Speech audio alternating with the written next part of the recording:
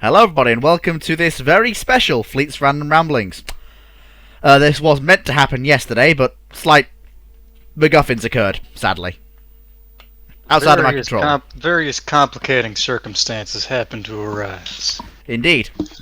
But this all stemmed from a question that we got a while ago, asking what if... I'll let you take it, go on. Go ahead, sorry.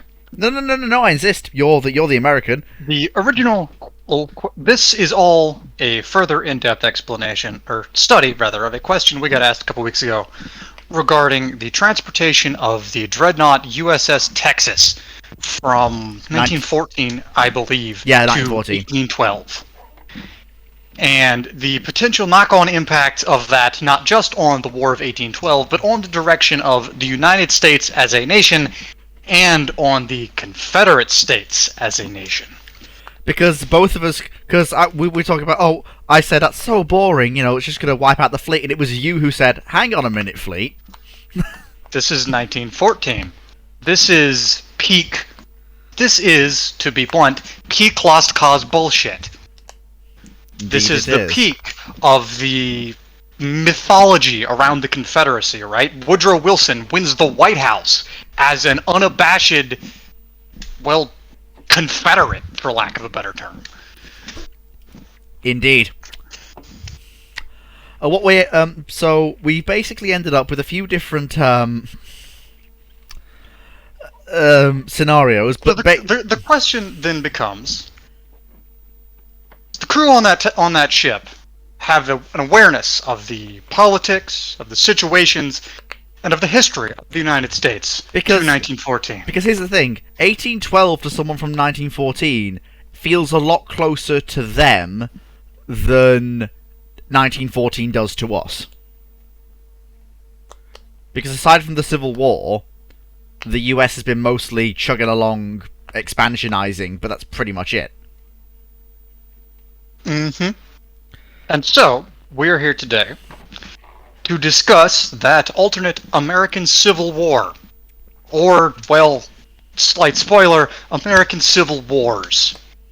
Yes. Because this is gonna take a while. Yeah. So, let's start at the beginning. Which, to be blunt... The crew of the Texas is going to remain in operational service for a very short period of time. Yeah, so let's basically start with the exciting flash and bang. So Texas sails into a very odd rain squall and emerges to watch whichever one of the British, the battle which was where the only American big frigate was lost to a British frigate. And she sails out of that rain squall to see, I think it was... I'm not sure which of the big 6 frigates it was, but the one that got savaged by... by a British frigate. And yeah. And Texas basically rolls up and is like, I know, and because someone who's in the US Navy will have knowledge of the US Navy's history, will go, the captain will probably go, of Texas will go, I know where we are.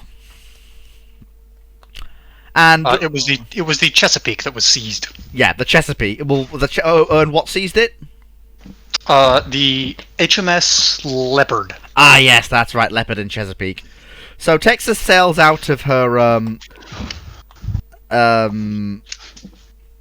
certificate officer. We will get to that. You'll see why we'll get to that in a minute. But we aren't there yet. But to put it bluntly, the Texas sails out of the rain squall, sees Leopard menacing poor old Chesapeake, waits for Leopard to pull away after she's fired a broadside, turns one of her twin 14-inch guns on Leopard and promptly obliterates Leopard with a salvo of 2 14-inch HE shells, quite frankly blowing the poor British ship apart into so much splinters and matchwood. When the crew of the Chesapeake have finished having a heart attack over whatever the hell just happened, they presumably notice that something closely resembling the Stars and Stripes is flying on this mysterious savior. And there are a lot more stars, because bear in mind, both ships use the exact same signal flag system. Mm-hmm. So contact is easy. Yes, contact is made, pleasantries are exchanged, and the USS Texas ultimately heads for somewhere on the U.S. East Coast. Probably Norfolk, let's be honest. Yes. And like, go to your officer. Just go to your officer. Just chill. Just chill. We will get to that when we get to it. Don't go jumping the gun. The thing is, right, that it's 1812. And that means that they really can't keep Texas operational for all that long. For one thing, the entire domestic production of coal in the United States isn't enough to keep the thing running. Like, it can top off her boilers for extraordinary sorties. Let's say the British go, oh fuck, something. Well, basically, the British won't realise something's wrong till their entire North America station just doesn't report in to port when it's meant to. Yes. Presumably, then they will panic and decide that the United States can do whatever the hell the United States wants as long as they stay over there. Yeah. Basically, the War of 1812. The first big difference here is that Canada's gone. There is just North America. Perhaps the British maintain the Hudson's Bay Company because that's a really sparsely populated area that's accessed through a northern passage. But there is no Eastern Canada. I'm sure there will be some kerfuffle about, Western Canada and whatever. There might be some skirmish about that in 1890 or something, but nothing important. Yeah, like, that's not a major... The important thing is, though, is that the populated parts of Canada that matter are now part of the United States. Probably currently as territories. Like the, and they'll be territories for like 20 years, like the Mexican states Long were. enough to teach those goddamn Quebecy how to speak French, or how to speak English. Yeah, because the US will do what it did in Mexico. It will advance into Mexico, and it will seize the annexed territory as, well, territories. And then they will become states after a period of Americanization, like what happened in Mexico. The US has not, by this point, purchased Alaska. No, in fact, that may be an interesting hypothetical. The Russians may go, US occupied in the east. No westward expansion from the British. Russian Oregon sounds quite nice this time of year. It depends if the Tsar can pull their head out their arse and do it. Yeah, But yes, the purchase of Alaska has not yet occurred and probably won't occur. So, then, but regardless, Texas does not stay operational forever. It's 1812. She can't. As much as that pains me to admit. No, Darth Sidious, so this is a dedicated dive into the title of this Ramblings, which is, What if the USS Texas was sent back to 1812? Yep, regardless. But yes, the Texas is more or less broken up in place. Not literally broken up, but the components are removed, analyzed, the metallurgical and mechanical engineering and manufacturing and understanding that these early 20th century naval sailors, engineers, and officers have is light years ahead of anything anybody else has. Indeed. Texas has on board a full-on machine shop. Texas has on board a lot of steam engines and diagrams about steam engines. Because the thing is, it's important to remind that there are steam winches, there are steam derricks. Like, there are all sorts of different size and scale of steam engine. Enough to actually take apart and get basically all the information you need to make everything short of a locomotive work. And even then, the locomotive's a very short step. Because someone on Texas will go, you take cylinders, go horizontal, and boom. Turn wheel. Now, obviously, the primary limiting factor for employing most of this will be metallurgical, but that will probably advance pretty quick. And also, relatively speaking. And also, because the USM will go, so we build this. Yeah. What rank Navy are we in the future? 3rd. And the US has never been invaded by no. And the USN will march up to Congress with a militia probably holding Texas as bolt-action rifles and say, "You see this?" Points to the Hulk of Texas in Norfolk, basically wherever they are. They drag the damn thing up the Potomac. Yeah, it doesn't matter. But basically, Congress as a whole will be brought out by probably the crew of Texas themselves and go, "Fund the Navy, or you won't get that." But the problem is, right, that the crew of the USS Texas are, well, people. Indeed. And People some of those from people, 1914 America. some of those people are probably from the American South. Indeed. And it's not going to take long before some of those people from the American South realize a couple things. The Civil War hasn't happened yet. And they have an opportunity to change how it happens. Oh yes, they do. And it's also it's also not long before the same realization comes to the people who are anti-slavery or northern or abolitionists or basically just general people from the northern part of America. Yeah, you will probably have most of the crew. Most of the crew will probably be abolitionist. That's not really a question. However, it only takes a couple with knowledge of the American Civil War to go to people like Henry Clay, to go to and people like John C. Calhoun, Jackson, to go to the people who run the United States Senate in 1814, because the South controls the Senate at this point. Yes, and they have and all start the power. telling them, hey, this power this you've got is isn't going to coming. last. Yeah, this power that you've got. This is what's coming. Yeah, like this golden age of us controlling the plantation-style slavery economy, of the North dancing to our tune, of the white man's republic, is not going to last. Well, And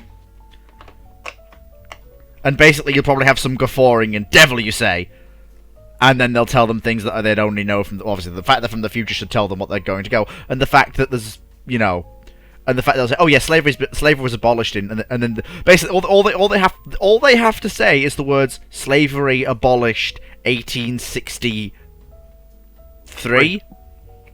Well, partially 63, fully abolished in 68. But either way, they only have to put the words 1860 and slavery abolished to literally get the Southern Democrats and plantation class sweating nervously and agreeing to do whatever they say needs to be done to arrest this momentum. Make no mistake here. The crew of the Texas are not the ringleaders of the events that are going to come next. No, they're an instigating factor. Yeah, like some of the crew of Texas, especially like I'm gonna say that just to make this more interesting, I'm gonna say that the chief of the machine shop of Texas, the one who understands how all the machines work, who understands all that, is a southern. There's not going to be an armory. There's not going to be an armory built in Harper's Ferry. Well, no. There's not.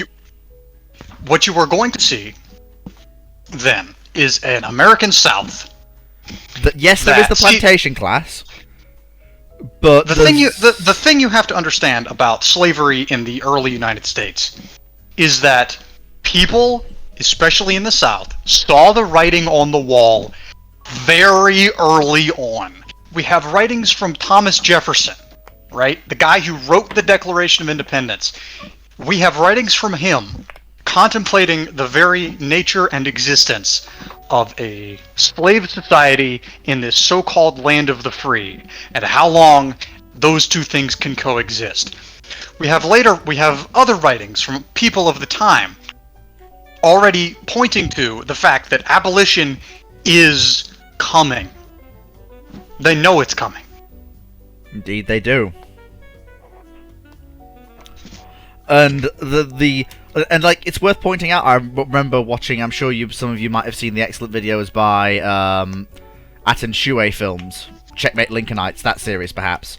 I remember watching some of his sort of debunking of Confederate theories, and basically how then literally when they were ratifying going from the Confederation to the Constitution, Southerners literally said, by putting the Constitution in place, we've granted ourselves 20 years more of slave importation, and it may not yet be abolished. It's granted us the ability to hunt down our slaves anywhere in America. Like, even back then, they knew that was coming. Even in the 1770s. Yes! The picture. What this means now is that they have a date, they have a time, and they have the knowledge, and this is also important, that they didn't do half bad. But they need to do better.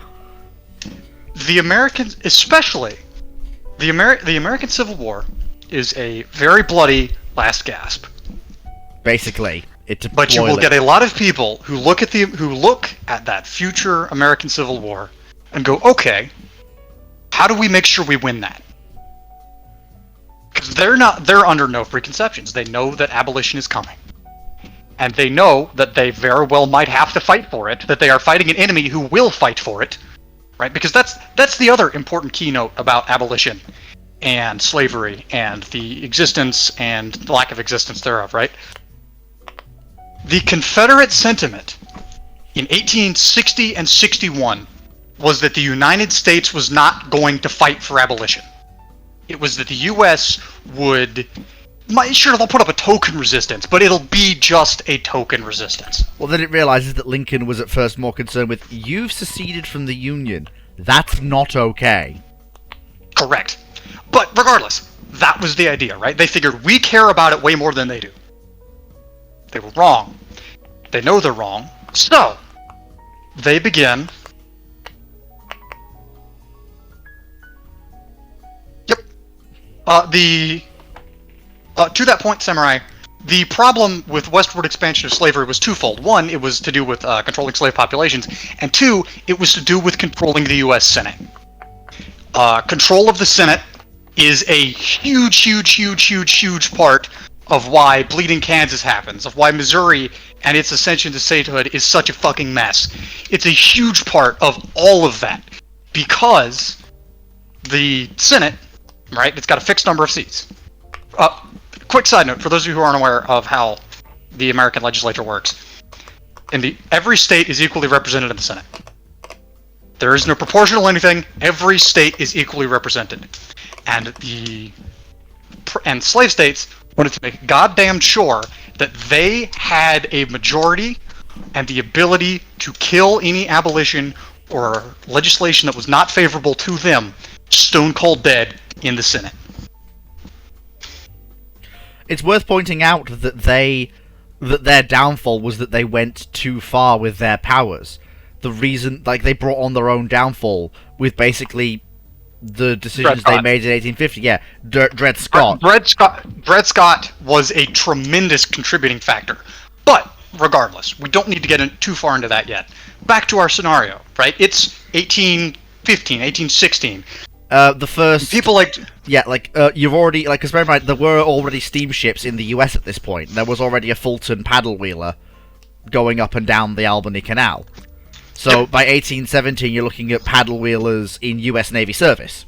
Because they're now able to build... Because now they realise that not only does high-pressure steam engines work, but that they can also build low-pressure steam engines that are reliable. So you're already seeing paddle sloops and possibly even paddle frigates entering USN service by 1818. Possibly the first one or two. Yep. And you've got... but also, in the halls of power and, the Capitol building... You've got people like John Calhoun out wheeling and dealing and doing their absolute damnedest to start preparing for a Southern secession. They're hoping they don't have to. They're hoping they can change the timeline enough to avoid it, but they are under no illusion that they are going to be able to. Be nice, of course, but if they have to fight, they want to make sure they can win. And what that means is that we don't get Springfield armor, we get Mobile armor. We don't get Harper's Ferry Arsenal. We get, I don't know, Pensacola.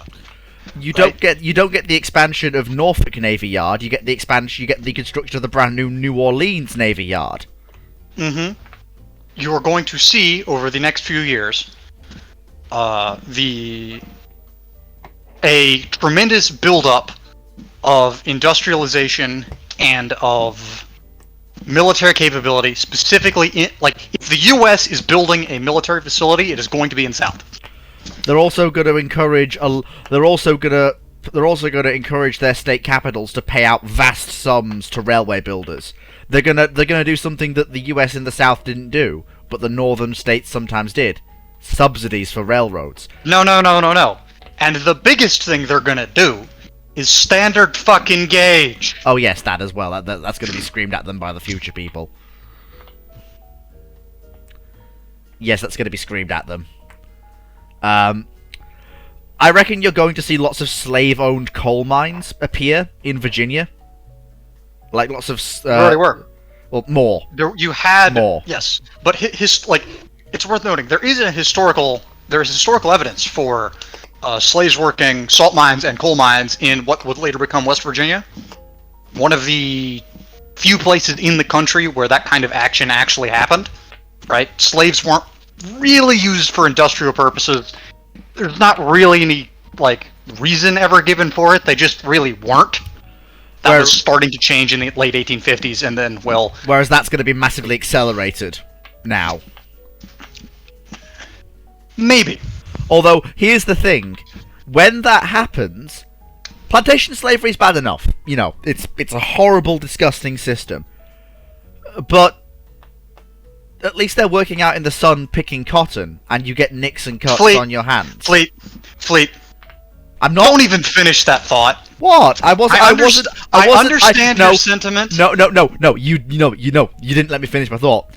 It's a horrible, disgusting, back-breaking day where you have no rest, and you're out in the blazing sun for ages. And having done outdoors work myself, I can think of almost nothing worse. Apart from perhaps being treated like a machine part in a factory and thrown away when you lose a hand or a finger in a machine. And having bodies go in one end of the factory and black corpses come out the other. Continuously. Regardless, industrial development is going to be a hell of a thing. Because, see... Oh, we do? Thank you. I was unaware of that. Thank you, Samurai. But regardless, you see... You don't really see a lot of slaves employed in industrial settings historically. That probably changes here. But again, there is still going to be a war, because for all that these wheeling Southern and sympathizers and people like John Calhoun and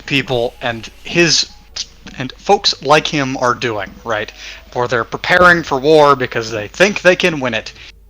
You have people on the other side who are going, okay, well, we won. History vindicated us. And we're also, not just going to let them fucking leave. Yeah, and also the various members of Texas's crew who are not loyal to the Confederacy are going to look at these changes in history and go, why? Why is Norfolk Navy Yard not being expanded? Why is there not... And they're going to go to the abolitionists and say, I think some of our crew may be influencing the course of history. I do not at all think that this would have been hidden. Well, no, because that's the other thing you have to remember about slavery and abolition and that giant fucking mess, right? That's all over. Anyhow, moving on, right? So it's 1820 or so. Yeah, I'm going to say 1821 because I have something to show you. Sea Dodders, bring out the paddle ironclad, please. Because this is an important point. We came prepared for once. Yes, because this is an important point in the timeline. This is the first ironclad that the world will ever see. If I can find it. Where is it? Ah, here it is. It doesn't have a name, sadly, but Sea Dodders did good work on it. And... Yes, so I'm now going to name this... The USS George Washington. Yeah, so this is the USS George Washington. Now, as you can see, because of her early construction, she is a paddler with exposed paddle wheels. However, her internals are protected by compound armor, and she has 9 32-pounders on pivot mounts on her deck. Which basically means unless you fire a solid ball at one of her cannon, her crew are just not going to be bothered by it. Nor are her engines. She's designed as a coast defense unit for the USN to basically laugh hysterically at Royal Navy ships of the line, or at least Royal Navy frigates. And I'm now going to very quickly put that up on the recording for the people who are watching this later, who will not see this. So then, So let me just... moving on from there. Yeah, so move on quickly. So yeah, this is the... This is an example of the changes that are beginning to be made. Yeah, so this is in the 1820s. This is happening. So yeah, that's the and I'll leave that ship on the screen for now until we. Of course, the political situation is going to come to a head, because again, you have future knowledge, right? You have people on both sides. You have people who know that this came to a head, which means you now have people who are, people are getting ready for this fight, getting ready for this fight, getting ready for this fight. You have other people who are actively working, people on both sides who feel vindicated by history here. Yes. And but by the 1820s, you're looking at a U.S. Army that's fully equipped with rifled muzzle-loading firearms and rifled muzzle-loading cannon, much earlier than they were historically, but breech-loading weapons.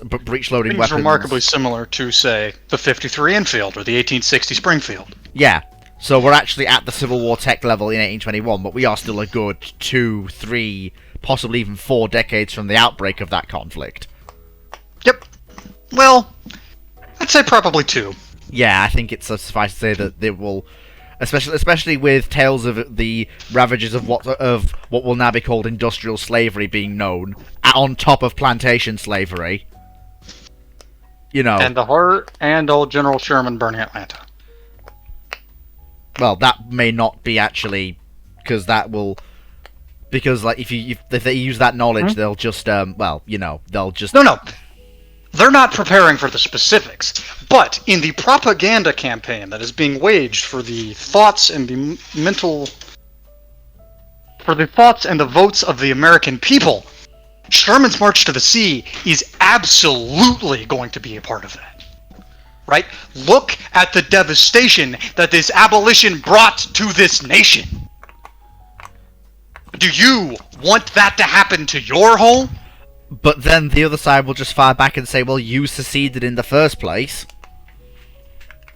You burned Americans! Yes, I realize the hypocrisy in that statement. But so do the people saying it. They don't care. But here's the other thing that happens when we get to, because remember this is still a world without Texas, because Texas doesn't exist yet.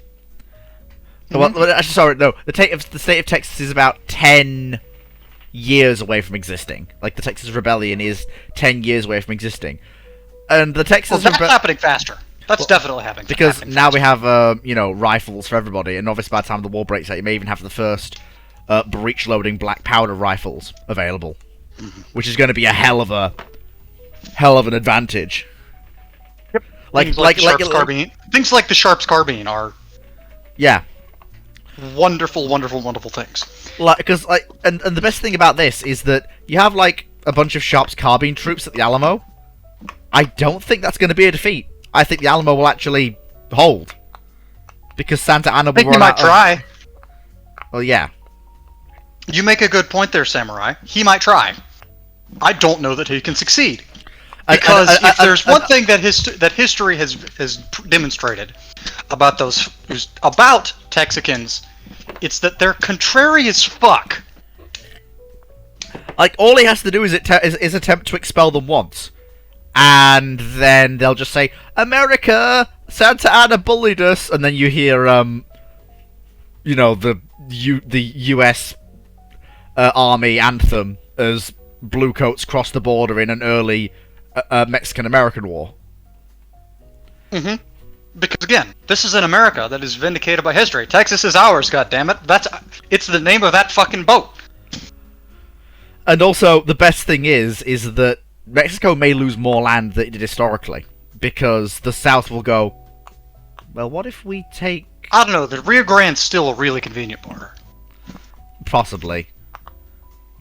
Well, the South may want Baja California, just as a buffer in the way. Yeah, no, you're right, Canada's part, so they need a counterweight. Oh, yeah, that's right, yes, so the South are going to want more of Mexico. And we're seizing Cuba early. And Well, Samurai, this is a US that's stronger and basically cannot be interfered with by Britain or France or literally anybody because it's running around with early ironclads and Yep. probably and all steam-driven ships that have probably abandoned pretty much all recourse to sail at this point. well, it is very worth noting that Mexico is in a fairly unique position in that the U.S. Navy's dominance does nothing to affect the ability of Mexico to fuck with America.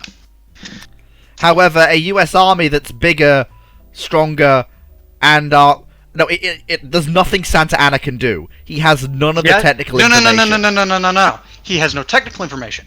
But what he does have is he cares. Okay? What? And that's the thing that's going to be difficult for the Tejas territory, for Santa Anna, for the United States Congress, right? Is Congress going to be willing to throw away American lives for a bunch of worthless fucking desert? Because that's what Texas is in 1820. Well, it is until one of these Southern Democrats goes, hey, there's this thing under the desert. Because remember, Texas has come home with oil sprayers. They can't get oil yet. They don't have oil extraction technology yet. They can't yet, but furthermore, it's fairly likely that they try to get it peacefully rather than militarily if they can help it. And it's debatable whether or not Santa Anna will actually be able to effect that expulsion, even regardless of United States governmental involvement. Because I guarantee you that a lot of weapons from southern armories will mysteriously find their way into the hands of not southern even colonists. Just southern. But you also make a very good point, right? This is a time when South America is more united than it's ever been, literally. Indeed. Now, the hard part will be convincing the United States to give a shit. If the U.S. cares, they can absolutely win this war. I'm not sure they care. It's the thing is, we have an ace up our sleeve to start the Mexican-American War early. You know him, you love him. It's General Harney. Ah, fuck. You'd forgotten about him, hadn't you? Maybe. I have an ace up my sleeve to start the war early. Because he's the kind of guy that invades Mexico without orders to help Texas colonists. Because that's the kind of thing he would absolutely do. The furious telegrams that get sent to him in response he ignores because he doesn't trust this newfangled technology. Because the telegraph system will be rapidly spreading with the railroads. Like, I half expect that you'd have 1860s level of railroads by 1825. I don't know about that far. You've definitely got a very good telegraph network by that point, though. The telegraph is going to spread faster than the railroad. Way faster. Yeah. Although you're probably actually looking at the railway networks opening with things like 440 or perhaps 240 American-style locomotives. By that I mean the American as in what we think of as the classic American. Like, that's going to be what they open with. Yep. But yes, no. Regardless, we'll do some hand-waving and assume that by 1835, there are a couple of new states in Texas. I do. Or at least new territories. I do actually have a idea for that. If you'll just give me a second to find the map I'm thinking about. Because that's the other important thing you're going to see. They want to maintain, as the pro-slavery Southerners want to maintain as many of the aforementioned firewalls as they can help. They want to make damn sure that they retain control of the Senate for as long as possible. And so you're probably not going to see the state of Texas. Yes, and I will also point out that while this map is from a very different timeline, it is a very good example of what this... that looks like a decent rough border. And I can actually go better than that, actually. If you'll give me... Because there is a better version of this map if I can find it. Oh god, what the fuck is that? Get the fuck out of here. Fuck off. I hate you. Yeah. Oh, here we go. No, here we go. This is brilliant. This is probably about right.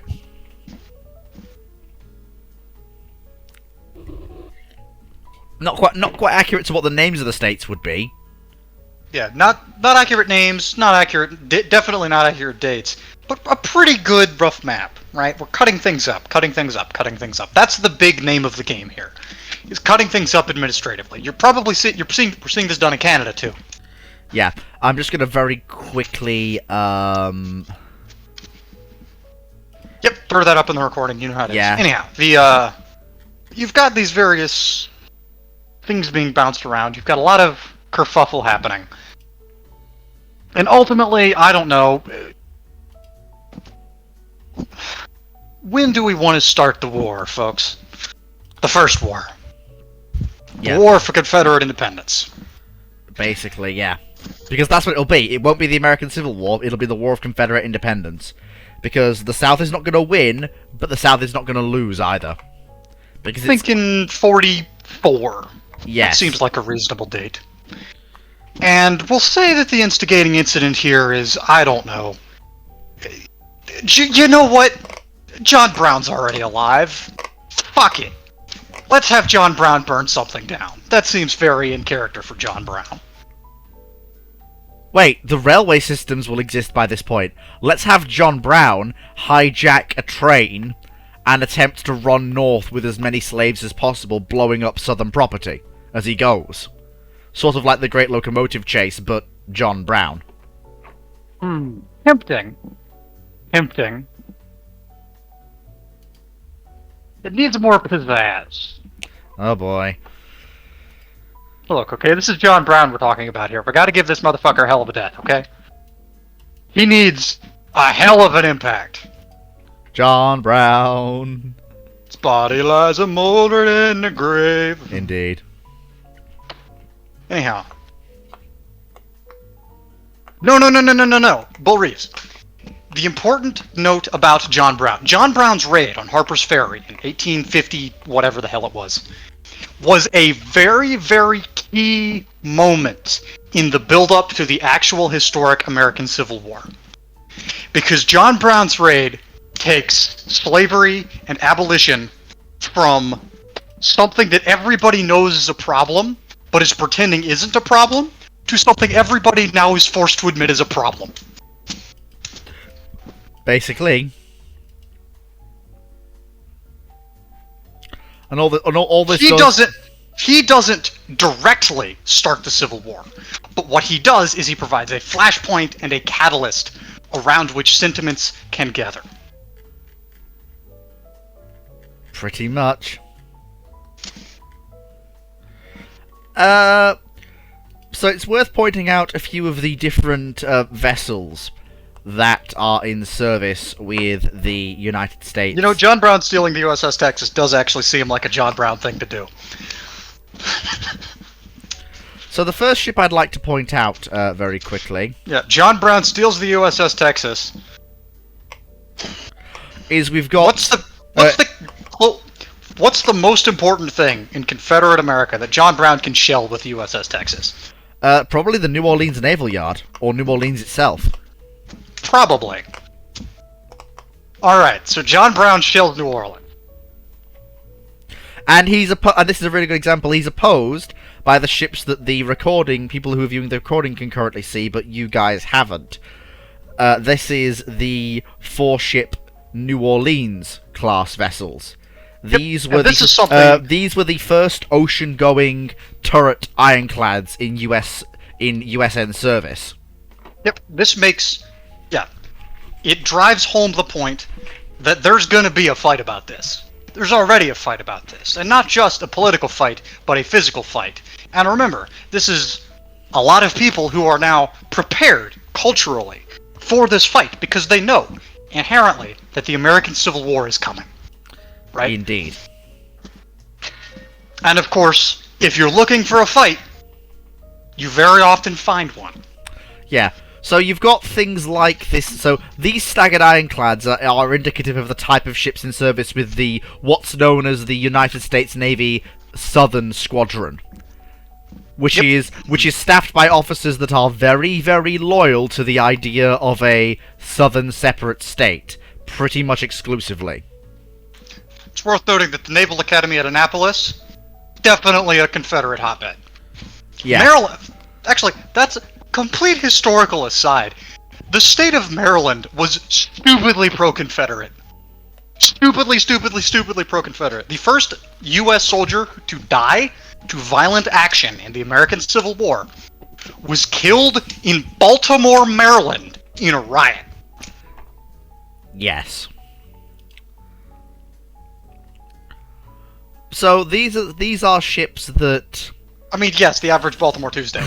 Unlike your average Baltimore Tuesday, this one was specifically motivated by pro-Confederates. I would like to point out some of the differences between the two different squadrons, which will form up the core of the what will become the Union and Confederate navies. So for battleships, the Confederate states are looking at vessels. So the New Orleans class ironclads that I've shown there, what is called the staggered ironclad, are the ships that form a 4-ship core to the Confederate States Southern Fleet. However, they are not the newest vessels for that fleet, because it is just prior to the conflict that the breech-loading large naval gun, as in the modern, as we would call it, longer-barreled breech-loading naval gun has been developed. And in order to speed up production time with the rising tensions, they reworked the design. Sea Dodders, do you have the original Confederate battleship that you made? Please.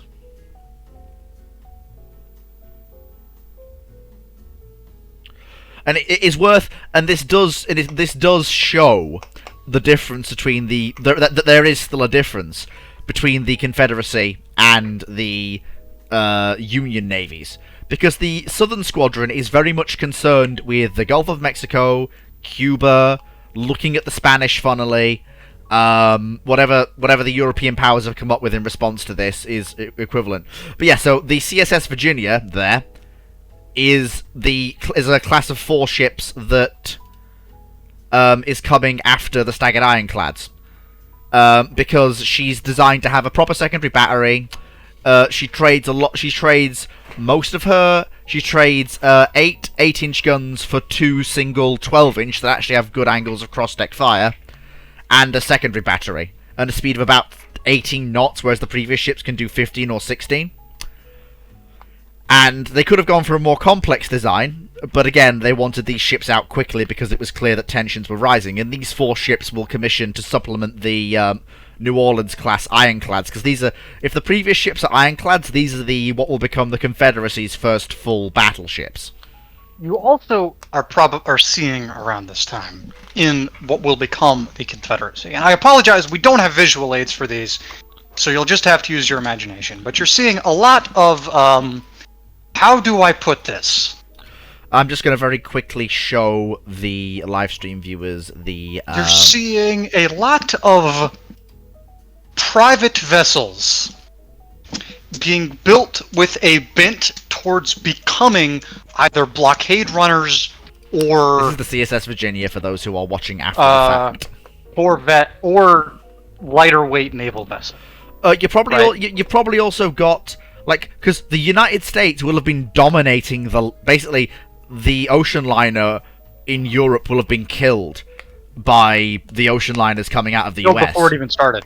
Because the ocean liner in the US is just going to be always so much faster, always so much more luxurious, always so much more stable, because of the shipbuilding technology they have. Mm-hmm. And although Brunel is going to go, right... Of course, Brunel being Brunel is going to crack his knuckles and go, right then. You know, that's a very good point. Great Eastern appears like, oh, we haven't even built anything that big yet. Non-centerline turret arrangements. The thing of it is, though, that... How do I put this? It's basically down to ease of construction and speed of construction. Because here's the thing. You haven't seen... Because the thing is, bear in mind, these staggered ironclads, when we get to the 1840s, they're about 5 years old. And the Virginia class that follow them are coming in, are built the way they are because of expedited construction needs. You haven't seen the two ships that are forming the core of the Northern Squadron of the United States Navy. The current Probably vessel... the Atlantic Squadron. Yeah, the Atlantic Squadron. The current capital ship of the United States Atlantic Squadron is the monstrous USS Constitution class, of which there are currently 4 in service. And when I say monstrous, it's also worth noting, I mean you are monstrous. These ships in the Southern Squadron are being built specifically for colonial and peacekeeping work, and perhaps scaring off European fleets. Yes, and with the full knowledge that there is a very real chance that pro-Confederate sympathizers try to seize them. Right? Whereas this ship, USN's top brass are very intentionally making sure that if they're leaving anything where the Confederacy can get a hold of it, they can fuck it. Yeah, because if you look at the Virginia or the New Orleans class versus the Constitution, it's not even a fight. The Constitution's secondary battery is equal to the New Orleans, and they have, and they actually have the first breech loading. They had the first breech loading main guns of any modern U.S. capital ship, with a pair of large 14-inch breech loaders in 2 massive single cookie cutter turrets, mounted fore and aft. And also, you'll notice a nice little feature as well on the zoomed-in picture, which I'm going to show to the viewers now. Which is, if we zoom in on the right port side, you'll notice a very key feature of this vessel. A large Gatling gun in an armoured turret. Because, it may surprise absolutely nobody to learn, that the Southern Squadron of the United States Navy has an awful lot of ocean-going torpedo boats in it. These ocean-going torpedo boats are cheap. And, you know, you can hardly begrudge if some planter wants to build a torpedo boat and graciously donate it to the Navy. And by that I mean ocean-going torpedo boats, so we're talking about vessels that are in the 100 to 500 ton range. Running the gamut from just barely capable of going 200 miles from the coast to this is a early destroyer-type vessel that can operate with a fleet at sea. Whereas the whereas the Atlantic Squadron is basically entirely consisting of light cruisers and full 500 to 600 ton destroyers. Yep. But anyway, See, we have set our start date. John Brown steals the USS Texas. Oh no! We have to show the last pre-war laid down class of Union ship. The ship, because if the Virginia was the ship that moved the Confederacy out of the Ironclad era into the pre-Dreadnought era, what moved the Union out? It's not been streamed; it's been recorded. It'll be going up on YouTube. Later. At some point in the near future. That's just Fleet misspeaking. Yeah. So you may ask, what brought the Union Navy? Now, it may be unsurprising to those involved, but the Union Navy is a lot more up with it when it comes to naval design and construction, because A, they had more of Texas's crew on side, and B, they are wanting to make sure, as you said, that they have the best shit around. So if Sea Dodders will kindly show the Union battleship. A lot of you said, well, Virginia looks very antiquated. You're about to see exactly just how antiquated. This is the USS United States. Of the class of ship, the USS United States. As you can see, and the stream is about to see, she is a full, no-holds-barred, pre-Dreadnought battleship. Unabashedly a pre-Dreadnought battleship. Without a shadow of a doubt. She has, I think those are either 12 or 13-inch barbettes. 7.5 I think, or 8-inch guns in turrets and casemates, and then a small number of weapons for a small number of very quick-firing guns for anti-torpedo boat work. Well, no, the exposed guns aren't questionable. Those are features you'd find on any pre-dreadnought. For anti-torpedo boat work, they wouldn't be manned unless you were under torpedo attack.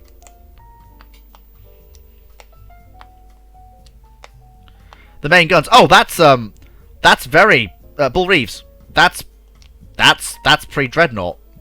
Like, have you not seen? Like, that was a thing. Like, that was a thing. Like, the Royal Sovereign class, the first pre-dreadnoughts were barbette ships. It's actually an improvement over the cookie-cutter turrets. Because it means you can raise the freeboard of the ship.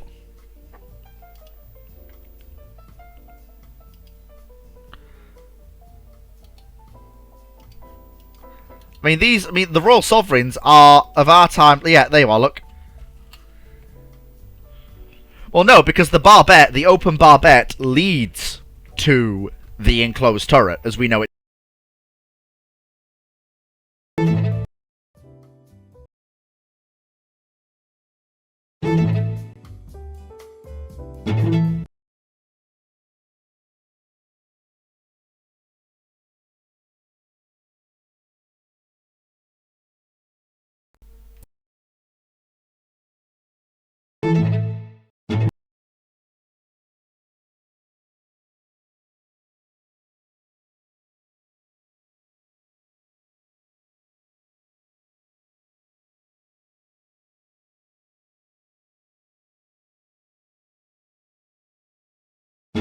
Oh yeah, the Bureau of Ordnance will still Alright, be I'm dumb. back, I'm back, The Bureau sorry. of Ordnance is very dumb. Yeah, we had technical difficulties. Where was I? Oh, yeah.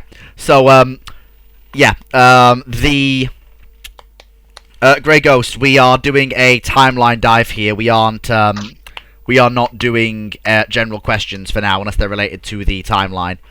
So what happens? Okay, Fleet, I got a very important question for you. Yeah, I need to very quickly just finish my point. Hunley. Well, here's the thing: you don't see. You see, the Confederate States will. There are probably early submarines in service with both sides at this point. Vessels that are electric drive driven when submerged, but steam driven when surfaced. And there'll probably be vessels that are designed to run on the surface during the day or prior to an attack, and then only dive when they're engaging vessels, presumably, at night, so they can then surface immediately after conducting their attack and steam away. Somebody called David Farragut. There's about to be a whole lot of torpedoes. What year is that So, the United States class and the Virginia class are vessels that are laid down just prior to the outbreak of the War of Southern Secession. Yep, which is the early 1840s.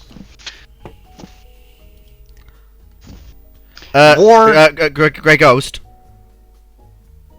Well, yeah, this is kind of Texas goes back to 1812. Well, yeah. So you're looking at. Bear in mind, there is no anti-submarine. So anti-submarine technology probably advances very much the same as it does in our timeline, because they're starting from the same point that the 1914 crew were. We don't know how to handle submarines. You go out with your destroyers and you shoot at them. But yeah, so I will now, very quickly, while I just go and refill my glass, let my friend here very quickly set the scene for March 1841. Oh, so that's our kickoff date? Okay, then. So we have our old pal John Brown, who stole the USS Texas and shot the hell out of New Orleans Navy Yard in, we'll say October of 1840. And over the next few months, various politicking and skullduggery and conspiring and maneuvering and scheming and all of that such occurs. Because see, one of the key defining features of the early Confederate States IRL, so the Confederacy was, to be blunt, utterly fucking dysfunctional.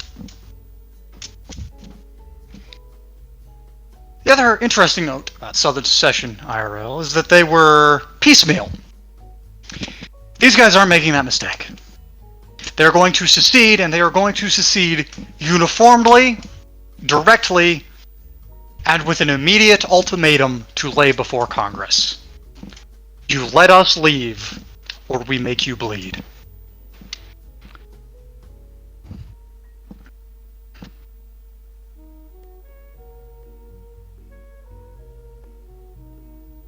No, we are not skipping pre-dreadnoughts completely, because while we do have the Super Dreadnought Texas, what we don't have is advanced enough metallurgy, or big enough yards, or big enough steel mill to construct a proper Super Dreadnought. Central Fire Control, maybe. Rangefinders, probably. Yeah, rangefinders, almost definitely, yeah. They're going to be individual. I very much doubt we see Central Fire Control.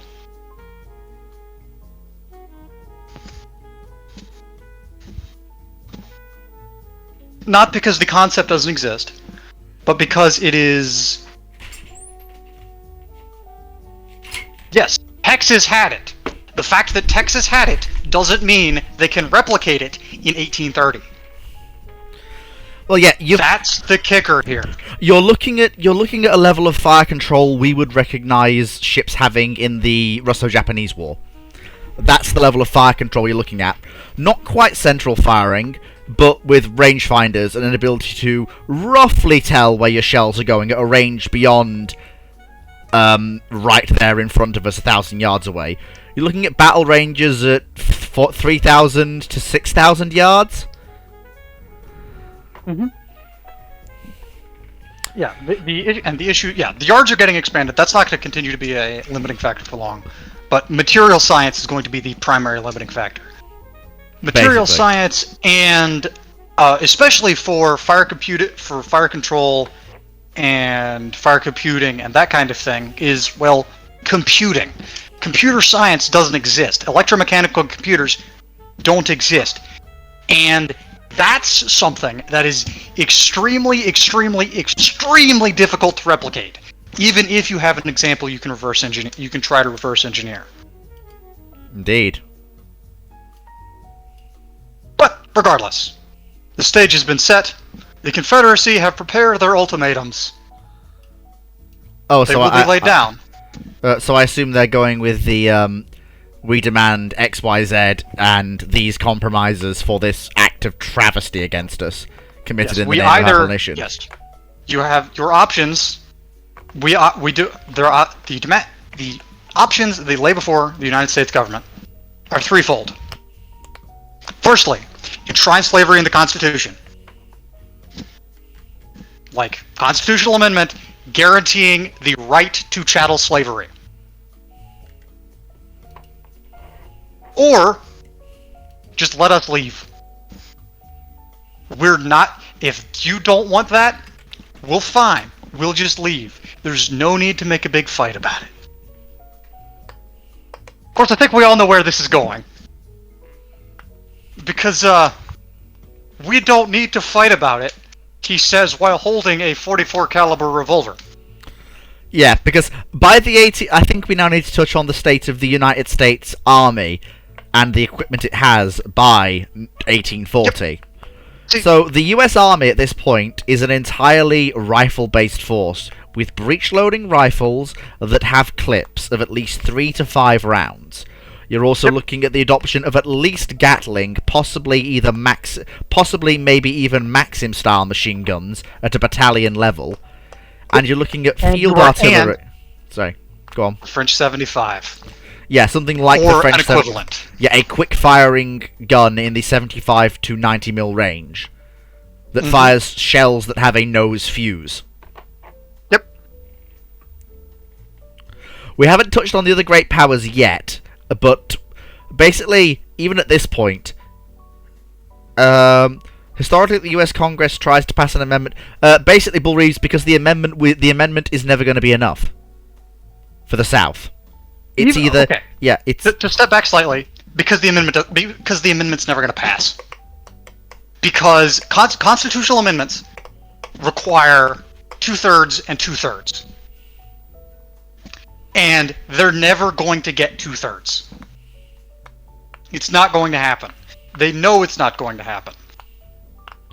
It's And basically an because excuse. they know it's not going to happen, yeah, it's an excuse, right? This is a propaganda play. It's well, we gave them an option.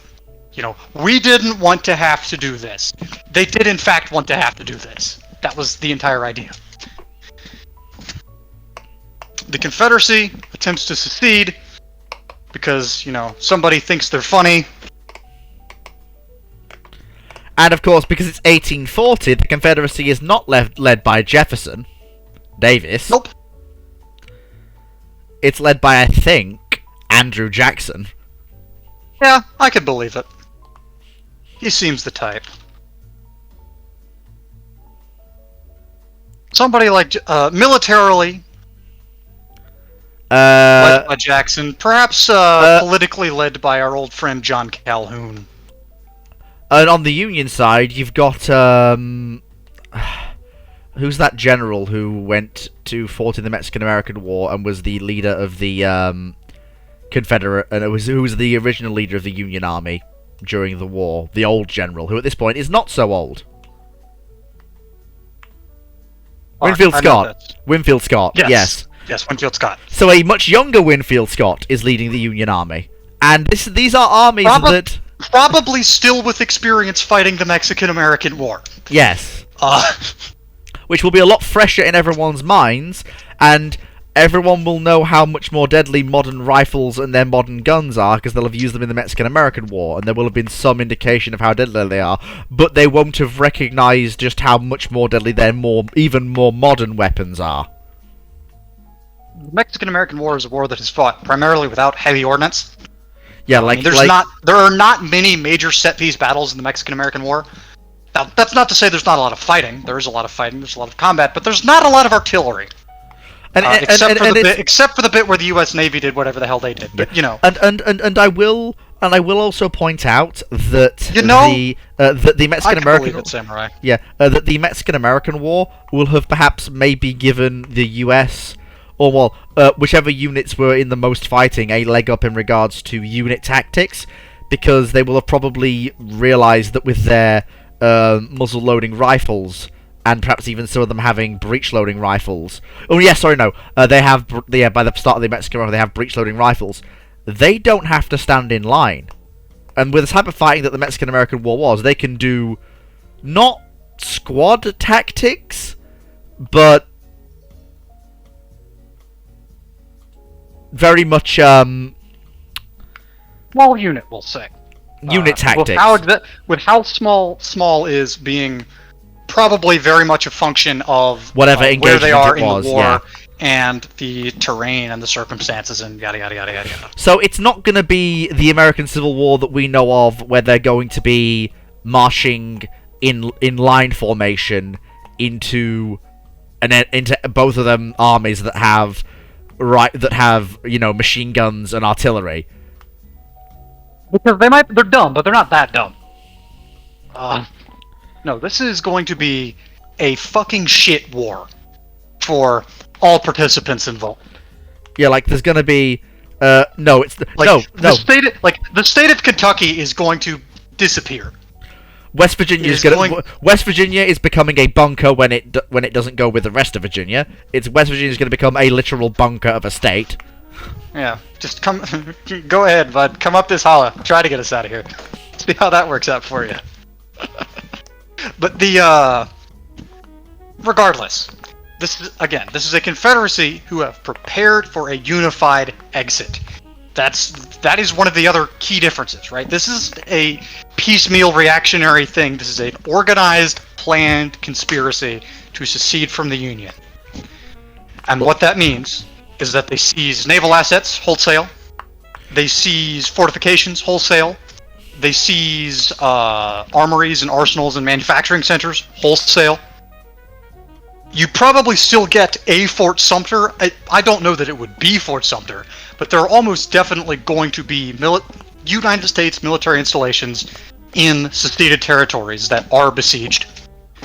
Probably with more bloodshed than we saw at Fort Sumter. Oh yeah, massively. for those of you who are unaware, there was one casualty of the Battle of Fort Sumter, and he was not killed in combat. He died during the surrender ceremony when a cannon blew his arm off.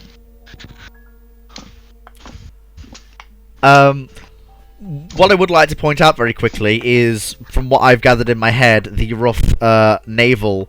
That's corrected, sorry. The naval lines. So, which of the border states? No, so the U.S. So, Confederate States... And then I'll explain later. Yeah, Confederate States Navy. 4 New Orleans-class turret ironclads in service. So I will again post the links to these. I'll post them again. So 4 New Orleans class turret ironclads, as seen earlier. And I'm just going to bring that up here. So this may take a little bit of time while I make sure that all the things are seen. So 4 of these on the Confederate States Navy in service, and that's an appropriate number of cruisers and a large number of smaller torpedo boats, but a smaller number of ocean-going destroyers, or torpedo boat destroyers, as they're known. You also have, under Confederate civilian ownership, a lot of ships that are specifically constructed with the purpose of being blockade runners. And they are going to be blockaded. And you've also planning to get around it. And you've also got a series of relatively quick 15-knot Confederate merchant ships that have mysteriously left their harbors with no cargo aboard, but a lot of supplies. Oh yeah, self-propelled torpedoes are absolutely a thing by 1914. That is a technology that they have, that they know how to use. They suck, but they exist. Well, considering the self-propelled torpedo was an invention of the 1880s, and was used in combat in the 1880s, it is not unrealistic that such weapons are in service with the Confederates and Union Navy by this point. Texas, I have no idea. Is the crew of Texas aware of them enough that they can be replicated? Texas has torpedo tubes. Oh, then they are. They have examples to reverse engineer, and that makes that much easier. Then there are probably still sailors getting drunk on bug juice. Yeah, and then of course we've got something I want to mention especially for the Confederates: 10 boats of the Special Squadron, which are 10 mixed steam electric submarines for coastal work. Think things like the early what were they called? One of them is definitely still called the CSS Hunley. Yeah, one of the early think the early subs like the Hunley, not Hunley class, the first practical military submarines that we know of in history. The ones made by that one guy. Holland. Yeah, the early Holland boats. Think those. You know what? Think those, but slightly bigger and with steam propulsion instead of petrol engines. Horace Hunley's alive. Horace Hunley's got him a submarine, baby. In terms of ships building, you've got a few large liners in Confederate yards currently being converted into really fast armed blockade runners, and you've also got the four Virginia-class battleships being built in parallel in New Orleans Naval Yard. That's these things. So the 4 Virginia-class, which will be in service by 1842, end of 1842. So that's by the end of 1842, the Confederate States Navy will have 8 capital ships in service, plus an appropriate number of cruisers. Yep. And they are primarily concerned with attempting to maintain the free and open operation of the Port of New Orleans, the Port of Mobile, and probably some other random bullshit in the Caribbean. Grey Ghost, this isn't the South as you know it. At all. You missed the start, so... Yep. Nope. There was a concentrated political effort to build that up because they knew they were going to have to fight a war. So that's CSS. Yeah. So, and then of course we've got, just for an example of the sort of cruisers that we're looking at here,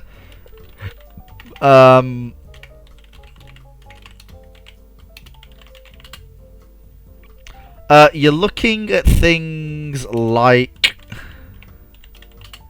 the U.S. Navy probably isn't building too terribly many submarines because they just don't. For starters, well, they built the ones that the Confederacy's got now, and for two, they don't need a lot of them. You're looking at things. Sorry, go on. I'll let you finish, and then I'll go on my rant. Submarines are really, really, really useful for trade interdiction, which is something that the United States Navy is not at all concerned with their ability to do. Because where are they going to interdict trade, right? On their own coastline, they can do that with surface assets. They don't need submarines. Yeah.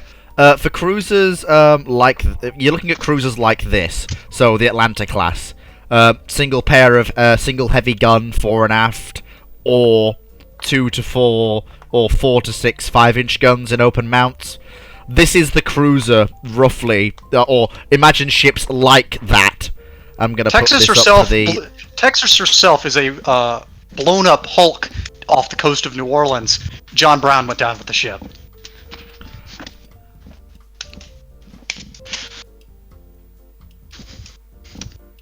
I'm just having to fiddle with the image system here for the. No. She's not sunk by hostile forces. She's sunk by her crew.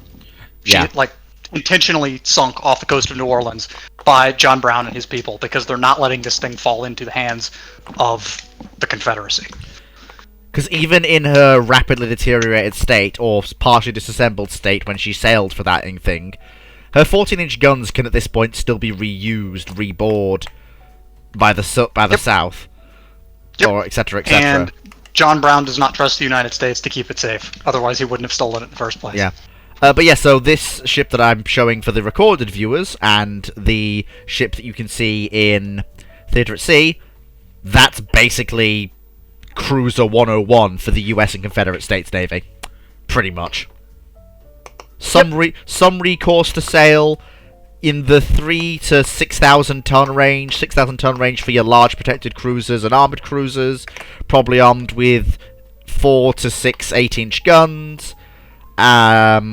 Your larger protected cruisers hovering in the 4,000 ton range, with about 10 to 8 6-inch guns, and then you've got ships like Atlanta, and perhaps 1 or 2 Olympia-alikes running around with 2 to 4 8-inch guns, or a full 4-inch homogeneous primary battery of 6 to 10 4-inch guns.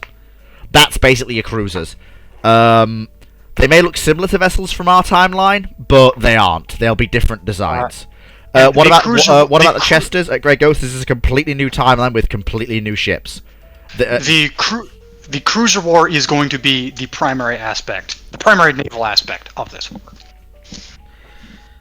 There is going to be a lot of it as well. Yes. As for Confederate, it's hard to say if the Confederacy will have built a. Yeah, I know, Grey Ghost, but again, those are ships of the timeline as we know of in our universe. They have turbines. They are very much more modern ships than the Atlanta. The Atlanta that you see there is a ship of the 1880s. Yeah. The problem with turbines is that they are extremely, extremely, extremely sensitive to metallurgical failure.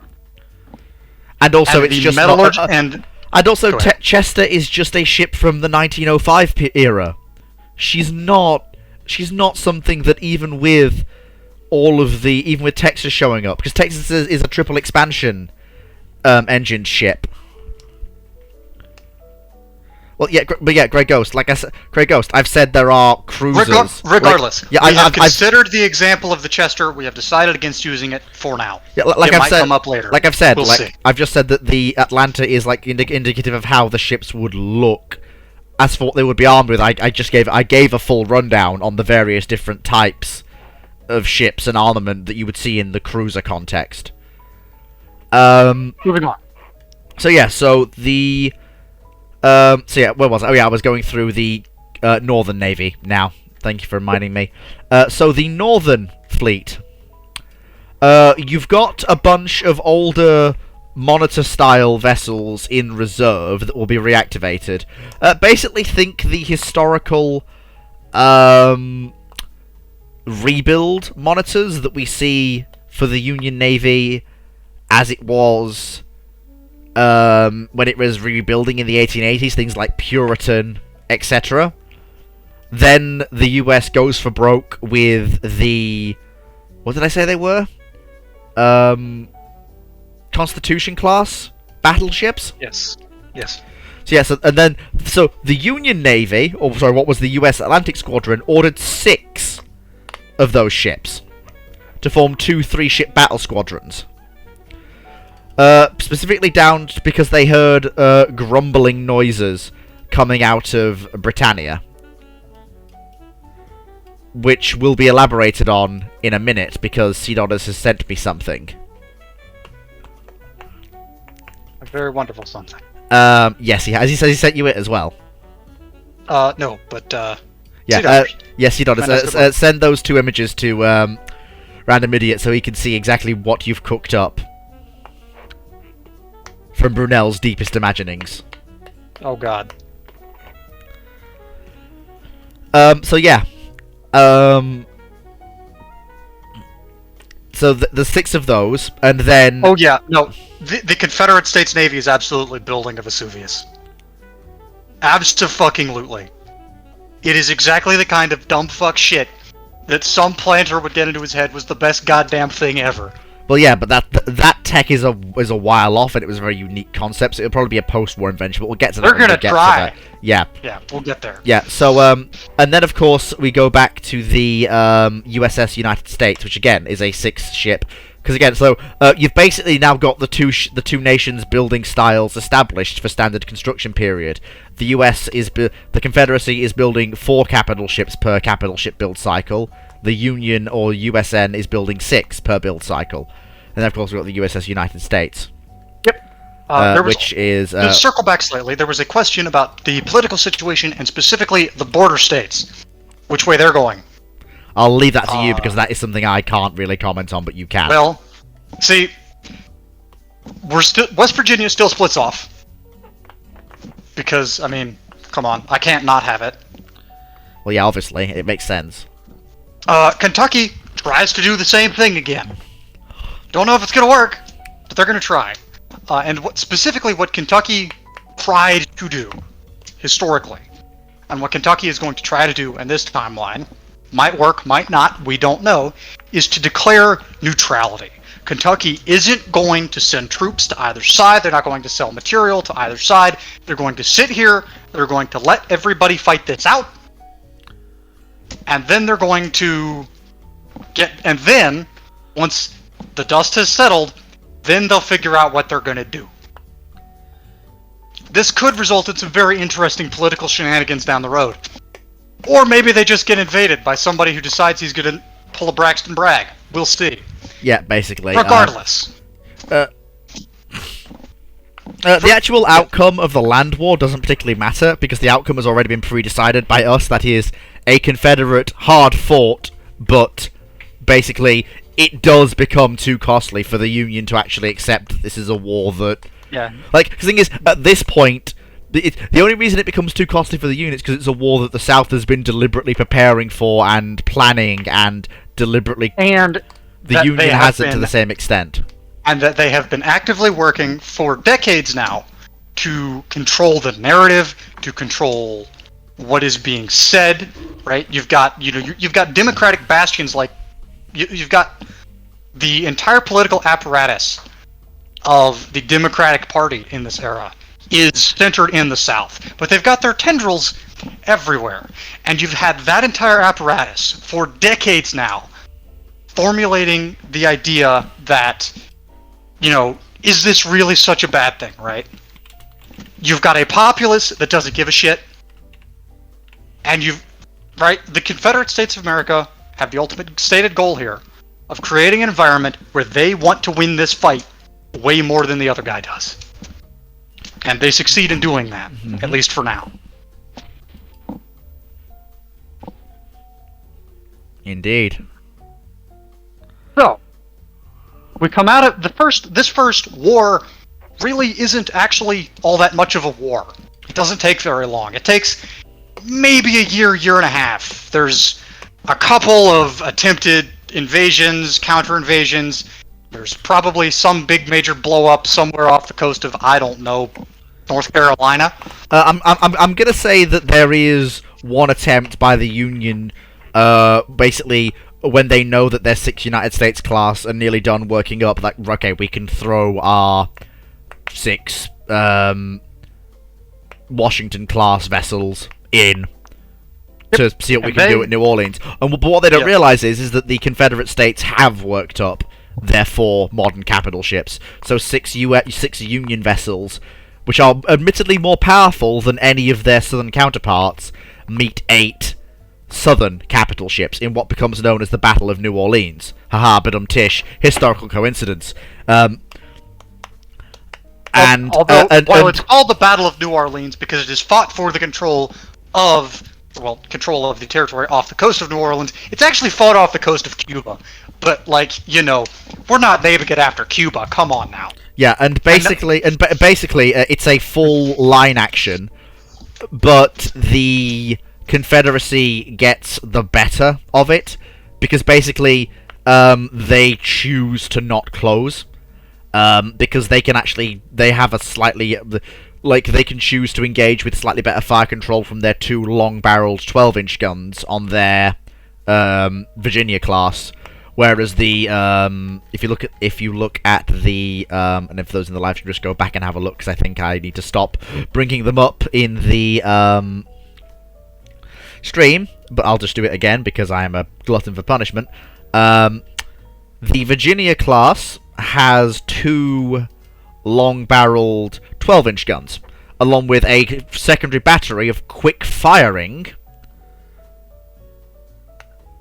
75mm guns, which means that they can basically do hail of fire with their secondaries while putting fairly accurate, longer-range 12-inch fire into the United States class. And of course, while all this is happening, you've got a swirling melee of torpedo craft going on between the 2 battle lines, trying to seek an opening. And then 3 waterspouts come up on one of the US ships and 2 on another, and it becomes clear to the Union Navy that the Special Confederate States Submergence Squadron has made its presence known. And the ship run. Yeah, but not before Washington, the ship that took 3, rolls over sideways and explodes, and Boston. Very, very dramatic. And Boston, there's a giant the other woodcut ship. on it on the cover of Harper's Weekly the next week. Yeah, and Boston goes down by the bows, with admittedly the Confederate States Navy doing its best to rescue survivors, because the crew of the ship are mostly white, so therefore they treat them as actual people. Regardless, the naval battle is mostly ineffectual, and that more or less sets the stage for the entire war, right? It's probing attacks by United States forces, looking to see if maybe they can, find some way to go do something, anything, and by and large being thwarted in their attempts to do so. And no real major offensive campaigns, no real major defensive campaigns. Maybe somebody still tries to seize Richmond a la Benjamin Butler, but also a la Benjamin Butler, instead of going and seizing Richmond, they go spend 6 months camped in a goddamn mud hole next to the Potomac, and never actually bother to seize Richmond. And then, of course, you've got the fact that the thing that I think brings the US to the table is a very successful commerce raiding campaign by the Confederacy's merchant raiders. Think Alabama ship numbers in terms of prizes taken for 20 such vessels scattered across the globe and in the Atlantic. Roll, Alabama, roll. Because the Union cannot afford to detach large numbers of frigates and cruisers to go off and hunt them down, because the Confederate States Navy is right there. And it's an actual navy worth a damn. Yep. If they disconnect and go try to chase anybody, well, they can't, because then some one-off larger vessels in the United States cruiser fleet go out and do some hunting and do have some successes.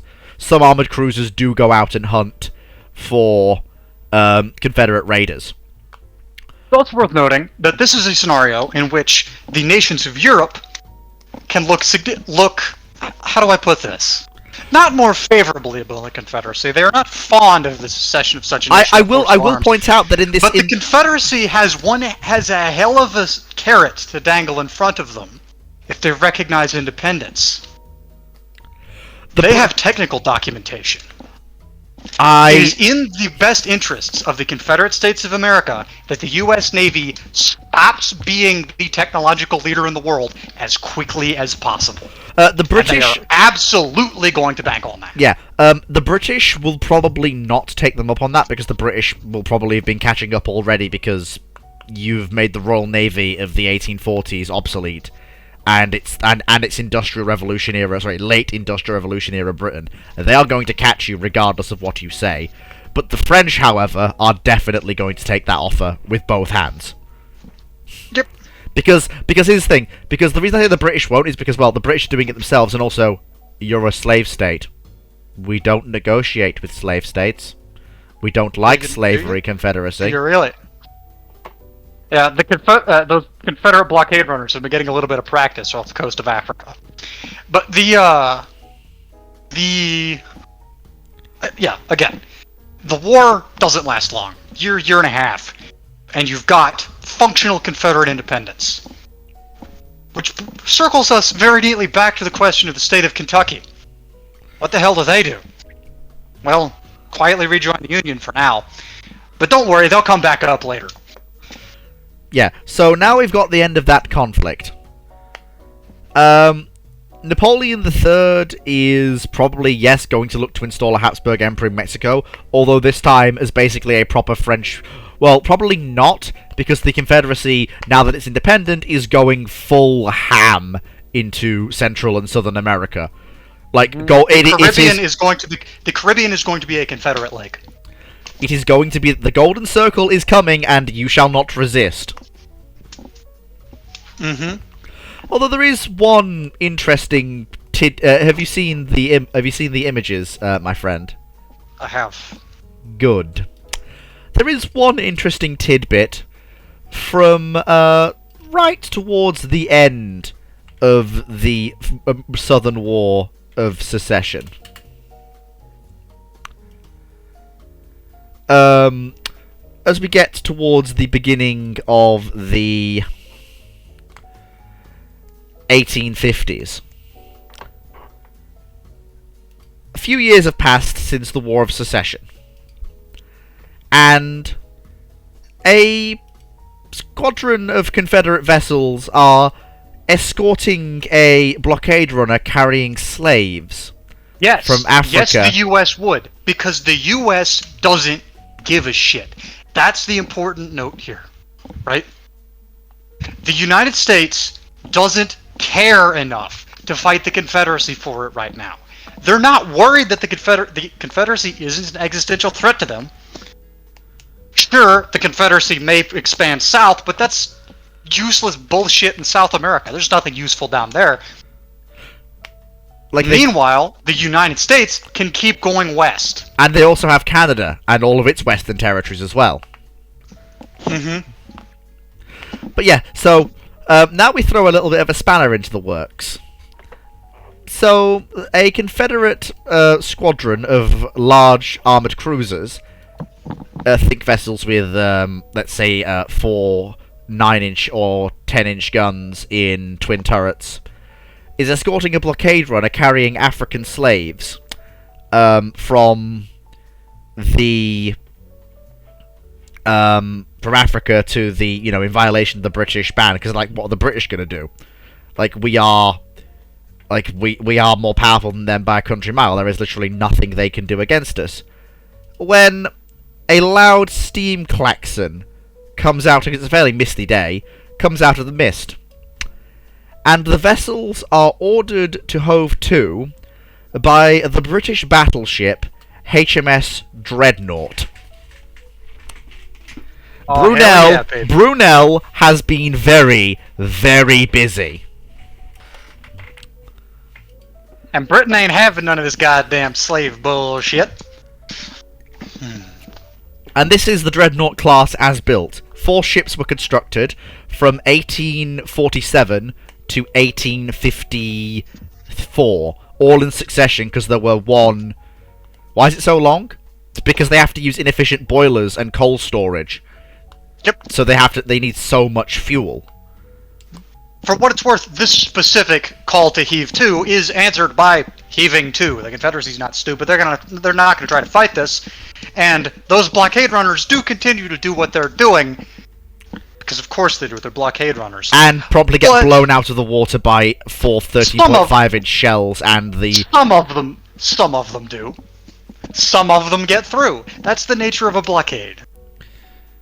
But yes, so this rudely awakens the Confederacy, and the thing is, this ship has been rushed south to do this. Yeah, this is a rude awakening for the Confederacy. It's also a very, very rude awakening when news of this thing gets back to the U.S. And also to basically the rest of Europe, because the British have just re-entered the great power game navally. Dramatically. The very fact, but yes. But moving on. Go on. The very fact. Oh, please! I wanted to hear where that went. The very fact that this has occurred, that this has happened, fundamentally shifts the nature of the United States and is going to be a key contributing factor in the next round of the wars between the states. Although we're not there quite yet. So, these ships are armed with the. So this ship, this is the Dreadnought class in its first iteration, as built, with muzzle-loading 13.5-inch guns. Because you see the front deck house, below that is the muzzle port for the 2 rammers for the guns.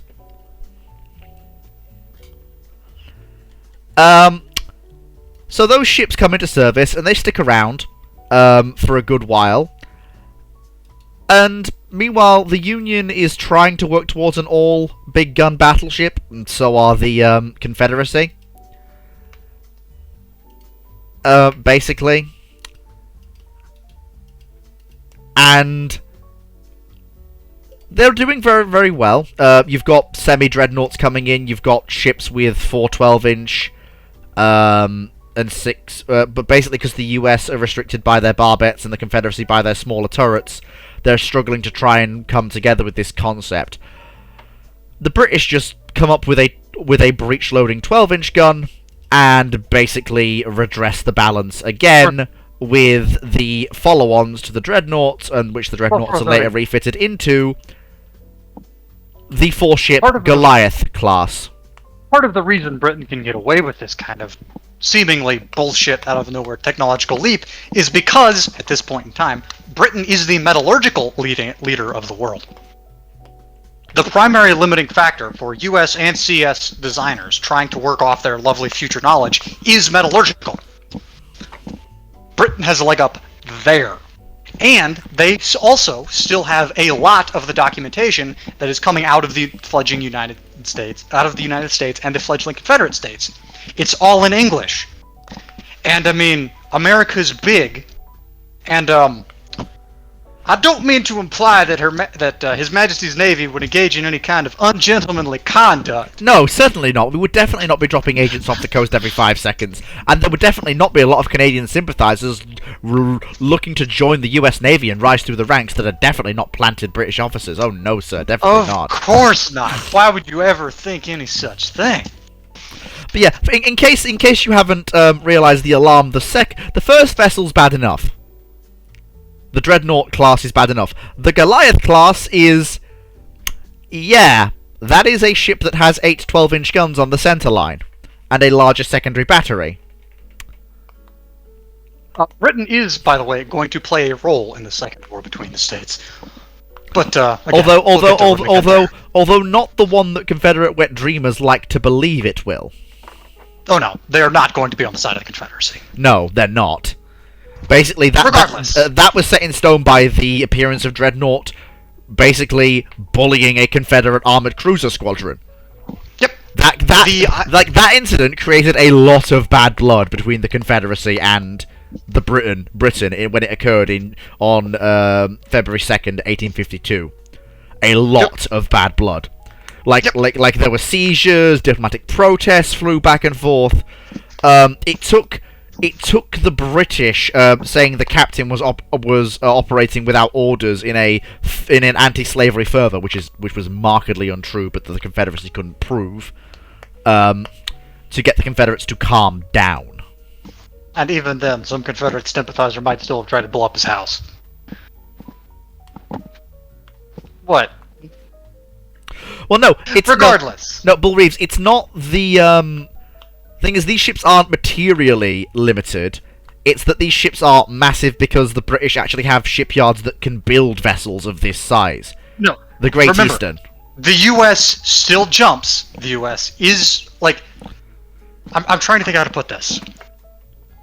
The U.S. has caught up. This is Britain catching and passing a United States Navy that is coasting on its laurels because they think they've got it made.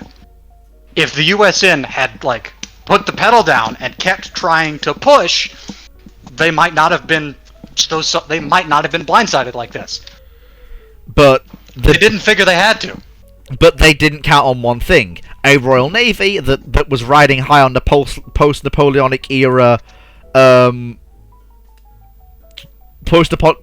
A Royal Navy that never got to ride that post-Napoleonic era high, that never got that feeling of security and sort of those 20 years of not much reform required, because they lost a fuck ton of ships and got the shit scared out of them in 1812. Yep. Regardless, moving along. Britain has made a very, very dramatic entry onto the stage. They're not going to be a major player in the story going forward, but they are going to be a player. No! Bull Reeves. The USN has ships that are smaller than Goliath with similar levels of firepower. The problem is that Goliath can beat anything they have. The problem is that, holy fuck, they've built a pier? Or something that looks like a pier to the US public, who don't know any better. Yes.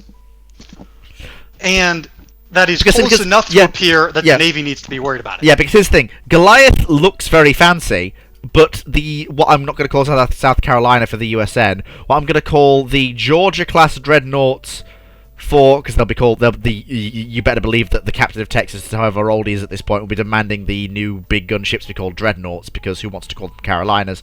The USN dreadnoughts and the CSA dreadnoughts will have some form of centralized fire control to enable shooting out beyond 5,000 yards accurately. The Goliaths and dreadnoughts do not. Britain knows this exists. They sure as shit want it. They ain't got it yet. But regardless, circling back, right? Britain enters the stage dramatically. That's a major shock. The United States Navy is, kicked in the ass and reminded that maybe they should actually continue to do, military development, military build-up. And I will point out that the French are building proper pre-dreadnoughts at this point. The British have built the Goliaths and dreadnought because the French are building proper French pre-dreadnoughts, which scared the UK shitless into this response.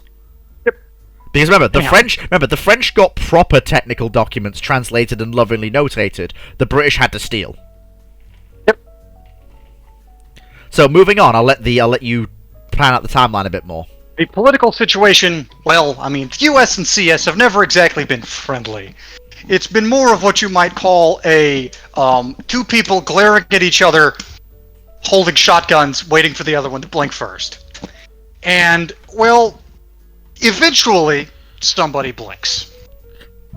The inciting incident happens in the nascent American West. Sometime in, we'll say, 58? Sure, 58. In the goldfields of the territory known today as California. Somebody shoots somebody for a goddamn no-good, worthless claim. A story that has repeated itself at length and will continue to repeat itself over and over and over again. I am going to very quickly flash something up that, while again is not from our timeline, is a very good indication of the state of the Caribbean, apart from Costa Rica and Panama being very much territories belonging to the Confederacy by this point. By and large, the Confederacy has been willing to let the United States expand west and hasn't really fought it too hard. The California goldfields, on the other hand, that's a complicating factor. And at this point, the U.S. has gotten far enough west that, well, they might actually like incorporate California properly, and the Confederacy won't, and Confederate miners and entrepreneurs aren't going to be able to continue to, make Houston work the gold fields. That's a problem. It's a major problem. Indeed it is. So, as I said, somebody shoots somebody for a no-good, worthless claim. And for some reason, as these things have a way of doing, somebody knows somebody, somebody's related to somebody, whatever, right? And the papers pick it up, and the papers begin to run with it.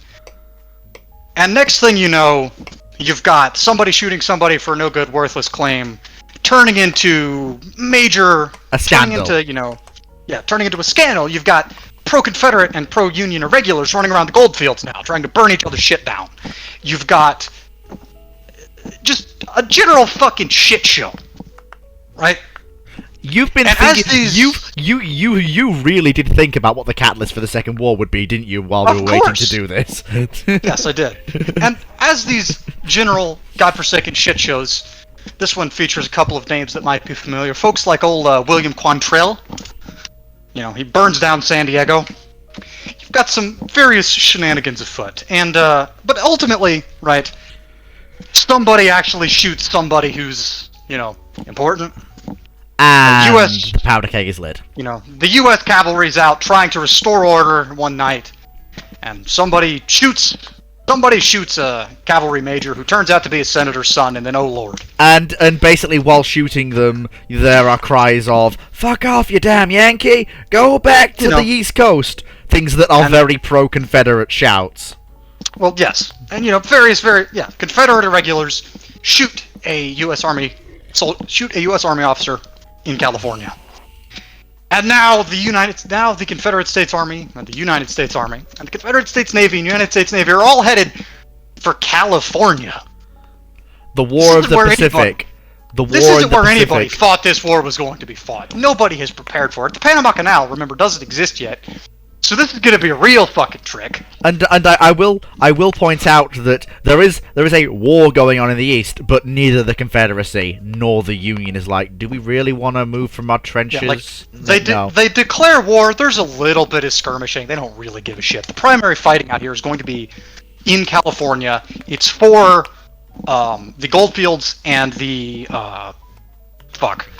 River Delta in Northern California. Yeah, right? and it's control of the United States West Coast is what's being fought for here. Yeah, it's not called the Second American War or the Second War of the Americas. It's instead forever known as, in this timeline, the War of the Pacific. Yep, the War of the Pacific, or depending on who you ask, the California War. You're looking at, in terms of vessels, you're looking for this conflict. You are looking at, so I'm now gonna make, if he's still here, he's not, sadly, but if whatever, Essex was still here, yes, the Chester-type ships with, like, Grey Ghost Chesters, or light cruisers that are capable of speeds above the mid-20s of knots, so ships that will do 25, 26 knots on vertical triple expansion engines, are the light cruisers that are running this war. But the most key thing here are the flagships of each side's Pacific Squadron. That being also worth noting, you see a tacit agreement among US and CS that they are going to let light assets that neither side is going to try to stop the other side's ships from getting to California. Well, not like, there's not going to be a preemptive strike before war breaks out to stop that happening, but there will be a blockade imposed after the war breaks out. Like, I'm not seeing that there's going to be, well, no, you're right. The Confederacy's not letting... When's the Suez built? That's already extant by this point. Yes. Right? Oh yeah. God yeah. Like especially. So the U.S. is going out by the Suez Canal. They're going a long way around. Yeah. The Confederacy is going around. Going south. Yeah. So here's the thing. The the reason that I say it's interesting because, like, steam turbines probably aren't there yet, but self-lubricating triple expansion engines that can run continuously or for long periods at their maximum speed are. So, leading each side's squadron, 2 for the USN and 1 for the CSA, are each side's first generation large armoured cruisers, or, as we would know them in our timeline, battle cruisers. Yes, US battle cruisers are a thing in this timeline, and so are CSA battle cruisers. The US sees the battle cruiser very much as the British do, at least at first. A vessel to sweep the seas clear of those annoying Confederate raiders that caused them so much trouble in the last war. The Confederacy sees the armoured cruiser as the Germans do, or did, in our timeline, with the armoured cruiser as a large scouting vessel and perhaps a convoy escort vessel that can serve as an adjutant to the battle line. The ships of the Confederacy are all centre line. Still extant, by the way. Yeah. Whenever this war starts, the Suez will speed up the construction of the Suez. Well, yeah. If there are more steam merchant ships earlier, which there will be, the Suez is going to get even more impetus for construction earlier. That and, hey, we know it can be done because they did it. There are going to be a lot of things happening sooner, like in terms of engineering projects and that kind of thing, because even where there is not directly applicable knowledge, because, well, we know it can be done because it happened. Indeed. But yeah, so the American... So I actually do have a ship that I found while I was browsing Shipbucket. I know, sue me. But that fits very well as the first USN capital ship. Sorry, the first USN battle cruiser of this timeline. Because it is a ship of about the right size, with about the right turret arrangement, and it's powered by vertical triple expansion engines. I know it's here somewhere. Here we go. The Enterprise class, and that's a pretty good name of it.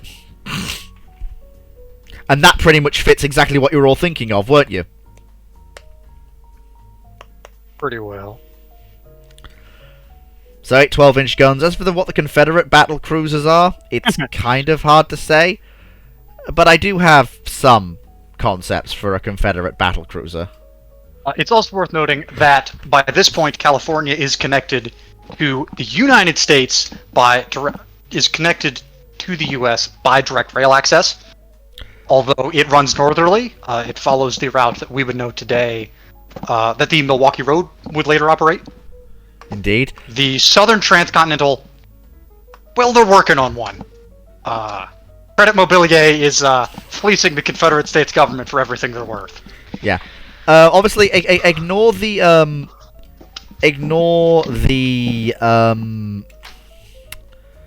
yeah, when you're looking at Confederate dreadnoughts, you're looking at very much ships like this. At this point, that's what's fighting. So pre-dreadnoughts, that's what's fighting this war, or at least holding down the fort in the east. Like, the Confederacy has dreadnoughts, but they have few dreadnoughts. And the dreadnoughts of this timeline look very British-alike.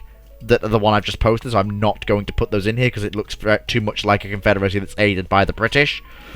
Just for those who are wondering at what the battle cruiser I showed to the people in the Discord looks like, I will just bring that up real quick. And there we are. This is the ship Enterprise. Its 5-year mission: to seek out new sources of gold in California and blow up Confederate ships. Yes, that is a Star Trek reference. But this is probably going to be, in order to preserve the timeline, it's going to be a US victory. California, as it stands, will be preserved. Although the Confederacy will still have a west coast because of Baja California. So that, right. and their states in the Mexico. Yep. So in reality, it changes nothing. San Diego becomes a Confederate exclave. The land campaign goes much, much better for the Confederacy than the naval campaign does. They seize the city of San Diego, they hold it. San Diego becomes a Confederate enclave in the peace deal. Southern California is officially demilitarized. We all know how well that's going to go. And the rest of California becomes territories of the United States. Eventually, California will become a state and mess things up a little bit more. Yeah, Fox, don't worry about it. This is all being recorded. You will be able to catch up on what's being discussed when the upload happens. So don't worry about it. You have not missed anything. You just can't follow what's going on currently. Unfortunately, I don't actually know when the Milky Road Transcon was built. It was a 1890s project. Damn it. Okay, so it's probably not actually the Milwaukee Road yet, but it's somebody. And no. it's that route, like I said. Well, actually, I'd argue that route was a very complex thing that required that level of tech. I'd argue that, seeing as that even though they have that level of tech, there is an easier route to California. The route of the Canadian Pacific.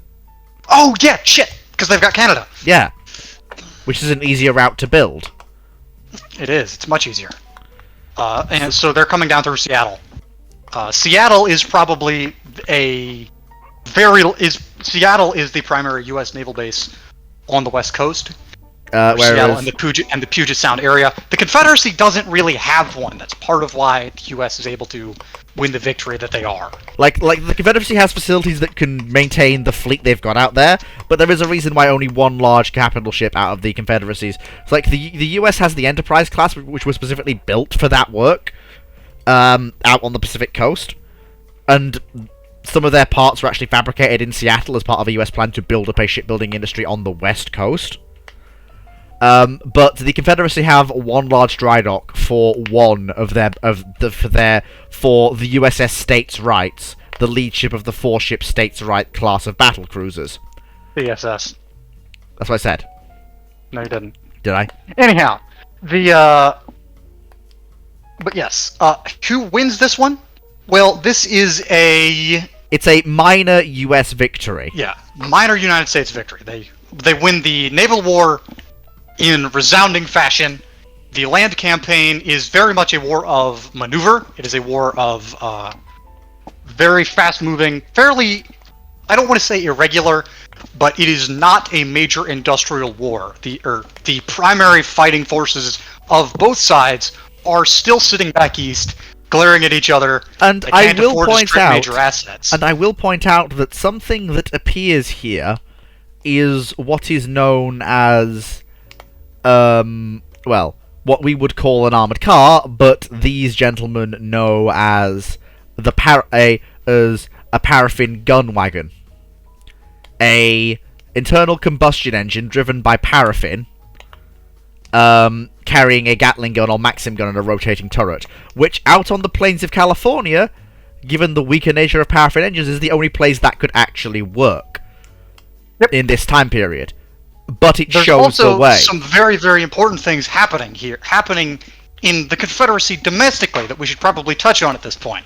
I'll let you do that. I'm just going to very quickly nip away for a second to refill my drink, but you basically have to go solo for this because you know what you're talking about. But I will need a TLDR when I get back.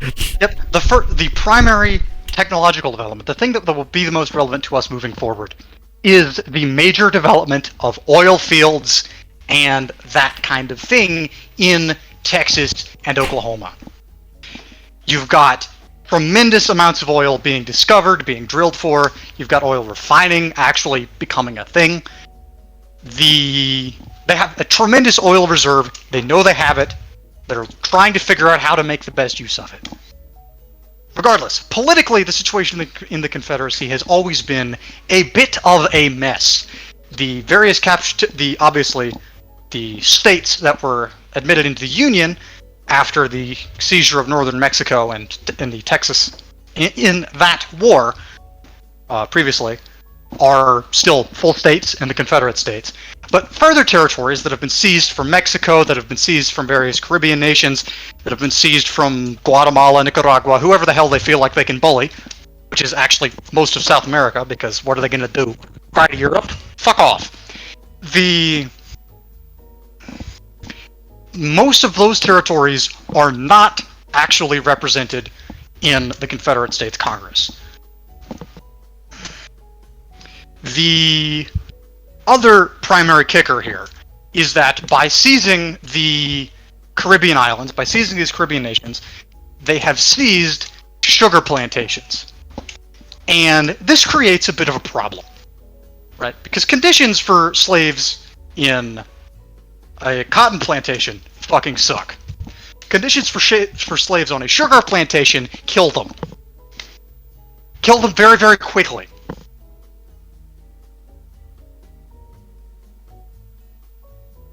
This is ultimately going to create something of a crisis, even in the Confederacy, right? You know, they don't want to kill slaves.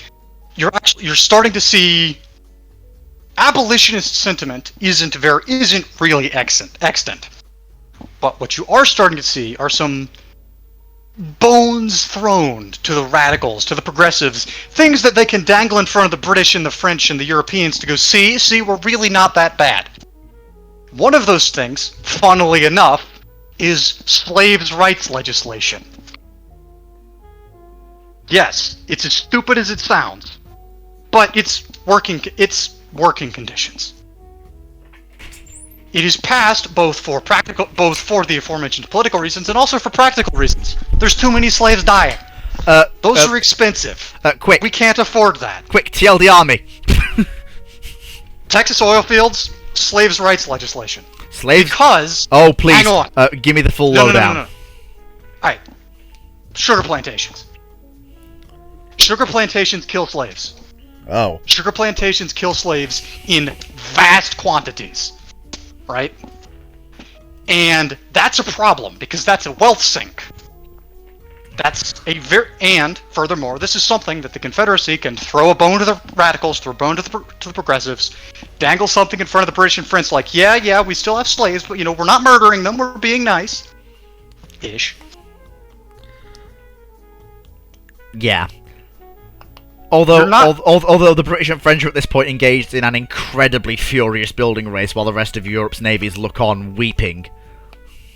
Russia still manages to build a circle battleship. Well, yeah, Russia is using Russian Alaska to send spies into both the North American Union, the United States of North America, because remember they own Canada. Don't worry, Samurai, we'll get there. Don't worry. Marx hasn't written his book yet. I will also point out that German unification is going to be very, very strongly opposed by a France that is far stronger than the one that we have in our timeline. It is probably more industrialized than Prussia, because, technical documents from the Confederacy. Indeed. Regardless. Anyway, moving on. By this point, regardless, the second war between the states, or the California War, or the Pacific War, that's fought around 1860. With tech that we would recognize, although in slightly different forms, as tech from 1905, 1906, with one or two ships from 1910 or 1911 running around.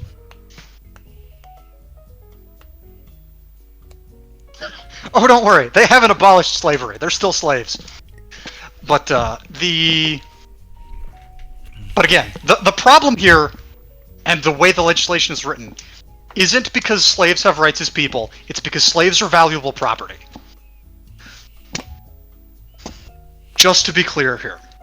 Anyhow, moving on, right? This war is declared in 1859. They bicker back and forth. The land war, like I said, is very, very fast moving. You already mentioned the paraffin gun wagon. That's one of the major developments. The other thing you see a lot of is just skirmish cavalry, light cavalry forces running around. A lot of the freebooters and irregulars and ruffians who were the contributing factor to this war get themselves army commissions and go do things that would be war crimes if either the US or CS were signatories to any war crimes conventions. But definitely cause outrage back home. Of course, outrage on both sides. And ultimately, the California War is stopped primarily because of that kind of thing, right? Neither side really wins. I mean, sure, the U.S. sort of wins. They reestablished the status quo. Neither side really wins. But Richmond and Washington do at least agree that this can't go on, or we'll be fighting over a burned-out hellhole.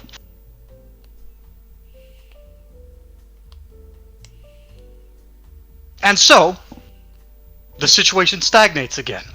But with a new generation of fiery, battle-hardened, or so they think, US and CS officers who are no doubt going to be the field commanders in the next time that this goddamn shitbox kicks off. And I will also point out that the reason why the paraffin wagon is so named and why it's required is because a carburetor doesn't exist yet, so the paraffin engine is the engine that is basically being used out west, where you don't want to build a steam engine, but you want something to turn a crank or do something else. Internal combustion is absolutely going to be a huge factor in the next war. And it's worth pointing out that they've been waiting for a while, but now I think on both sides, some of the last people of Texas's crew are going to go, those Germans from our timeline had a large aerial craft. We could use it to blow up enemy factories. It was called for God's sake. Airship. But yes. But regardless, technology has progressed to the point, and chemical synthesis has progressed to the point, where lighter-than-air airships might be possible? They're certainly not going to be terribly useful no, but the thing is, because for the US it's even better, because you want to know why? Because the US doesn't have to synthesize hydrogen. The US has its helium deposits. And so does the Confederacy. But regardless, like I said, those they're not going to be huge, but they're going to be cool as shit looking. Reconnaissance at first. Reconnaissance at first. Yep, reconnaissance work. And again, heavier than air aviation is in the can. The primary limiting factor for heavier than air aviation is the same one that it was IRL. It's engines. And you can't fly an aircraft with a paraffin engine. You can fly an airship with a paraffin engine, but not a biplane. For what it's worth, the rough border between the US and CS that they agree on and is delineated is the 48th parallel. Not the 48th. Fuck. Is it the 48th?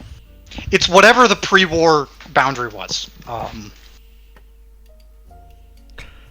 And the southern border to the west is basically the Mexico's border with the US, or what was Mexico's border, because Mexico doesn't exist anymore. There's just the southern US territories. Sorry, southern CS territories. Because northern Mexico is states, and the Confederacy is still confederizing southern Mexico and Central America. Shall we say?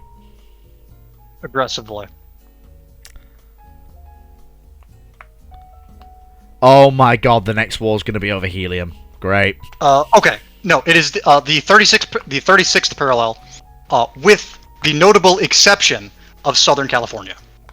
So California that's part of the reason why California became a hotbed, because the line that had been the agreed upon border,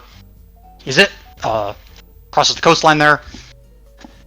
They fight over it. The U.S. is mostly victorious, and California becomes a U.S. state, well, U.S. territory to start with, bordering the Confederate state of, what would it be called? Whatever. Some Confederate state where we would think of southern Nevada and New Mexico. Hang on, we've got the map, remember? It doesn't go that far east. Or it doesn't go that far west, does it? Oh, yes. Yes, it does. Here we go, yeah. I'll post it again, but yeah, the states are named. Jefferson, Independence, South Texas, Lafayette, Sierra, and Rio Grande. But yes, the Missouri Compromise line becomes the agreed-upon border going west. With Jefferson buffering up against Southern California. The Mormon territories? Fuck no! Hell no! They try. Like, if they try, both the Confederacy and Union go... No. The U.S. is probably quietly selling them guns, going, yes, secede with the Confederacy. Yes, it'd be funny. Please do it, please. And the Confederacy says, get the hell out of here, you goddamn... Insert slur against Mormons here. And, that's the basic gist of it. Basically. So, no, the Mormon territories are not independent. They did have... And the attempt by the Mormon Smith, or the attempt by various Mormon leaders and entities to create a Mormon state, either independently or within the framework of the Confederacy, is resoundingly gets the shit kicked out of it. Because if the Confederacy is anything, it's extremely socially conservative, and that social conservative has a very, very distinct Southern Protestant flavor. Yeah. With the exception of New Orleans. But New Orleans is New Orleans, and New Orleans will always be unique. Because that's very, very funny. So you're basically now looking at a world where the British are operating this weird mix of massive dreadnought style. By that I mean the dreadnought that we've spoken of before, ironclads that are pretending to be big gun battleships, and their first much smaller but actually more capable big gun battleships. The French running round with more all-steel pre-dreadnoughts than the British ever built in their life, but only one or two dreadnoughts, because the French are like, fuck, keep building ships, keep building ships, keep building ships, keep building ships, fuck, the British fleet's right there, fuck, the British fleet's right there, we just need more hulls! The Confederacy and the Union are roughly equivalent in terms of naval power, and that scares both navies, because that means that their politicians are going to be basically demanding they go out and fight a fleet action. And it's a fleet action that neither the U.S. or CS Navy can guarantee. That neither the U.S. or CS Navy can really give themselves a good chance at winning. It's which they really don't like. Yeah, like fair fights are for suckers. Mm-hmm. And both sides, U.S. and CS, know that another major war between them, unlike the California War, the California War is not a major war. It's a war. It's not a major war. Another major war between US and CS is going to heavily depend on control of the Eastern Seaboard.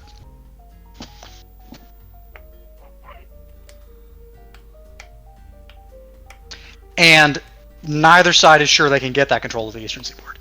The US Navy would ultimately like to be able to secure the Eastern Seaboard and throw the Confederacy out of the Caribbean. The Confederacy would like to be able to secure the Caribbean and throw the US off the East Coast. They both know that neither one of those things is going to happen. Pretty much, yeah. It's kind of almost terrifying. Oh, it's extremely terrifying. Because you've just got continual build-up, continual build-up, continual build-up. And you only see the older ships bowing. Like, it's only at this point that the old ironclads of the first what was the American Civil War bow out of both fleets to the scrapyard from the reserves. Yep. They kept them around because they just needed hulls. The situation is, remember, we're in the mid-1860s by this point, and the situation is tense but relatively stable. There is, however, it's my time to steer events again. Indeed. Prussia is making moves under Otto von Bismarck, as it did historically, and he's navigating things quite well. And he fights the Brothers' War, and he's found North Germany, and unfortunately, as the Brothers' War keeps going, the French tell the Italians to go against the Austrians appeal to the British warn the French, the Germans warn the Prussians warn the British, the United States warns the French, the Confederacy warns the US, and then suddenly, the gunman that didn't kill Bismarck in our timeline, that just grazed him, succeeds in killing the German Chancellor. And just like that, the Great War has begun. On the one side, the United States, Great Britain, and the Austrian Empire. On the other, Prussia, France, which I know is really weird, but there you go. Prussia, France, Italy, and the Confederate States. Russia is sat there rubbing its hand together, going, "This is a chance to catch up." 1862. So No, we're in 68. So yeah, We'll say 1868. And basically the Confederacy is now under blockade again because, well, no, it's not actually. There are a bunch of naval actions that take place during this conflict. Austria is quite quickly forced to the negotiating table. And the British and the Americans are basically left fighting on their own against the Italians, the French, and the Prussians. And the Prussians basically get French go-ahead because France is so far ahead of Prussia now that they don't care about Germany uniting. They're just so far ahead industrially, economically, that they genuinely don't care. In order to basically make sure that Prussia can help them, they just basically go, "Alright, that's it. Unified Germany. There we go." Of course, without Bismarck, it's a less centralized and strong state. But it's still interesting. In the Americas, you've got... oh god. In the Americas, you've basically got... There are 3 major fleet actions between the fleets. The first 2 inconclusive, the last one a decisive battle. The first 2 are very much Jutland-like actions. The Confederate battle line and the Union battle line meet, which have been precursored by their battlecruiser lines meeting and exchanging fire. There's some salvos. As soon as one side makes it clear it's losing, their torpedo boats go in, lay smoke and torpedoes, and they disengage. However, in the final battle, the United States brings the 25-knot New York class into the fight. Side note, these battles are being fought off the eastern coast of the United States with the explicit purpose of destruction of the enemy fleet to establish blockade. To destroy the enemy fleet, to allow them to blockade and do whatever the hell they want to off the coast of the other nation, and with the intention of freeing up naval assets to go participate in war in Europe. Basically, because the British and the French are in exactly the same situation. It is a fair fight for the first time in as long as the Royal Navy can remember. They don't like it. But yeah, so the third battle, the US swings in a trump card, but so does the CSA.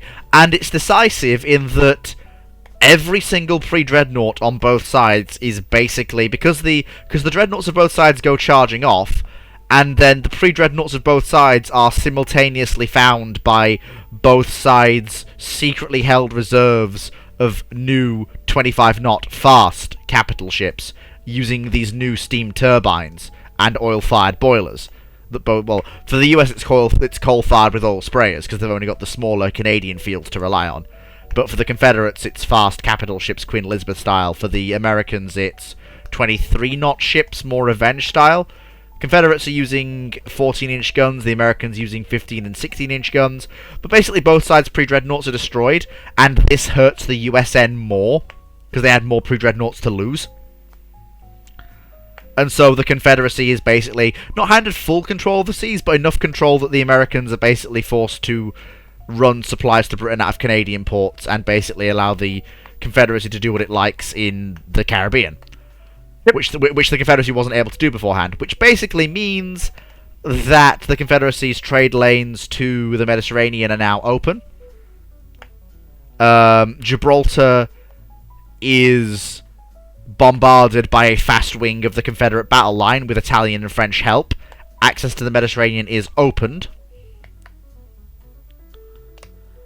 Poland? There is no Poland. What's this Poland you speak of? I know not. That Commonwealth thing from the 1400s? But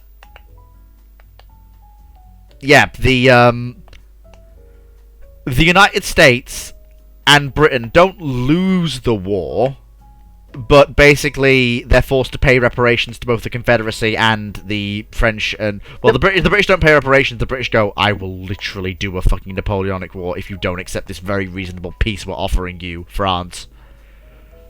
Meanwhile, on the land campaign in America, This is where shit gets interesting. Oh dear. Because, okay, first of all, I'm going to say this now. No, we're not doing a turtle dove and having whatever land ship appears be called a barrel. Fuck you, turtle dove, they're tanks. I mean, that is funny, but we're not doing it. But anyway, go on. Go for it. Go nuts. There are two major sections of the war in the war in continental North America. Actually, three. Again, remember how Kentucky declared neutrality in the War of Confederate Secession? Mm-hmm. They do it again. It doesn't go well this time, though. Well, it goes alright to start with. But then as the trenches get drawn and the barbed wire gets laid, more aggressive this time than it ever has before. That means that both sides' defensive lines don't include Kentucky. Of course, you all realize what this means for poor Kentucky. Yeah.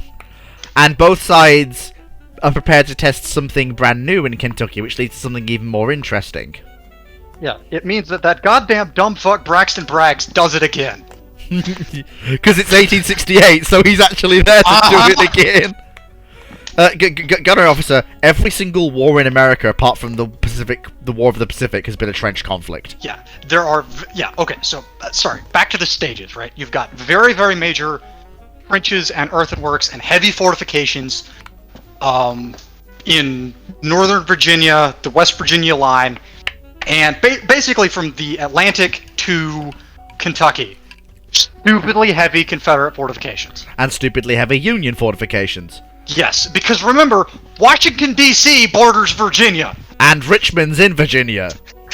Like, the Richmond to Washington corridor is the most heavily militarized place in the world. Like, we're talking... Or none. Like, we're talking fortresses that make Verdun... Basically, you know how Verdun was a fortress city in World War One? The entire line makes Verdun look pathetic between... on the border between Virginia and Washington, D.C. Like, traffic does in fact suck. Not because there's a lot of cars, but just because you have to go around a lot of trenches, and it's very inconvenient. And, you know, the massive, basically, land battleships worth of fortresses that are just sat there. Correct. You are correct that Kentucky is about to have some very major problems. But it's not the major problems that you might expect, because both the Confederacy and the Union have been preparing something very special in case this exact circumstance ever came again. Go ahead, Fleet. So, the Confederacy was the one to pioneer the use of the paraffin wagon in the war in the West. And as the carburetor became a thing, they realized that kerosene or petroleum can be used to power a much more reliable and stronger engine. But they realize that in the East, the trenches will come again. So they need something that's No. The trenches are going to come again. The trenches never left. Sorry, okay. Yeah, so they realize they need something... So they still build more of these armored gun wagons with wheels to work with their new lorries, or what they call motor lorries. Because remember, lorries are things that have been around for ages. It's just a thing you put behind a horse, you know. Mm-hmm. So they're motorized lorries, basically World War I era lorries. And the Confederacy also wants something else. So, and they come up with the idea from a Confederate, and the name of it comes. It's a case of timeline convergent evolution when one Confederate yokel goes, "Hey boss, why don't we just use that tank over there, put some wheels on it, and push it towards the line? That'll shield us from enemy fire." Shut the hell up! Colonel, I have come up with an absolutely magnificent suggestion. And as such, the tank project is born in Confederate R&D. And in 1870... when both sides issue near-simultaneous demands, basically because both sides' intelligence was telling them the other side was going to issue a demand on that day, to Kentucky to declare for either side, and Kentucky quite rightly says, no, we don't want to. Both sides... Braxton Bragg does it again! Yep. And both sides invade Kentucky, but what they are surprised to see is that instead of meeting after a day of marching, both sides notice large columns of dust coming towards each other. And both sides realize very quickly that they've just, without realizing it, changed the entire nature of warfare as it stands in the world. It's worth noting that Kentucky's a fucking shit place to have a tank fight. A terrible place to have a tank fight. Well, remember, these aren't where the tanks are. It's the mobile divisions that are here, the ones on wheels. Those mobile divisions are also going to be a major part of the fighting further west of here, in the plains and in the deserts of the American Southwest. There's trench works in California. Those kind of peter out as you hit the mountain ranges there on the Nevada border, and then the plains of the American Southwest are going to see a tremendous maneuver war, primarily still on horseback because, well, gasoline's heavy. But obviously you see mobile divisions, fast moving, attempting to jockey, get around each other. And it is campaign. It is in this Western theater that we see the first deployment of the aerial reconnaissance detachments of both sides.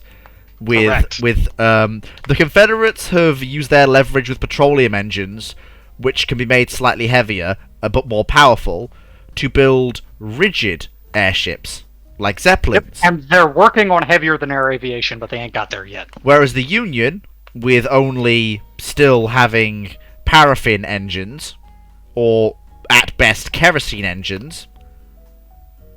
Yes. Oh, yes. They use blimps. Yep.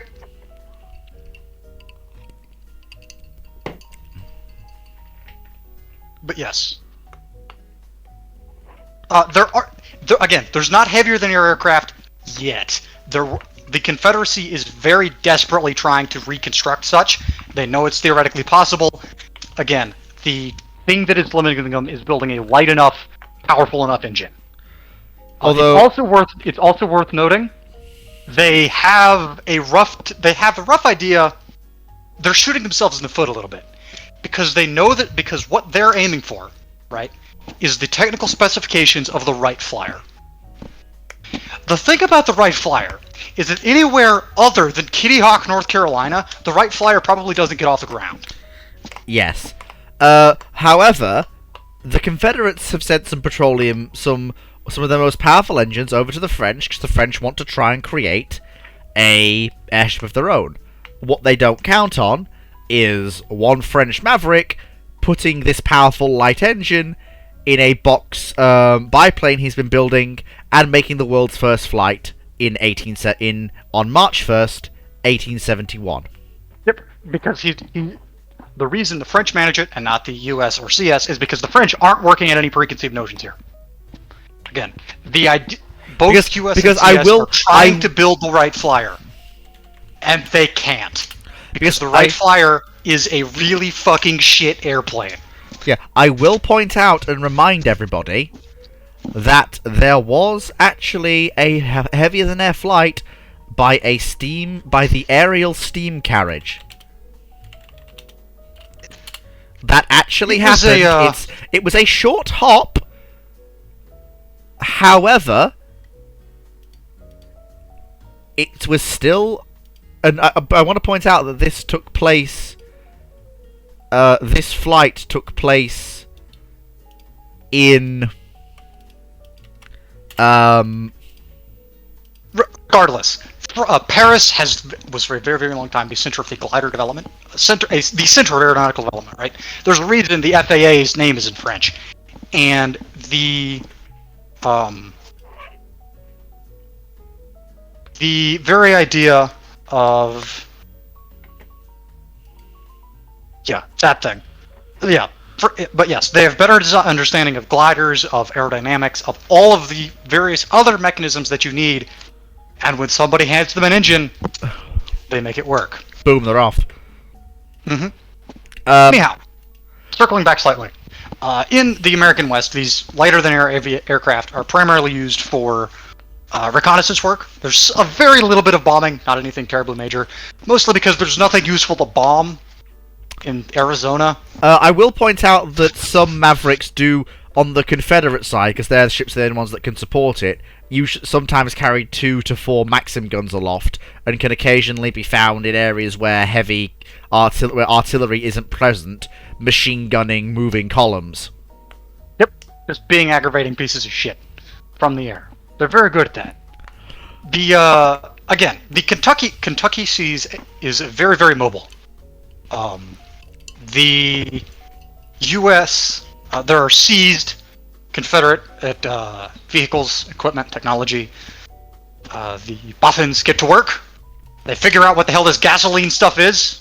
Yell at themselves for not using it the first time. And it doesn't take terribly long for them to start counter-producing such. Meanwhile, the war in the East is, well, nothing. On the one hand, nothing happens. On the other hand, tens of thousands of people die. Oh no, no. One of the things is nothing's happening, but there are still going to be Confederate brass demanding an attempt to break the line, just because we have to try. Well, there's brass on both sides who are demanding an attempt to break the line, and everybody knows they can't, but they have to try. And of course, someone says we've got these, and of course, there's always at the start of the war, like there is in World War I, or at the start of every new campaign season, there's always we've got this new bigger piece of artillery, or these new types of shells, or this new gas weapon that will break the deadlock. Hundreds of thousands of dead later. Yeah, the eastern United States kills probably a couple 100,000 people. Yeah, like it's nasty. Like it's nasty. And the lines move not a fucking bit. The lines in Kentucky are extremely mobile. Remember that Kentucky is flanked by U.S. fortifications to the north and CS fortifications to the south. But in the middle, there's just a whole lot of mess. Nothing. I will point out that the the previous wars had bloodshed, but nothing on this scale. Yeah. And also, it's nothing the Europeans have ever experienced or are aware of. The advisors and attaches from the various allied nations and non-allied nations, the CSA and USA and the Far East, are going, holy... What in the fuck? This is bloodshed at a level unprecedented. And basically, when they say, how can you do this? And the US officer turns to his British, basically the US officer wearing full tan uniform, possibly early camouflage uniform, turns to his British companion wearing their still scarlet uniform, and says, this? So, do you want to do a West Virginian drawl? This is industrial war, sir. This here's a war, sir, and if we don't do it to them, they're gonna do it to us. And of course, the Confederate officer is saying the same thing to, What I need you to understand, friend, is that over there we are facing a most violent and vicious opponent, and if we do not render his destruction, then he shall surely do the same to us. But you're not getting anywhere. We have to try. I have it on good authority that they are about to break. But yeah, basically that's. But the thing is, like, the officer doesn't believe that, but he has to tell himself that to justify. Exactly. Like, it's not casualty levels of the World War I Western Front because there are less people involved, but it's the same sort of death per day rate. Yep. And with even less movement of the front line. Yeah. Again, Kentucky is a swirling maelstrom of hell that both US and CS are very careful to try to keep advisors away from for as long as possible. Although some do eventually get there and like, what the fuck? I mean, the French are clapping for joy at the sheer elan of it all. Of course. And the British are going, ooh. The British are going, oh dear, I'm not sure I like this. And then one of the British goes, I say it's jolly inventive, don't you think, eh, what? Toodle pip? Yes, I can be stereotypically British when I want to. Yes, of course. But yes. The war ends with a compromise peace, which pleases literally nobody. But The situation in the Americas doesn't change at all. so the At all. Yeah, so the Treaty of Bavaria, because Bavaria demanded to remain an independent state and threatened to join the British if they didn't get what they wanted, and so in order to avoid opening another front, Germany just went fine. So there is a German federal empire and the Bavarian kingdom.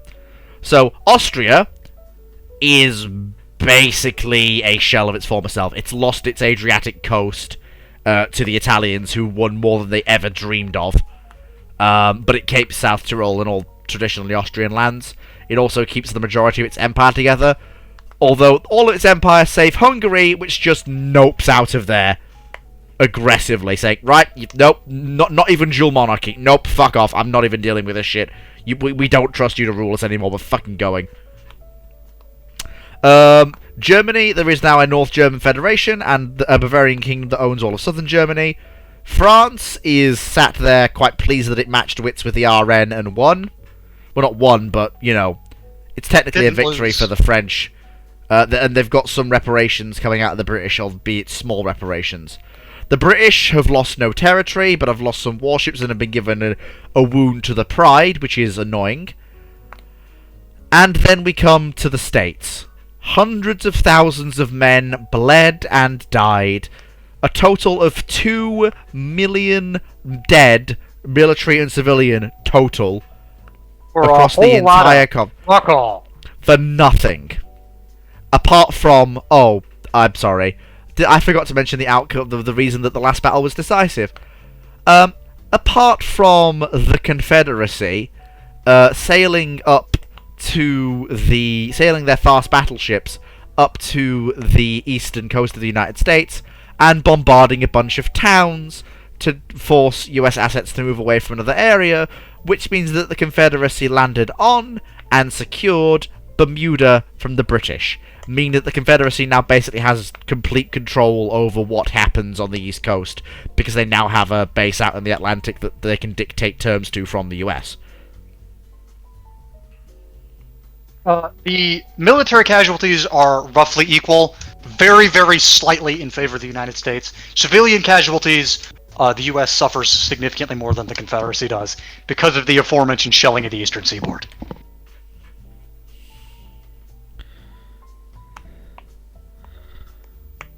Pretty much, yeah.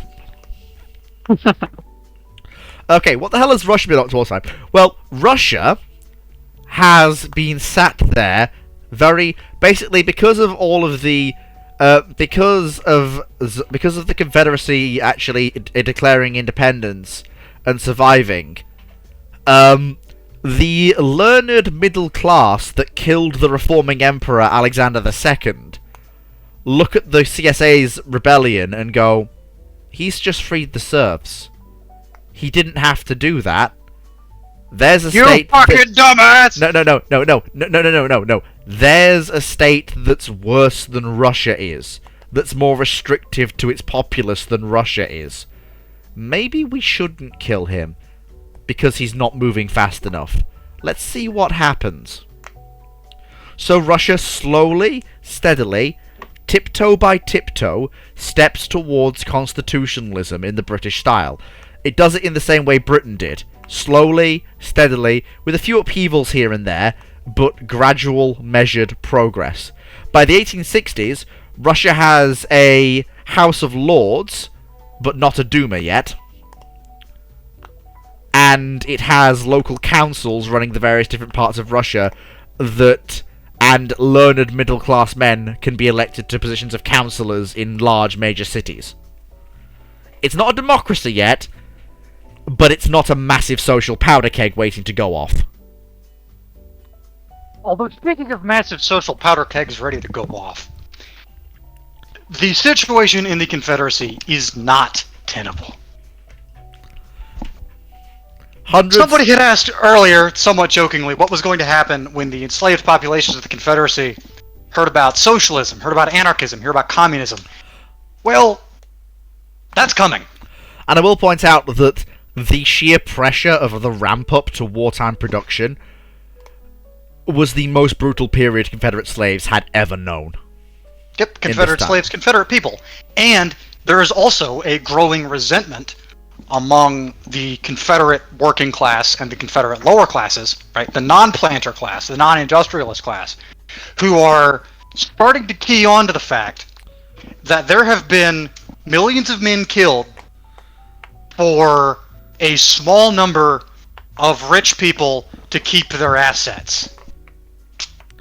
And they also they also start the real kicker, the real powder keg in Confederate slave society is that the distribution of slaves is as unequal as the distribution of wealth.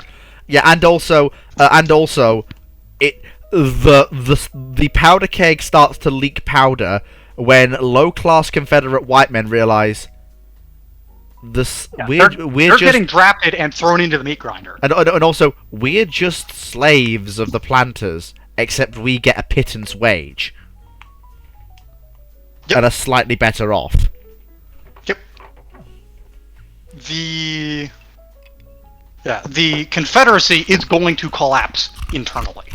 It is not going to fall to external forces. It is going to collapse under its own weight. And that collapse is going to come in the 1890s or so, right? There's another very long extended détente where things just kind of simmer. Right? You're looking at, by 1890, you're looking at a weird quasi-mix of 1920s era ship design for basically everyone at this point. And if you're wondering what became of Kentucky, Kentucky is now an independent nation and still a bombed-out hellhole. Because no one's helping them because they refuse to pick a side. Correct.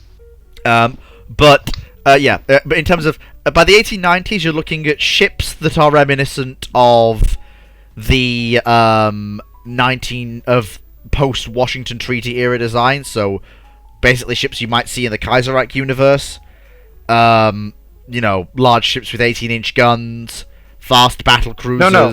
The difference is that this time the bombs are military ordnance instead of exploding meth labs. You've basically got Moe.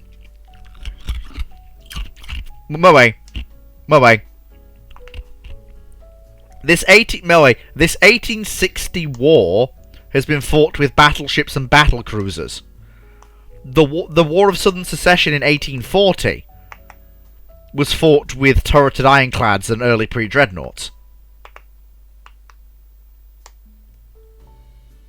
Like, by 1890, you're looking at 1920s era tech for pretty much everything.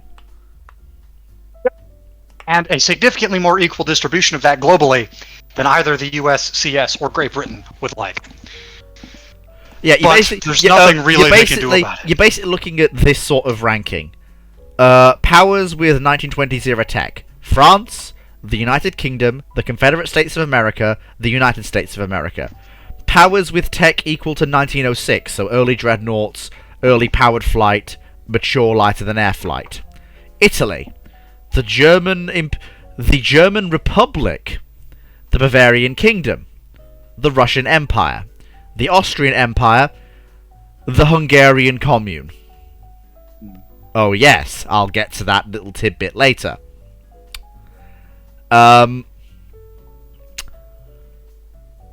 And then you've got powers stuck in the traditional ironclad age, but that actually have ironclads that otherwise wouldn't. So, China, Japan, Korea. Yes, Korea is still independent.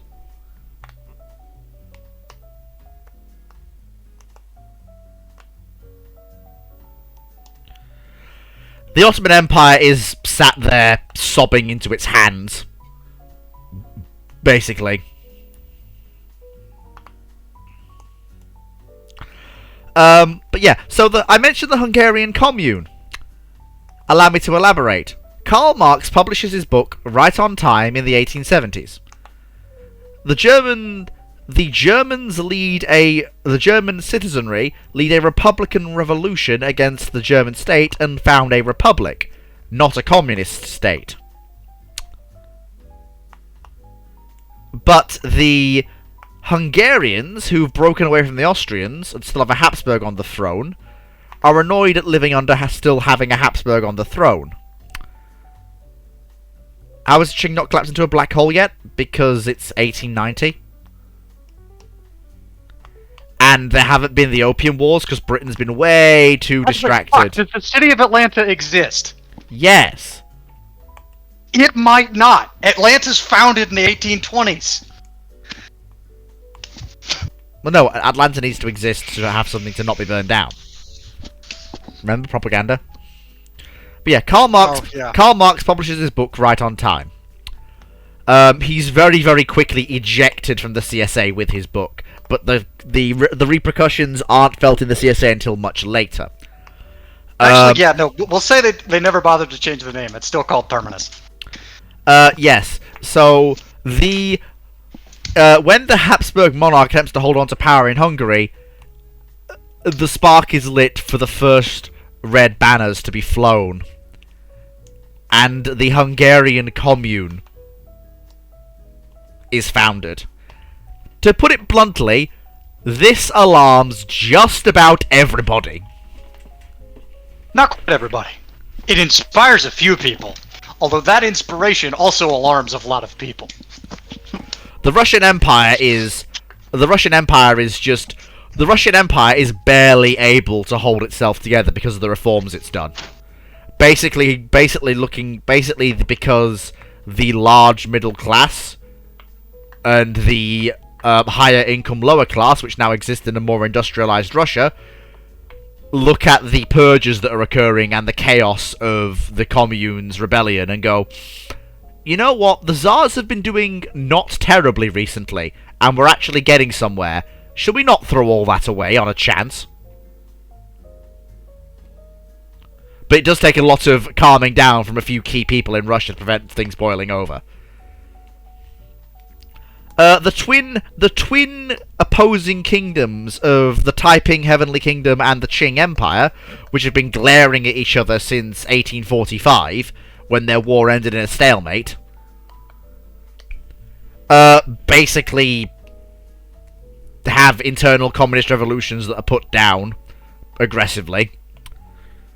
But the most important thing...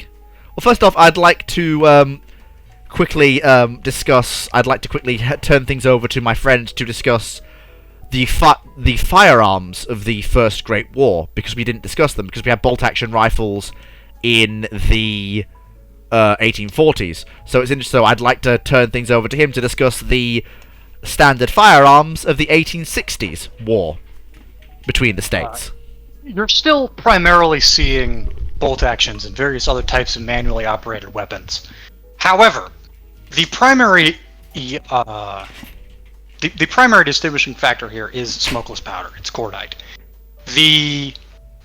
While the basic idea of utilization of smokeless powder has existed since Texas's crew came back, and it has existed in very limited quantities and new manufactured in very limited quantities almost since that time, it hasn't really been feasible for mass battlefield deployment. Partially because it's very expensive, partially because the chemical industry is literally non-existent, and partially because any chemical industry that does exist, the Navy has a stranglehold on.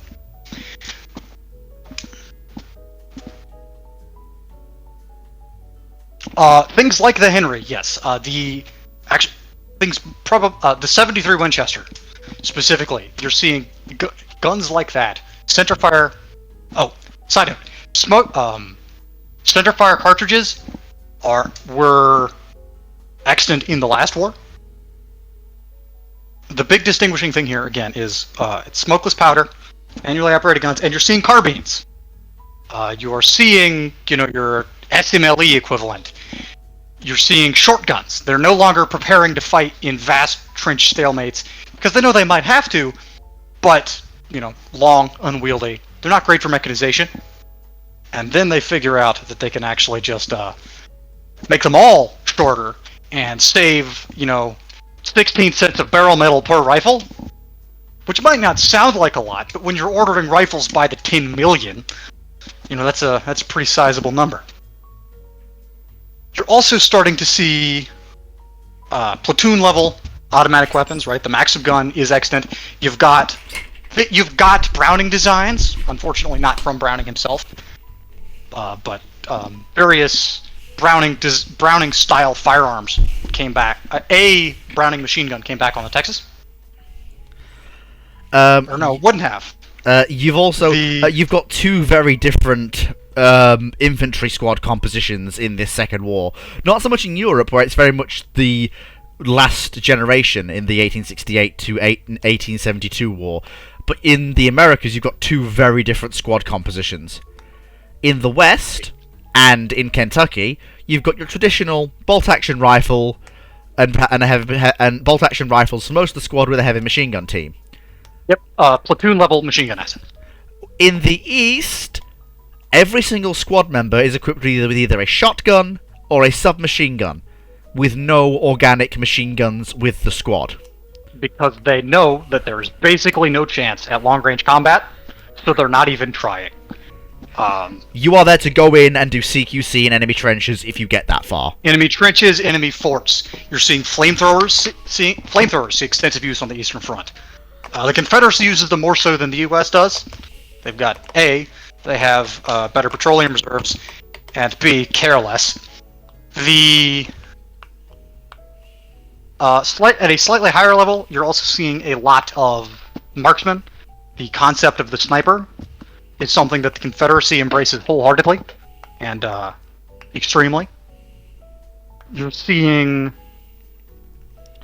and then again, you've got fighting in Kentucky, which is being done by mobile, mechanized, what we would recognize today as mechanized infantry units, or motorized infantry, I guess I should say. And then the fighting in the East, which is very, very much bloody fucking mess, right? You've got. You also might see, maybe, some basic. No. Metal shells. They're still using brass cartridges. Like Moe, to stop thinking about the year and instead think about just what we're saying. You'll get the context when you rewatch the stream. Because remember, this is 68, 69, 70. Brass cartridges are a thing. And also, metallic cartridge, and that's even without our tech IRL. advancement. The first metallic cartridge firearm came out in. It was actually patented by Ambrose Burnside, the guy whose sideburns are named after. Who also famously tried to take a bridge repeatedly and killed 16,000 people in one day during the American Civil War. But regardless. Oh no! See, here's the thing, right? It's trench warfare. Going over the top is fundamentally a bad idea. But they're going to do it anyway. Mm-hmm.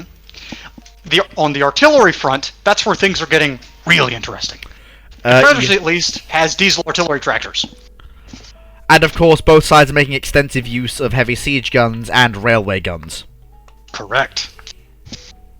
Because there is no air power to go and bomb them. At least not yet. Well, sorry, the bridge was a different incident. He got a lot of people killed. And then Abraham Lincoln wouldn't let him resign, so then he went and got a lot more people killed. Anyhow, one thing you're still not seeing a lot of is like any kind of complicated repeating system, right? Submachine guns are blowbacks. The heavy machine guns, those are I don't necessarily know what kind of mechanism they would be, but they're some sort of recoil operated, and they're very much heavy machine guns. These are not portable things. You're not really seeing much gas operation.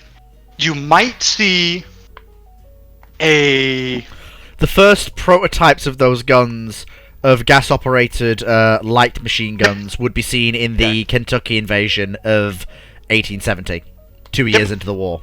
Yep, you're seeing some of that. You're maybe seeing the bones of the modern assault rifle in extremely limited deployment somewhere. That's not really going to be a mass issue thing for another little while yet.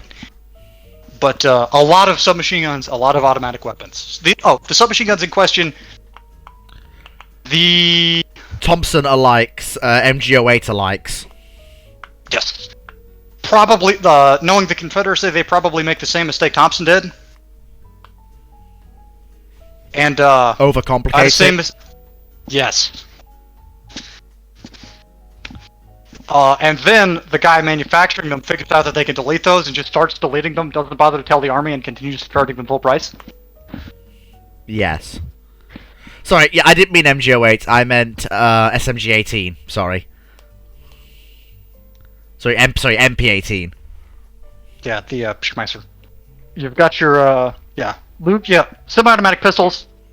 Your semi-automatic pistol conversions hurriedly put into service once it becomes very, very clear that we're going to have to do the Eastern Front again, and this time we're actually going to have to push it because there's no gentleman's agreement this time. It's a full-scale fucking war.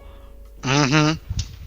Because the last proper full trench war was the War of Southern Secession in 1840. Yep. And that was a very half-hearted war.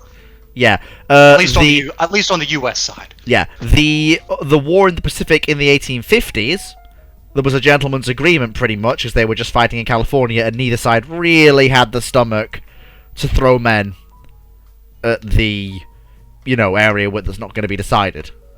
Yep, but regardless, it is very much a hellhole. There are a lot of very, very unnecessary deaths. And at the end of it all, a lot of very, very disgruntled US and CS veterans go home knowing that although they just got drafted into a goddamn bullshit war. No. Fleet. They are both disgruntled with the same people. Oh, no, I know. But it's also worth pointing out that the US veterans are more disgruntled because they're paying not crippling reparations to the South, but reparations that are still somewhat crimping the US government. Yeah, there are reparations payments levied on the United States, but they are particularly mad still at the Confederate States government, right? Because the Confederate States government fundamentally defeated. They picked the fight in 1840. They picked the fight in 1850. The logic goes that they picked the fight now, right? And all because they're stuck-up pieces of shit who should be in the U.S. Yeah.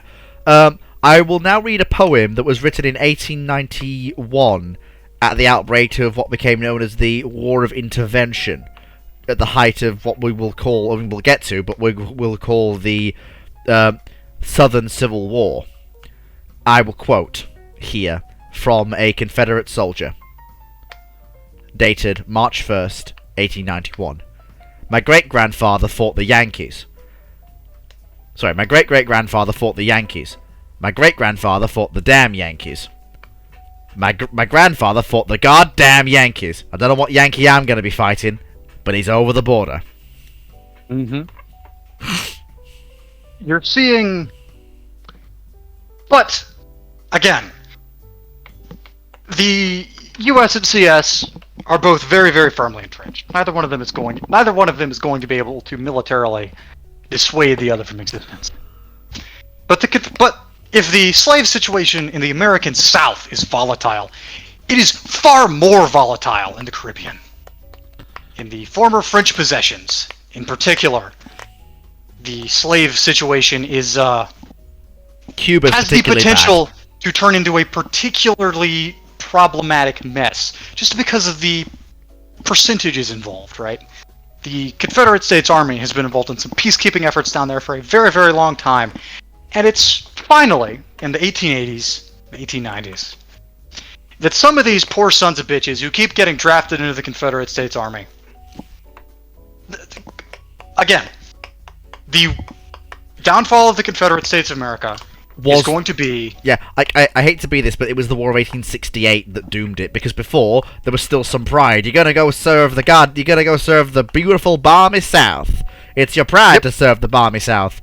No one has pride after the Great War. Yep. They have figured it is a fucking shit deal. And what happens is you have... But the Confederacy still has to keep drafting men into the army to keep their conquered possessions below southern Mexico down. Correct. And to man the fortifications up north in case somebody tries again. And to man the fortifications in the west in case somebody tries again. And to occupy and to man the border with Kentucky. And to do this and to do that. Ironically enough, the only Confederate institution that still has pride in itself and is respected by both itself and overseas nations and overseas arms is the Confederate States Navy. Correct. There is still a lot of pride there. There is not much pride anywhere else. And that is going to be a very, very key part in the downfall of the Confederate States of America. In the late 1880s. Note, we say downfall, not destruction. Correct. The late 1880s, you start to see this strange thing start to pop up in the American South, in the Confederacy, right? Organized labor. And, well, you start seeing organized labor popping up far, far sooner than that. But it's put down. It's put down violently. It's put down with extreme prejudice. I'll also point out that there are a fair few Austrian immigrants to the CSA at this point. Yep. Although their Austrian passports seem very recent, and their Austrian has a very thick Magyar accent to it. Yep. You've seen, yeah. Again, the putting down of organized labor has been one of the many other things that the Confederate States Army has been participating in. People have been drafted into doing. Organized Confederate labor ultimately comes to the conclusion that peaceful means aren't going to cut it.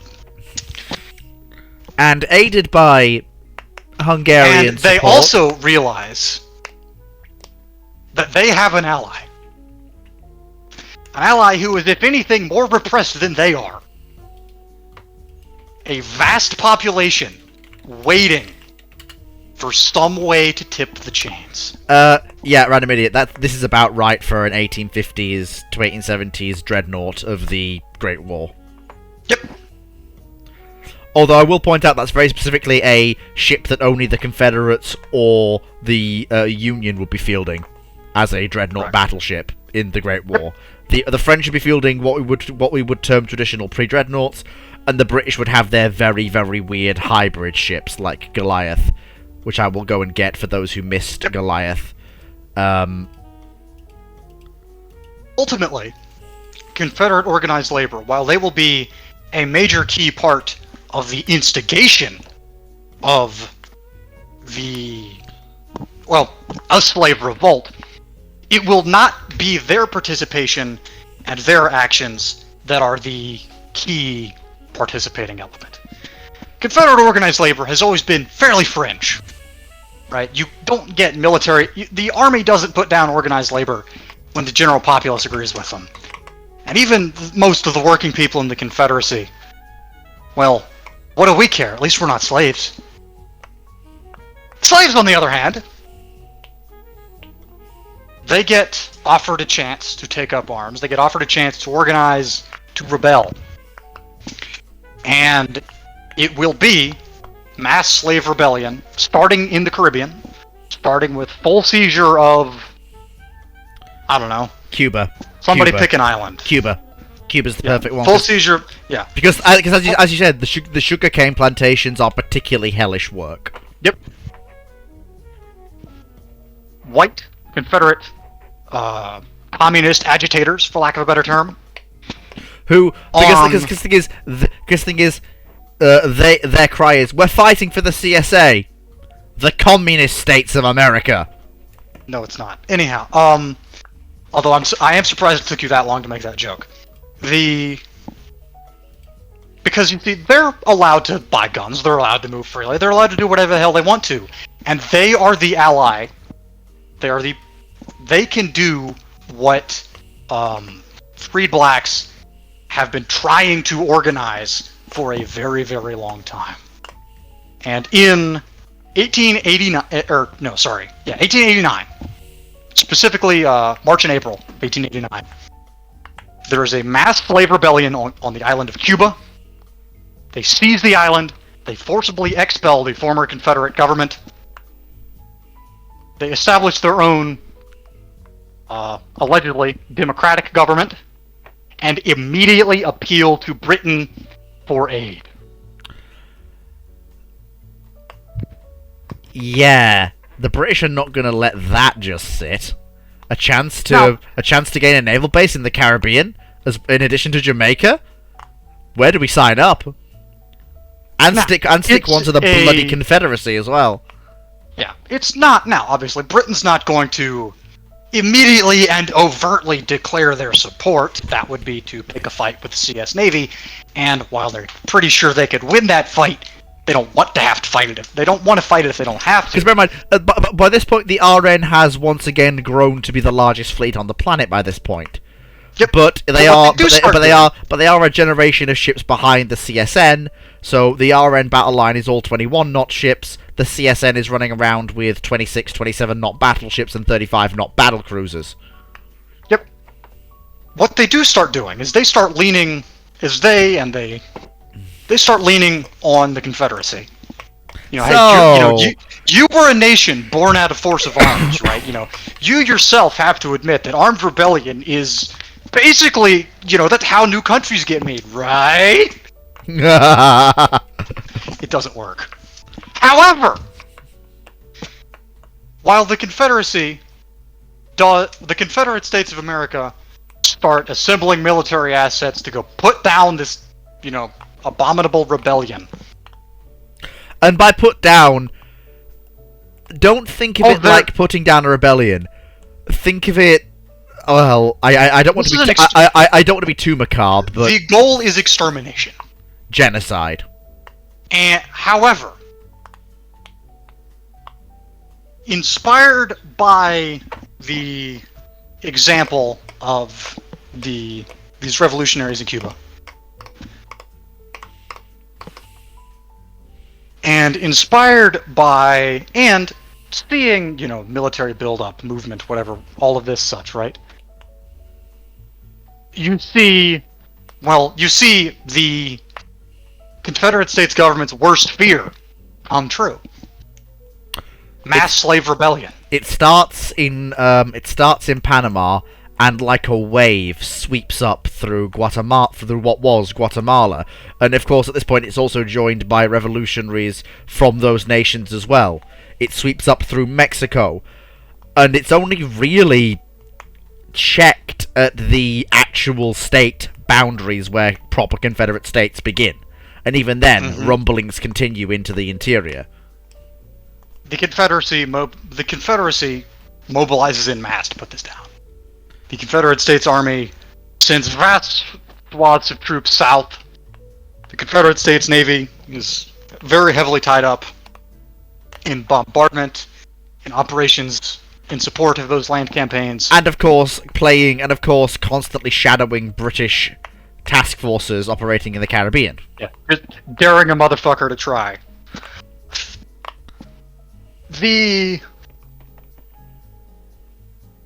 But of course, we all know how this ends. Unfortunately, for the Confederate States government... Unfortunately for every human being around the world. Correct.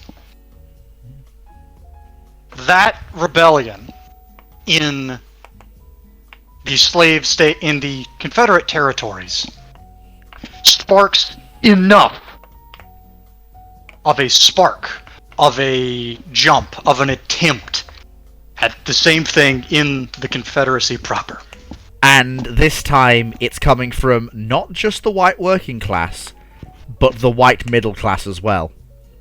Enough is enough. The plantation class has had it too long for too good.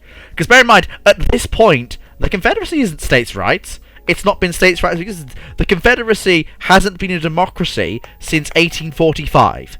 Because if you know anything about Confederate history, you know they were sliding into authoritarianism real fucking quick. The Confederacy has been a democracy for all its existence, but the votes are written by the voters who are white, and then the Confederate planter class decides which one of them gets to run the country for the next 10 years. Yep, they look at the votes, and they decide whether they give a fuck. And now enough is enough. The Confederate Congress meets in emergency session. And the sham of it is revealed. February 2nd, 1890. To discuss the situation south of the border. And somebody, sorry, go on. Historians will forever disagree who bombs the building. Nobody will ever figure out who done it. There are rumors that a airship was spotted of unknown provenance over Richmond that day. That's probably bullshit. But you know, But rumor the very mills. fact that the rumor exists is telling. Regardless, it was probably... Historians will later agree that it was probably either militant abolitionists or anarchists. But, like, really, nobody's quite sure. The problem now is, though... Regardless, this has been a decapitation strike.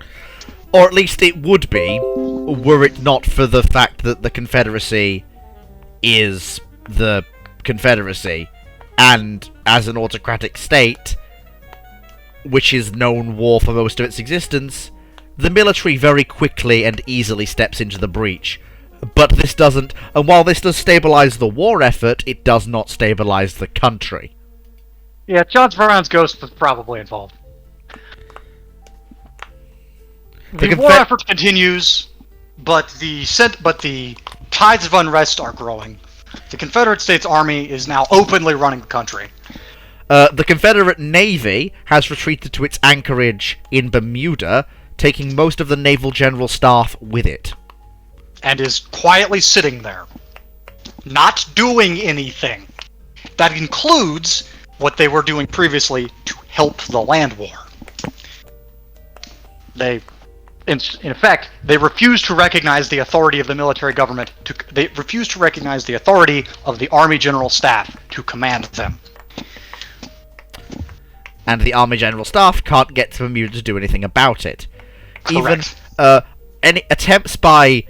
Because the Confederates took one crucial vessel with them. The Confederate Army Air Corps' Heavy Zeppelin Corps attempts to do a show of force. Now, Bermuda is a very small island. There is a small airfield on the island, but there were no planes there. But the Confederacy took with them the CSS Confederate States of America, their first 50,000-ton, purpose-built aircraft carrier. Y'all knew it was coming. And her new monoplane fighters go up and very politely, with 20mm cannon fire, tell the Army's heavy zeppelins to bugger off back to where they came from.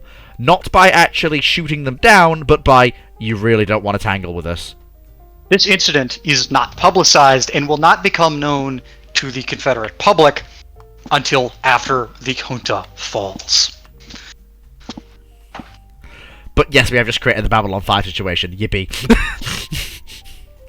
Bermuda has declared... Well, no, we'll get into that, but anyway. Carry on. So, the situation is continuing to deteriorate. Yep, the situation continues to deteriorate. And various agitators, communist, anarchist, abolitionist, they all throw their hat into the ring. The war continues, but it's not going great. As anybody who has ever tried, the Confederate States Army has relatively quickly managed to seize northern Mexico. But I mean, do you want to fight a war in the Yucatan?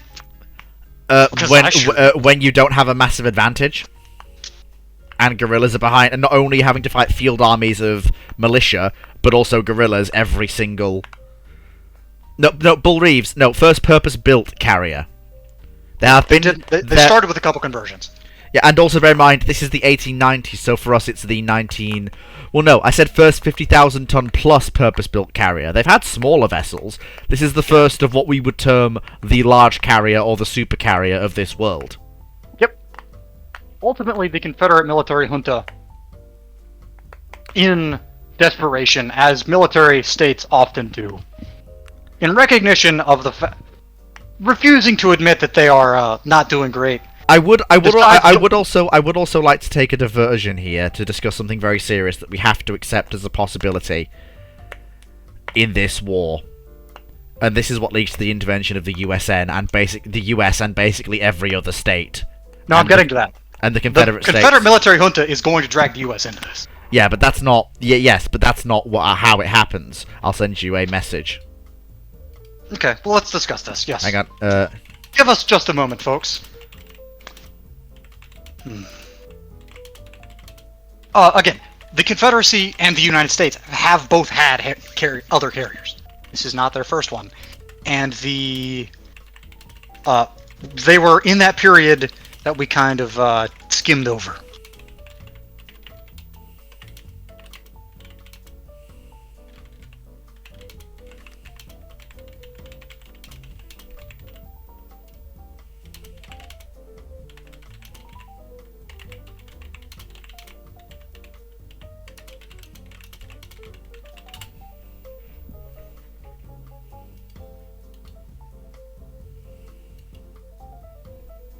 Is that what you were going for? No.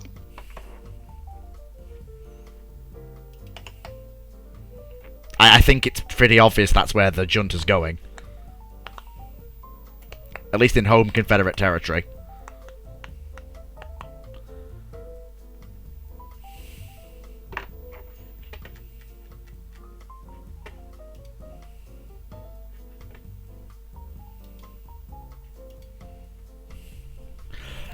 No. Like, because the CS military's been fighting the US for ages, so they know that's not going to work. No. And besides, it does also fit with, this is the Confederate States of America we're talking about. If you want to go through that, I actually need to run AFK for just a moment. Yeah, okay. So, in order to attempt to salvage the situation, reduce unrest at home, and decrease unemployment among lower-class whites, the Confederate States junta starts a smear campaign against the black race in general, blaming the slave population for daring to stand against their white betters. And then, in early 1891, news gets out that the junta has been herding the black population in general into certain areas, and they don't come out again.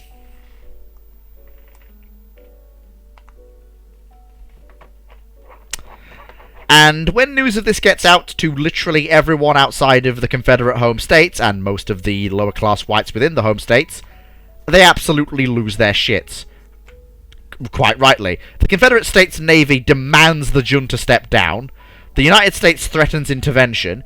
The British threaten intervention. Basically, it brings a United Nations together in the 1890s. Because this is just fucked. And aggressively so. And so, a coalition of British, French, and other interests, along with the Confederate States Navy, now in exile, basically issues an ultimatum to the junta in Richmond.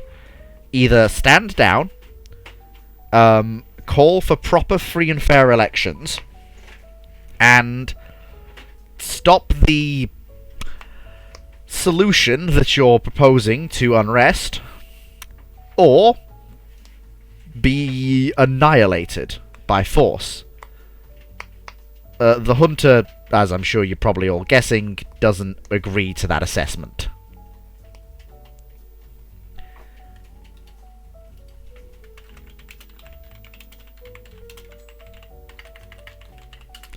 And so, the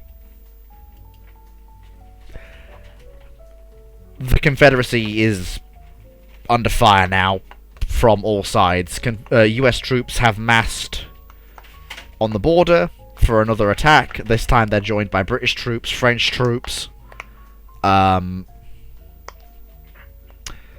Basically, use your foot. Yeah, British troops, French troops.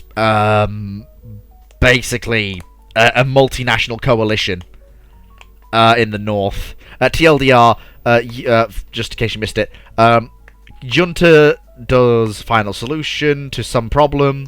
Rest of the world finds out in late 1890.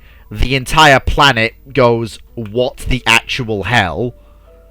As they should. And basically, a sort of league of...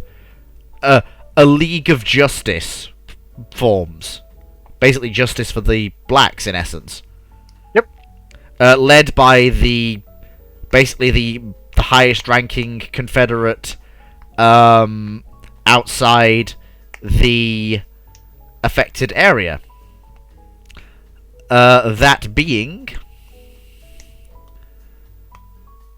Also, do you want to know who's leading the military junta?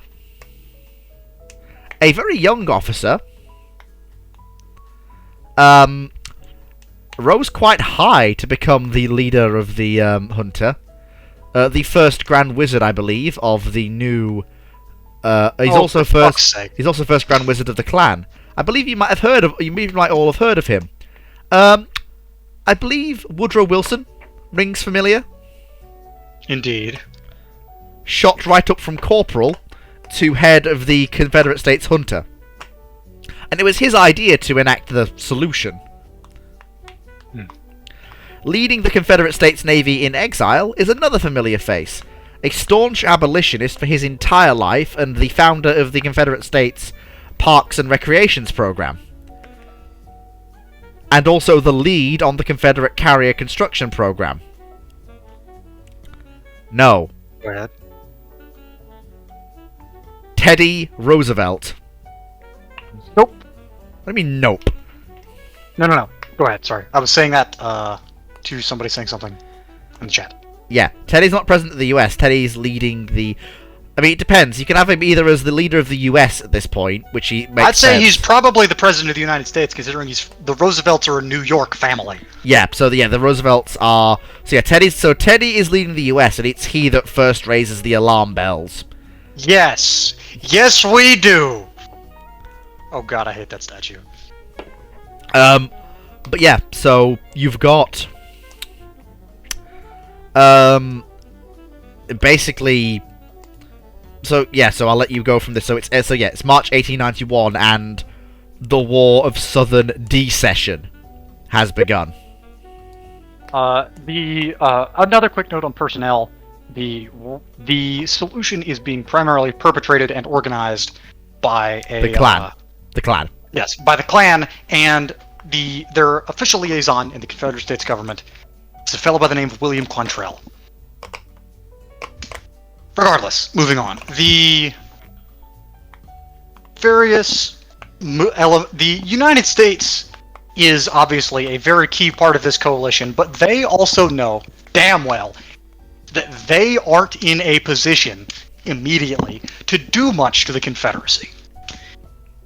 At least it doesn't seem that way. Yeah, at least not immediately and on land.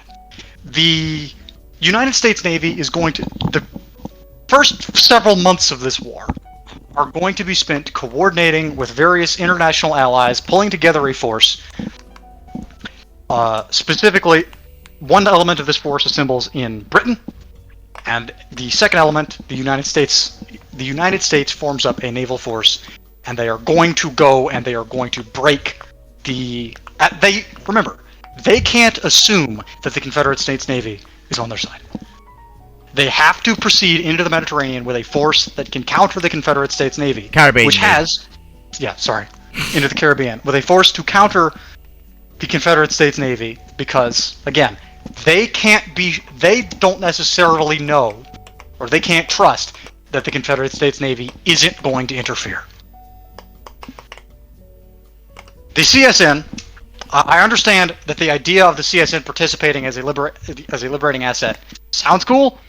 I really don't see that happening. I think they're probably going to sit this one out.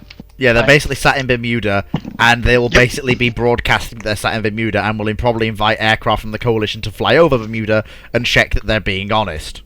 Yep, we're sitting here, we're not doing nothing. And in fact, they'll probably invite ships of the Alliance to Bermuda to use it as a port, so they can get constant reports saying, yes, the Confederate fleet hasn't moved, they're still here. Yep. What that means is that, again, the first several months are spent drawing together and organizing a multinational naval force to sail into the Caribbean. And it's also worth pointing out that preparations are going on the Eastern Front in the continental United States, because the British have brought something.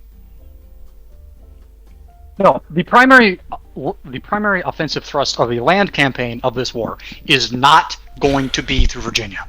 Well, no. Regardless of what you have as assets to break that, it's not going to cut it. The plan instead is to come down the plains, down through. They want to seize the oil fields in Texas and Oklahoma as soon as possible, and then come east, driving into the heartland of the Confederacy and isolating the Confederate States Army forces that are even still trying to perpetuate the reclaiming of the Yucatan and territories in South America. The fleet runs into a desperate sortie by Confederate Navy loyalists, consisting of a bunch of old 12-inch dreadnoughts, and ironically enough, the battlecruiser USS States' Rights. She's blown out of the water by what is essentially a G3 class battlecruiser, Fisher. Yep. Commanded by Fisher. Fisher's on Fisher.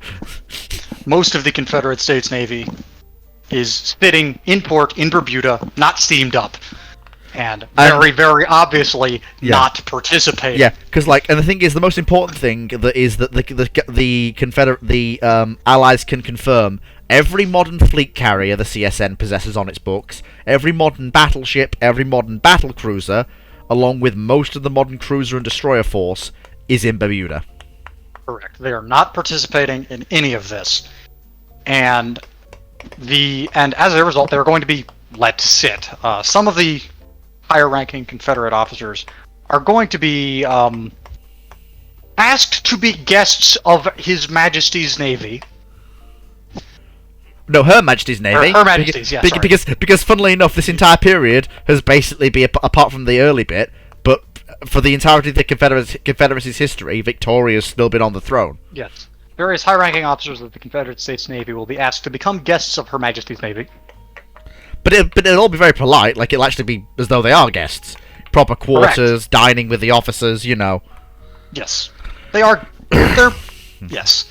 Regardless, with the Mediterranean secure, the first thing that the coalition does is going to be to ensure that various other island nations in the Confederacy, or in the various other island nations and Confederate possessions dotted about, are secured. That the Confederate States Navy, or Confederate States Army rather, isn't lurking on them. This isn't going to be terribly difficult. What they're actually really doing is making sure that the various slave revolts that have occurred have done their job properly, and in some cases, trying to figure out whether or not this particular corpse hanging upside down in a tree was actually a Confederate States Army officer or not. Basically cataloging it's basically what we see after the end of the Second World War, except much, much earlier. Yep, they're cataloging, they are reporting. And they are, because again, the war started here. Cuba opens its ports to the Alliance fleet. The British in particular get a very warm welcome. As the trailblazers for the abolition of slavery. Yep. And regardless, the land campaign, though, is what's really going to have to be how this war is won. The coalition begins shipping forces, shipping men, shipping material into the northern United States. They're being sent out to Illinois. They're staging there. They're getting ready, and they're like I said, the first major thrust of the war is the first major land invasion of the Confederate States of America comes in early 1892, and it is launched across the plains of North Texas. They are burning oil fields. It's also worth pointing out this is the first use of what will become termed by the great powers as oil-based warfare. So named for the fact that it uses petrol-burning tanks and trucks and aircraft in vast numbers. we're full on like I said, burning, invasion illuminated by burning oil wells. It is a fully motorized offensive. Yes, it is a fully motorized offensive, and it is a very, very hard fought one. The Confederate States Army made something of a name for itself in the 1880s by producing bigger and heavier tanks near continuously. And they cut their teeth on mobile warfare in exactly this country. This is their territory. They invented this. They are not going to go down easily. No, they are not. They can't. I actually have some. Ultimately, like I said, the primary objective of this first thrust is to start at, to come down through northern Oklahoma. Their objective is the port of New Orleans.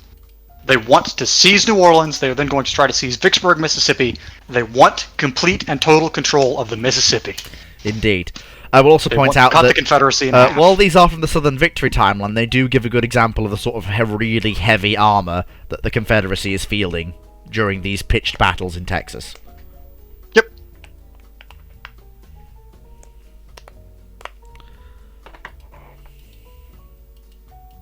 You see a attempted counterattack by Confederate States Army elements.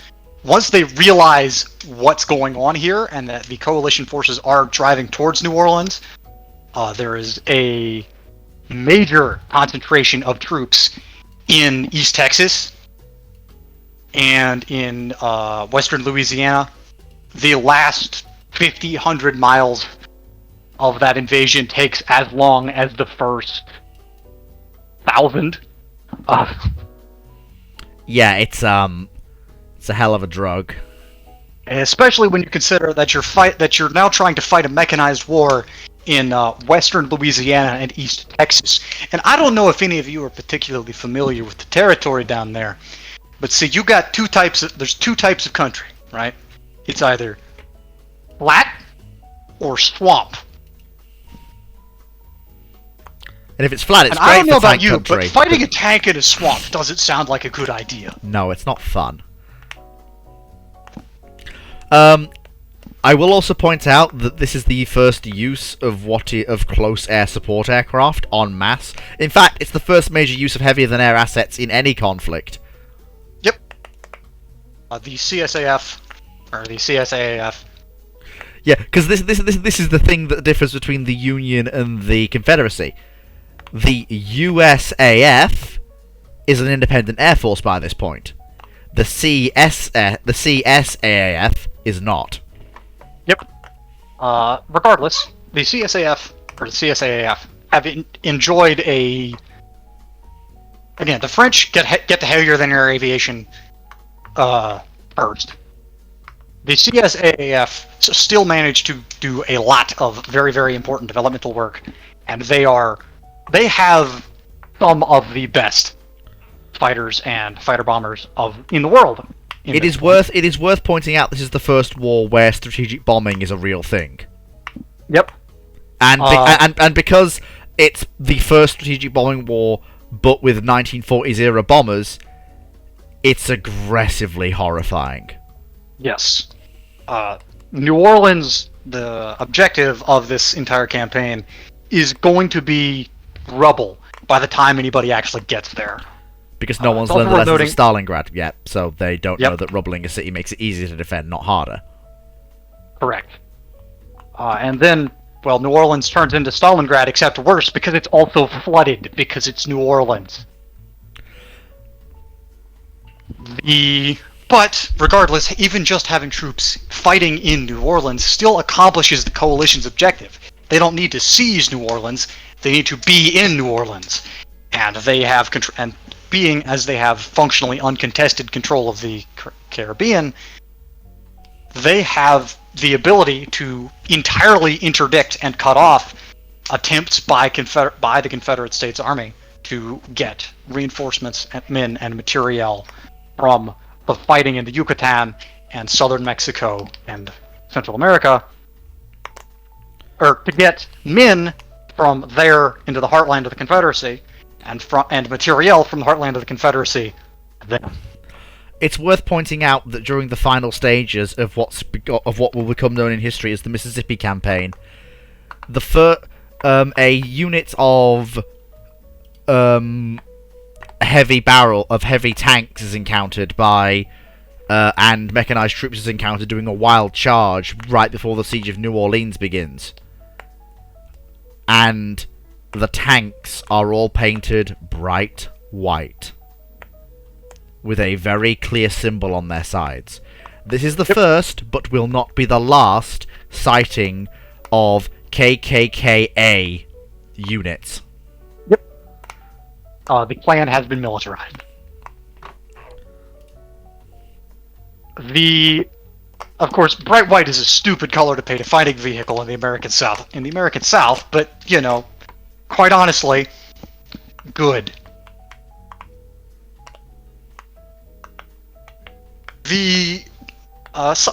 Having seized or fighting in New Orleans, the fight to control the Mississippi River is bad, but it's not as dramatically. But New Orleans remains the centerpiece of the conflict. There are continued fights and skirmishes up and down the Mississippi. Vicksburg, in particular, remains a Confederate bastion, and they launch fairly regular. How do I put this? They fairly regularly launch forces from Vicksburg, or launch armored thrusts from Vicksburg with the express intention of punching through the invading lines and heading down to the Yucatan. Right? These are breakthrough forces that are intended to break through, and they are not trying to sustain a line of supply back to Vicksburg. They're just trying to get them through. It's worth pointing out at this point that although it's not known until after this point, it's not known until after the war's over, that Wilson is not quite a puppet ruler at this point, but he's basically taking his instructions from the Grand Wizard of the Klan. Klan leaders and Klan officials are political officers in every single... Nathan Bedford Forrest in particular. Yes. Because at this point Nathan Bedford Forrest is still alive, and he's still leading the Klan. Yes, he and his influence in the Confederate States Armed Forces is a direct component of why the Klan has armed military forces. And also the Klan, not only in terms of its own divisions now, which are getting now the best kit, which is making the army grumble. What's making the army grumble but not actually do anything is the fact that there are political officers in every single division wearing lovely snowy white robes. Well, maybe not snowy white robes, but they're wearing insignia at least. Yeah. Well, no, the white robes are like, a badge of office and intimidation. And they're also very, very terrible. They're also terribly inefficient things to wear. Oh, they are. Regardless. But it's the KKK, what were you expecting? This is true. The Mississippi Campaign is the first major offensive campaign of the war, but it will not be the last. Eventually, enough of a tenuous connection to the New Orleans waterfront is established so that they can start landing forces there, that they can start bringing in additional forces. Yeah. Yeah, honestly, that's Samurai, that's fair. Yeah, the Klan's white robes last 2 weeks, and their white vehicles last 2 weeks before they heavily camouflage. Yeah, and then they just start... They fight with a different roundel. But the second major offensive thrust... Right, they're landing troops in New Orleans, they're landing material in New Orleans. Before that happens, I'd like to switch initiative back to the Confederates for a second. Sure. While all this has been going, while the Mississippi Campaign is winding down, Confederate High Command realizes they have a unused set of troops that are slightly battle-hardened, or at least have veteran sergeants and officers within them, and have fully equipped men and materiel, and can perhaps take the pressure off the Mississippi area, allowing for breakout attempts and perhaps a reunification of the Confederacy, at least in some areas. So the order goes out, and when does the Mississippi Campaign wind down, would you say? Sorry, 93? 90. They get enough of a connection to the waterfront that troops can start being landed there in 94. Okay, so on... Fighting in this... The city of New Orleans is not going to be Oh consolidated yeah, until, like, I'm saying 95. wind down, not, Yeah, So, That's when- May 94? sure. On September 6th, 1894, the signal Order 191, in reference to Robert E. Lee's famous order, that still actually not reference to Robert E. Lee's famous order, but this timeline's version of it, crackles out across the Eastern Front, and a army level offensive begins. Every single trench, every single dugout, every single frontline position commits to a full-scale offensive action against what Commonwealth and US forces remain on the other side. And and they start making headway. Chemical and biological weapons are used by the Confederate States en masse in this offensive, and they start breaking little bits. Like, they know they can't keep it going forever, but it really is it's brutal fighting. Like, we're talking 200,000 dead in the first week on the Confederate side alone. But they are steadily taking bunkers. The front line in the east is actually moving for the first time in 70 years. Their primary objective here isn't, of course, they know they can't sustain momentum over here.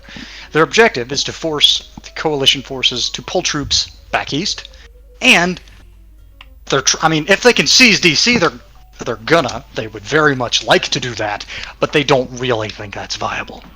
That is until some of the new Confederate heavy barrels batter a hole.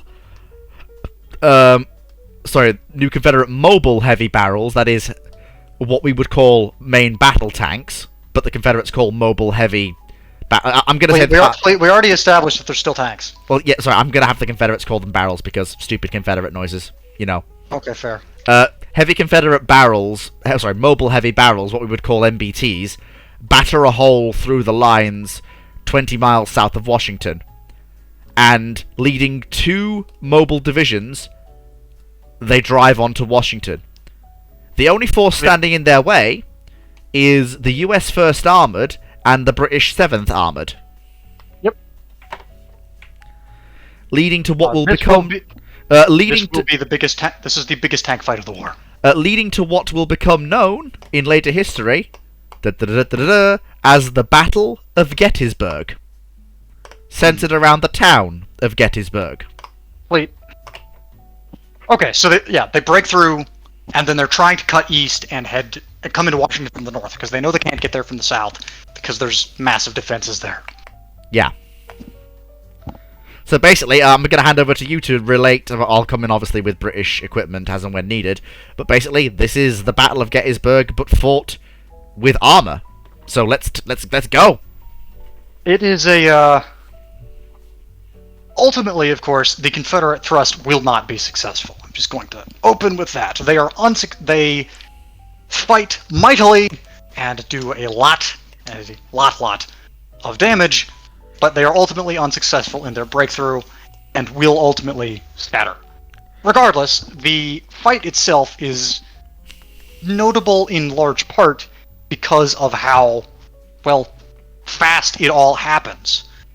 First contact is made in the U.S. Army and the Commonwealth forces are operating with.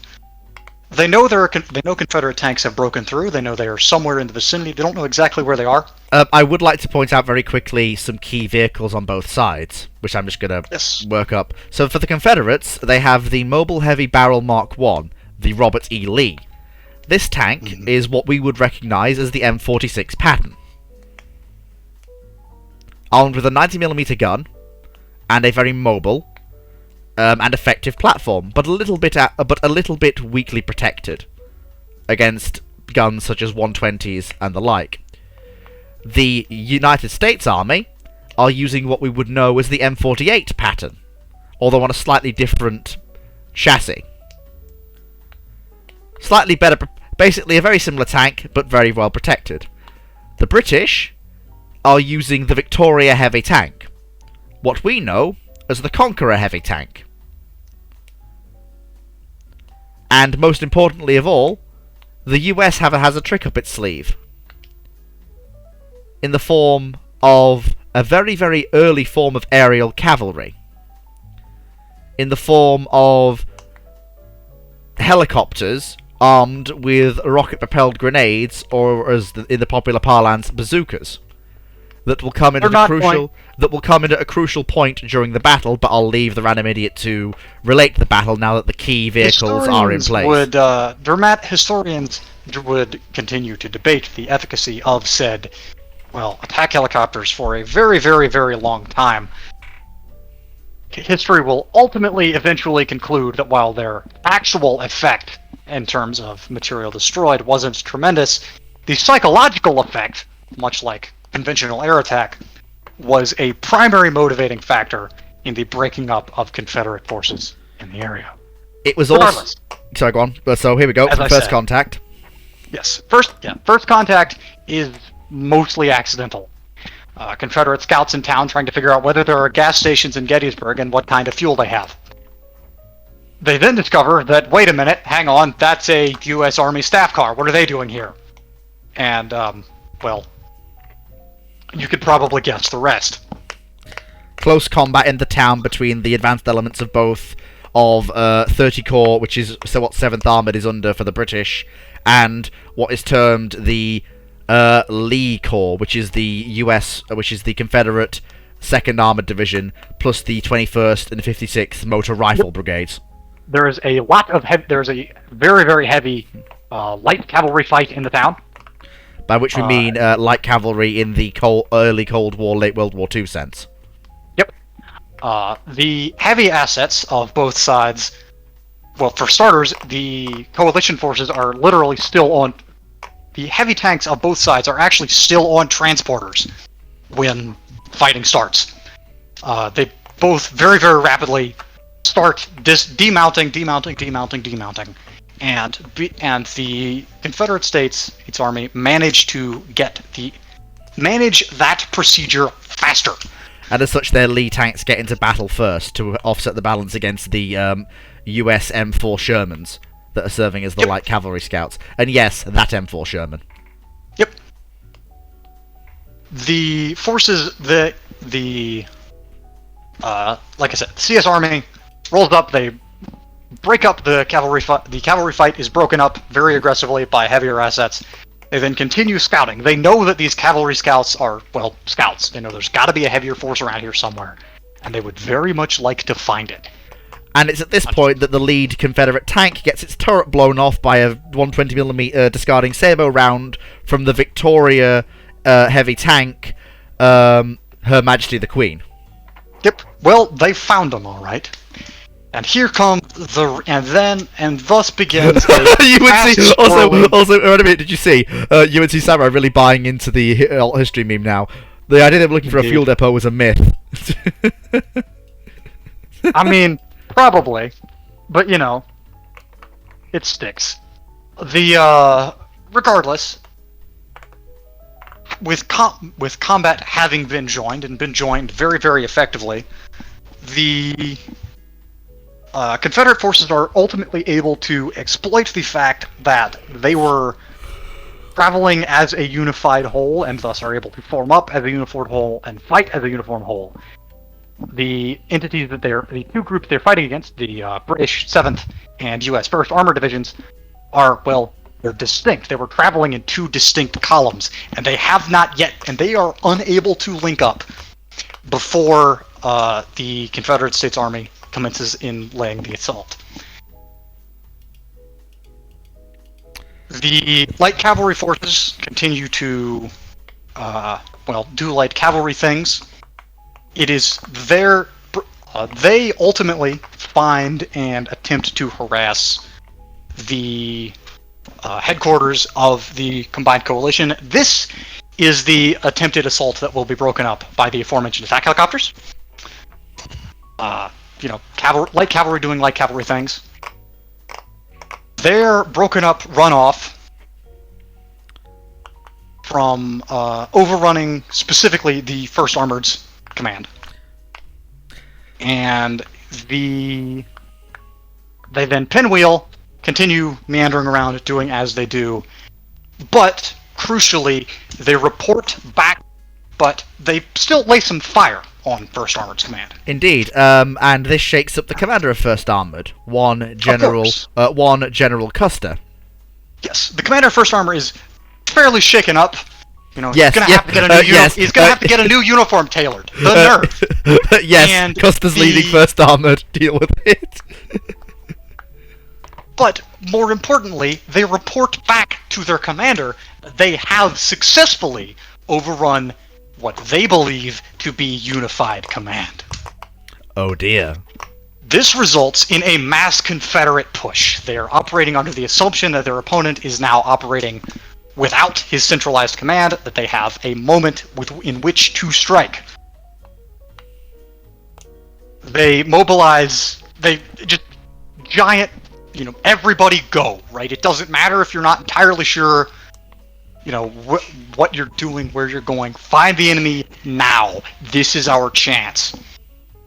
Unfortunately, the primary force of this thrust is directed not into the 1st Armored Division, but into the 7th.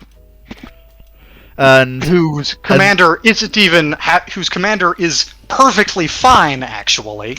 Yes, and the commander may be a name familiar to all of you, because he's serving in the army, not as a reporter this time, having been very carefully selected for the position via a bit of nepotism and a bit of pushing from his mother. Winston Churchill looks out from his command tank and is very pleased with what he sees. Indeed. Regardless, this desperate push by the Confederate States of America, intended to seize the initiative and make good on an advantage that it turns out they didn't have, is summarily dispatched. Because the British tanks are encamped on a ridge. Cemetery Ridge. Approximately a full third of the fighting complement of the Confederate second, we'll say it's the 2nd Armored just for it was, yeah, you got it right, yeah. Numbers. Approximately a third of their fighting capability is lost in a 15-minute stretch. In about a 15-minute stretch. After that, a further 1/6 will be lost in the next half hour. This is a tremendous blow to the fighting strength, right? They're down half their forces, and they had already been fighting for a little while, so they weren't at full strength to start with. Bayonets! Having been thusly shellacked, they do manage to retreat in more or less good order. The British declined to press the advantage. Historians will later very, very heavily criticize that decision. Some will even say that it cost Winston Churchill his chance to become Prime Minister in 1912. Yes. But regardless, he chooses not to press. Part of this may have been because of attempted Confederate radio deception efforts, but there's some question as to whether or not the coalition forces were even aware of them. It's also worth pointing out that at this point there were Confederate CAS aircraft buzzing over the battlefield, and Churchill was concerned about, despite the fact that he has some skink mobile anti-aircraft vehicles with him, he was concerned about committing his Victorias to a open field attack. Yep. As the Confederacy had so resoundingly demonstrated was a bad idea. As I said, the Confederate forces retreat in broadly good order. But the road to Washington has been held shut. Yep, they ultimately retreat all the way back across. They retreat all the way back to friendly lines. They will never again mount a major offensive in the east.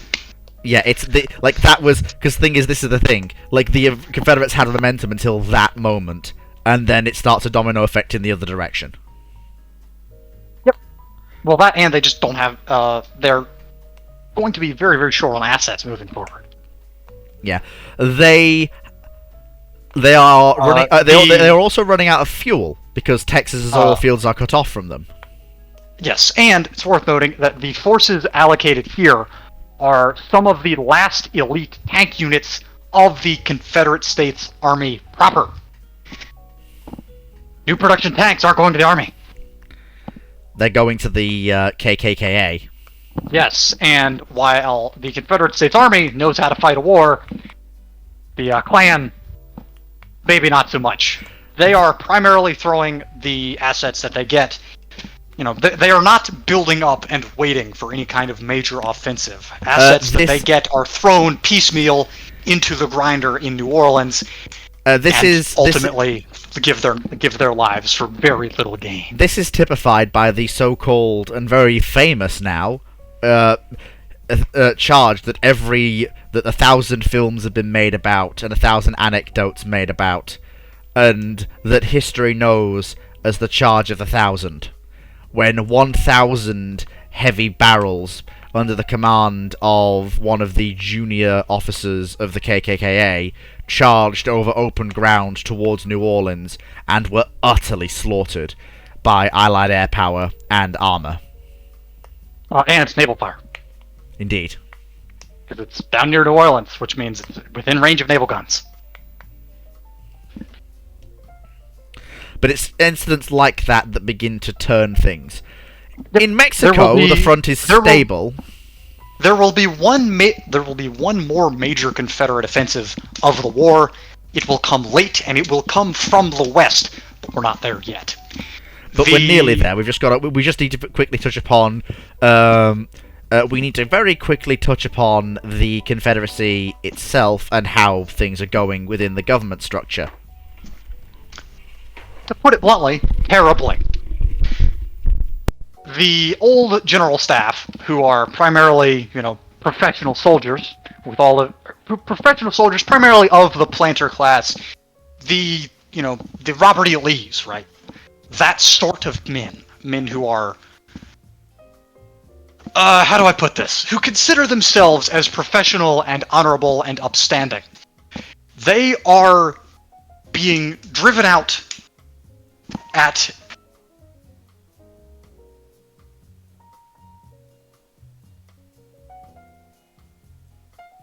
they are being driven out of command decisions, and a small insular force around General Wilson is coalescing. This force the exact nature of this advisory network is ever-changing. Many of them find themselves arrested, many others find themselves shot. But regardless, it is a very nebulous force in which the charismatic are able to carry the day, and a mismanagement hell in which good ideas go to die. Furthermore, increasingly, the old guard of the Confederate General Staff are deployed to field commands by Wilson, who is absolutely sick and tired of letting them sit around and do, basically, Wilson's tired of them telling him he's having bad ideas, so he sends them to the front instead to execute those bad ideas. This ends predictably with a very, very large number of high-ranking Confederate officers ultimately being killed on the front lines in, many of them die in questionable circumstances. Not openly to friendly fire or assassination, but the specter is there, and ultimately you end up in an environment in which there is, the Confederate government is extremely, extremely dysfunctional. On the note about the Klan Bull, I know that is why the Klan was formed historically. This is a Klan that is formed out of, how do I put this?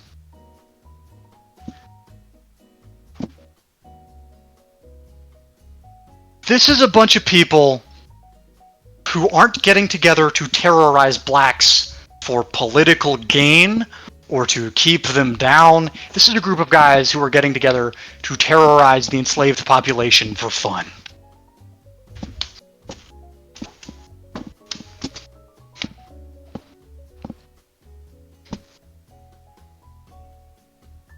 They then manage to, through political chicanery, get one of their own to be running the country. That's the Indeed. real reason why the clan is getting any assets at all. That's why they are being militarized. It's why they are being relied upon to carry out a peculiar solution for that peculiar institution. Indeed. And I love that. I want that on I don't say I want that on a t-shirt, but it's definitely a slogan. Shall we say? And they are indicative as an organization of the problems that are prevalent in Confederate government at this point today. Yeah, it's not so much about No. By this time, right? By this time, Wilson has been in government for 10 years now, and by this point, the Klan they are the SS. That is the direct analog here. basically. They are a political secret police that has major military forces because they can, not because they should. I will also point out that as the East deteriorates and it becomes clear that they're not going to be able to break through to the West, although this isn't confirmed until much later in the conflict, Wilson and major Klan leaders leave Richmond by submarine and sail to Texas.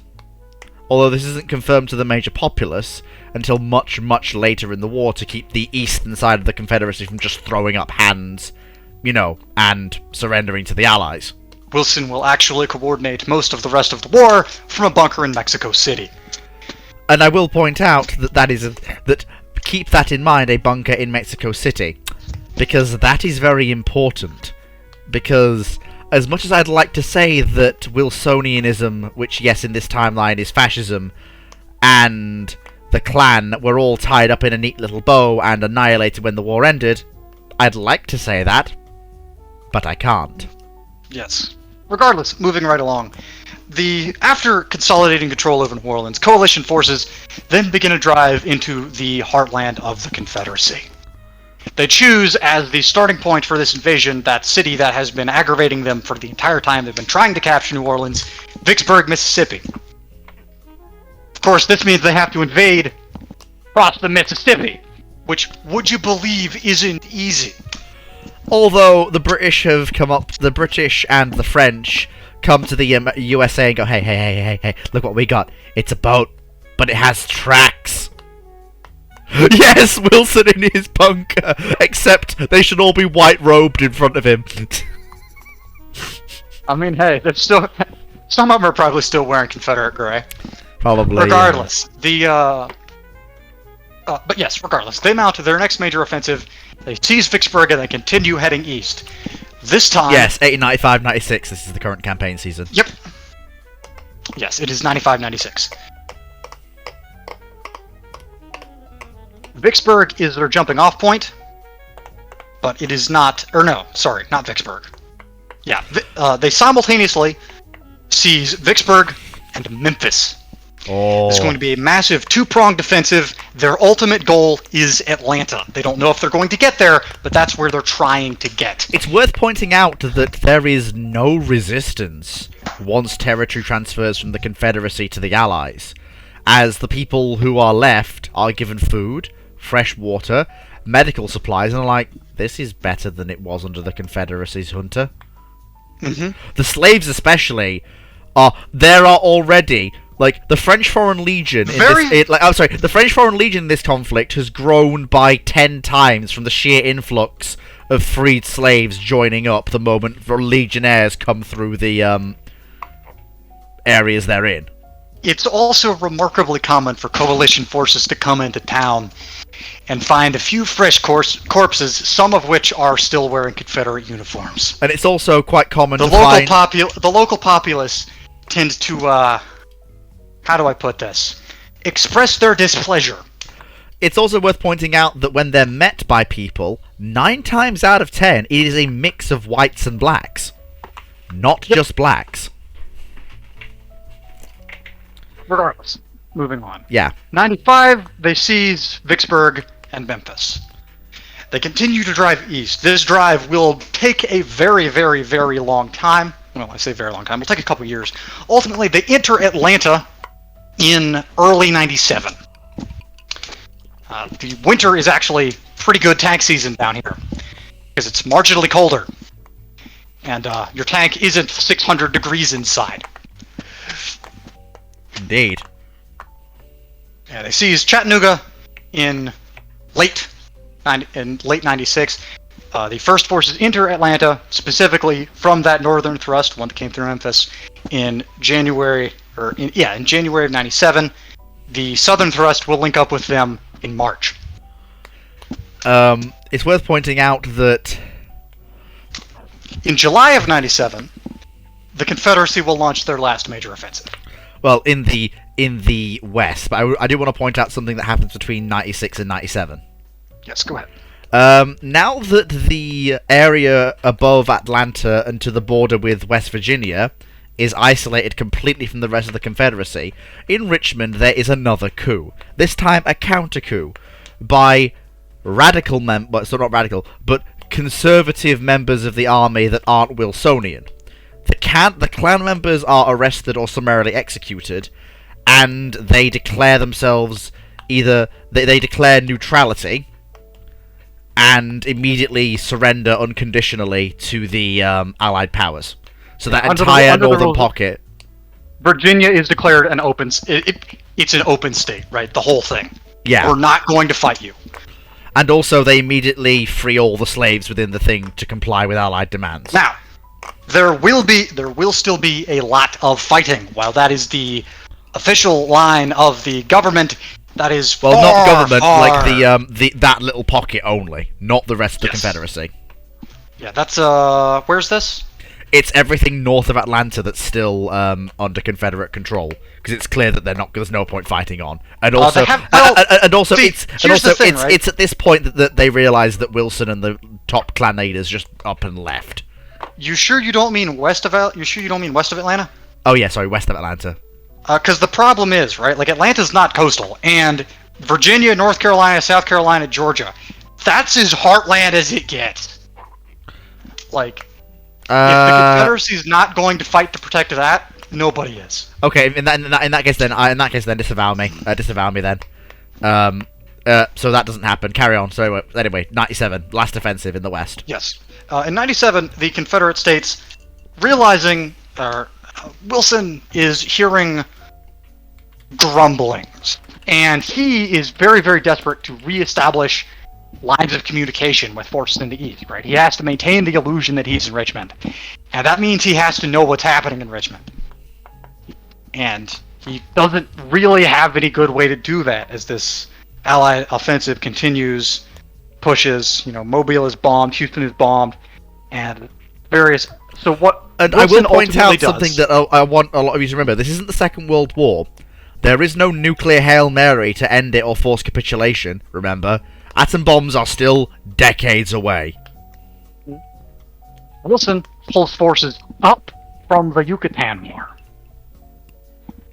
They are going to surrender to the slave rebels a vast amount of territory in Mexico and Central America that they have just fought for, that they've been fighting for 10 years. They're going to roll the troops back. They're going to build a defensive line across the narrowest point of Mexico, right down south of Veracruz. And they are going to hold that, and they are going to hold it for as long as they possibly can. West Virginia is already independent. Not independent, West Virginia is already U.S. West Virginia is already part of the United States. At this point, the U.S. president is Teddy Roosevelt. The Confederate leader, because we're not sure what his official title would be, is Woodrow Wilson.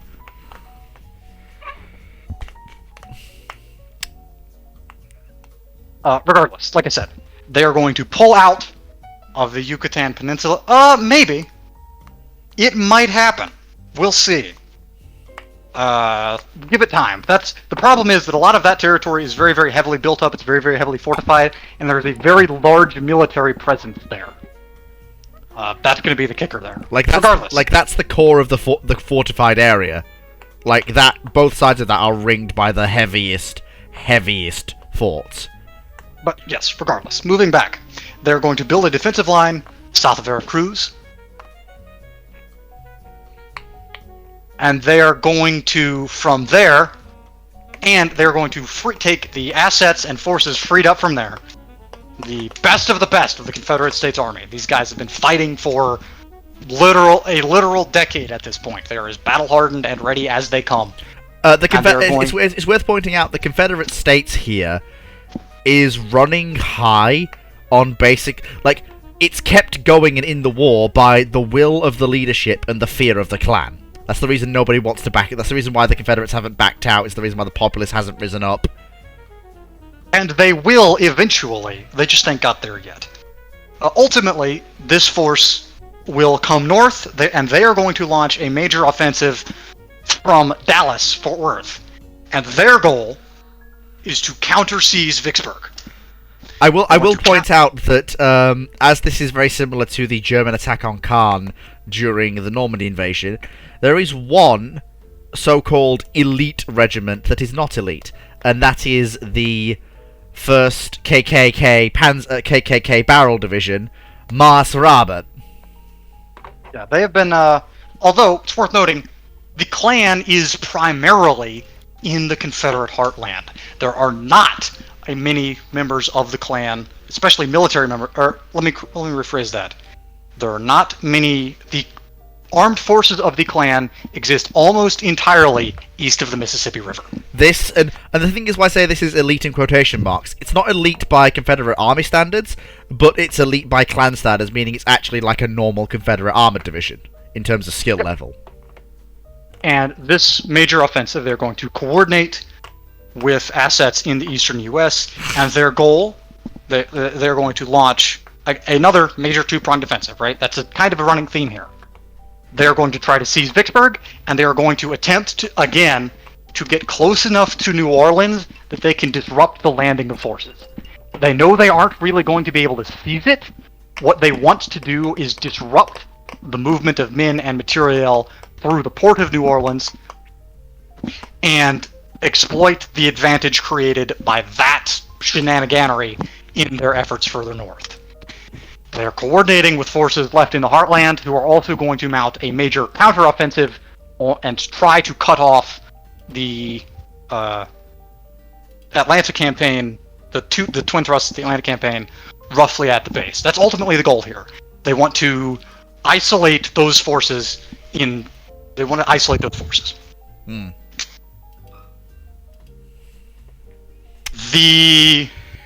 Of course, again, now they have the problem of attacking Vicksburg across the Mississippi, and they are not as good at conducting They're not as good at conducting river operations or river crossing operations as their counterparts.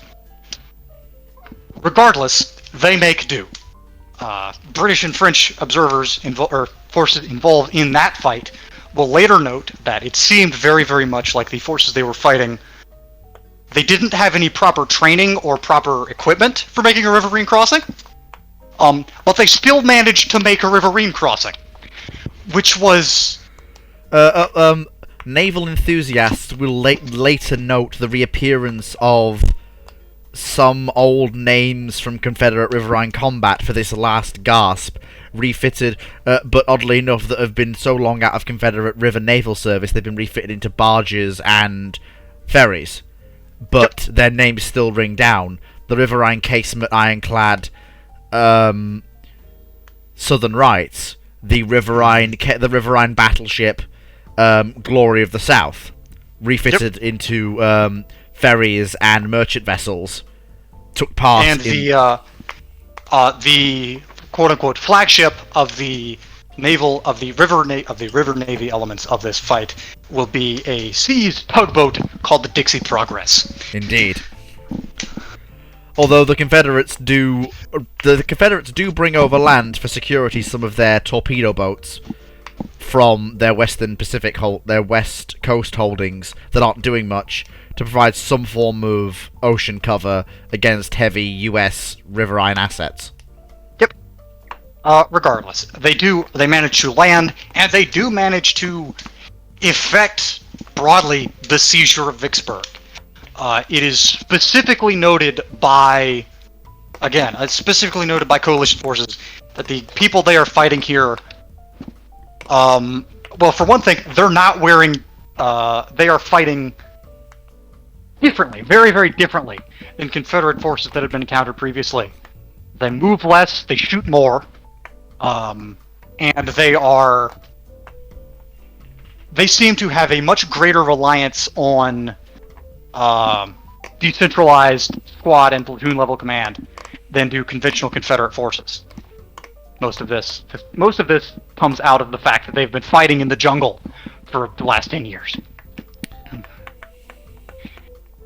They do manage to seize Vicksburg.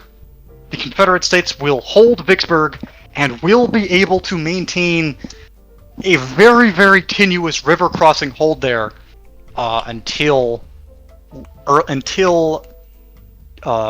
November of November of 97, when they will ultimately be forced out. Although what I will point out is this holding allows a lot of Confederate military personnel, quotation marks, to cross into the Western Confederacy.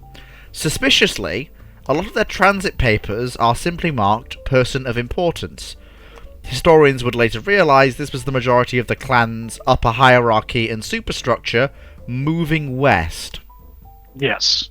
Already it seemed that key elements of the Wilsonian government were laying the groundwork for a continued war fought from Mexico City and from Central America, and had already started to write off the very heartland of the Confederacy.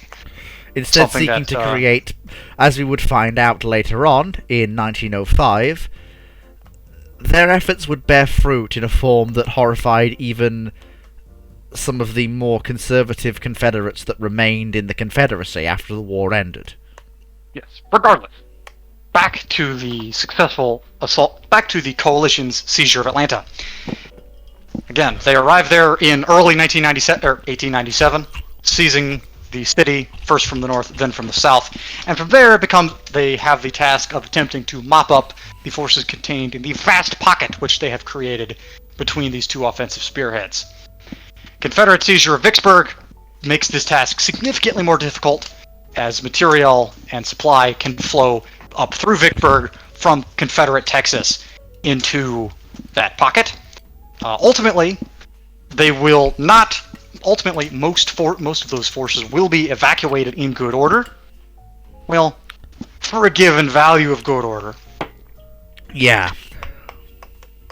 Out through Vicksburg, and will continue to fight as a part of the Confederate Army of the Rio Grande. Indeed. The next major objective for the... when did we say that the Battle of Gettysburg was? 95? Yeah. It was 94, 95. Yeah. So now in late 97, US Army commanders, radicals, have seen what happened at Gettysburg and have spent the last 2 years working on something in secret. And it's now revealed the prototype to the top brass. It's a larger helicopter than most seen before, with a very throaty piston engine. But what it does have is a relatively slim fuselage, and, most importantly of all, 250 caliber machine guns under the nose, and 26 individual rockets under its stubby wings. It is called the Rattlesnake, and it is the first true attack helicopter. In case you're wondering, yes, this is a Cobra, but different. Yes. The next major objective, well, I mean, hey, you've got Atlanta, and Where does one go when one is invading the Confederate States of America and you have just seized Atlanta? Richmond! No, not Richmond. What? Come on. Somebody in the audience has to know this. I'm not American, don't look at me! Why did they get you here to do this? We're going to Charleston, baby. It's time to march to the sea. Yeah! Yeah, baby! The next major coalition push is from Atlanta to Charleston. Charleston has of course long been a hotbed of pro-Confederate sentiment. It is the biggest port on the Confederate Eastern Seaboard, the second largest in the Confederacy behind New Orleans. It also contains something that the Allies are worried will get away to New Mexico. That being the technically functional, but still in dry dock, battleship Spirit of the White Man.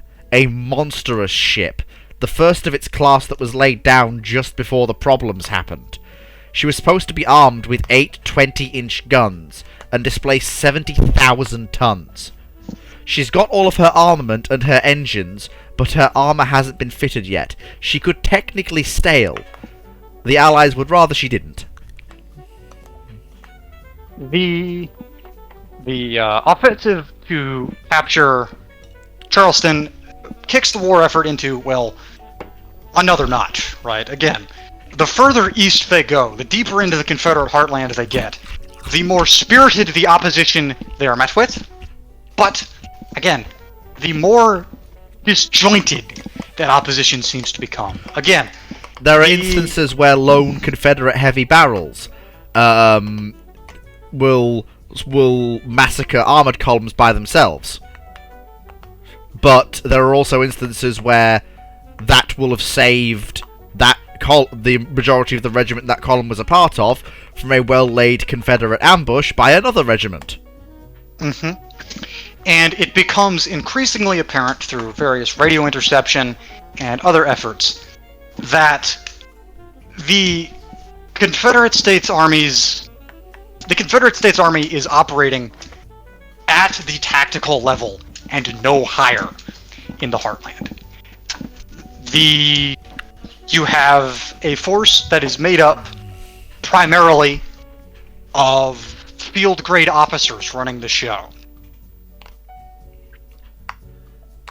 You do have very, very, very few.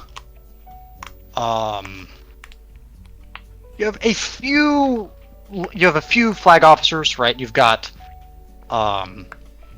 It is worth pointing out most of this confusion is because the tactical officers are unaware that Richmond has been abandoned. They keep going for, a lot of the lower ranking flag officers keep going for orders and keep getting told by hooded clan members the upper staff is still deliberating the grand plan. Come back later. The response they were told to give if anyone came asking after Wilson and the upper clan staff. Yep. You've got a lot of full-bird colonels, you've got a few brigadier generals running around, and really you have no major strategic direction to speak of. What little strategic direction they do get is coming from Wilson's bunker in Mexico City, and is being, well... distorted by distance. He doesn't have a terribly great grasp of the situation on the ground, and as a direct result of that, his orders are very, very frequently, well, terrible. He orders exploitation of... There are several instances, most notably in and around the city of Greenville, most notably around the city of Augusta, South Carolina, or is that in Georgia? Not sure. Most notably in and around there, where Confederate forces are launched into a mass assault, one of the few major attempted offensives of this latter part of the war, to exploit a gap that doesn't exist and hasn't existed for 2 full months. Is Missouri a northern state or a southern state? Missouri? Yes. The border is drawn specifically at Missouri's southern border. Okay. So, leading one of the armored divisions in the US Army is a rather dynamic, relatively up-and-coming officer with a rather forward-thinking mind. He will become famous for the actions regarding the road to Charleston, specifically his handling of a core-scale, unorganized but still rather worrying Confederate counterattack. His name, John J. Pershing. The attack in question was a last gasp by the Confederate 1st Armored Corps. That same force that fought so well in Gettysburg, retreated in good order from Gettysburg, ultimately thrown into a completely and totally fruitless effort to exploit a perceived weakness that was never there to begin with. Although this was the first and only time that the Confederates would ever use in combat the only super heavy tank to ever see combat in the world. The super heavy barrel that is known as the Jefferson Davis, armed with a 155mm gun in a rotating turret, along with 6 50 caliber machine guns, and weighing 100 tons. It was and remains the largest and heaviest tank ever committed to combat. 20 were given to the 2nd Armored Corps as reinforcements after Gettysburg, and it was they were very specifically manufactured without the knowledge of the higher ups in Richmond by the Confederate States Army's former tank works, and this was done with the explicit intention that we're not giving these damn things to the Klan.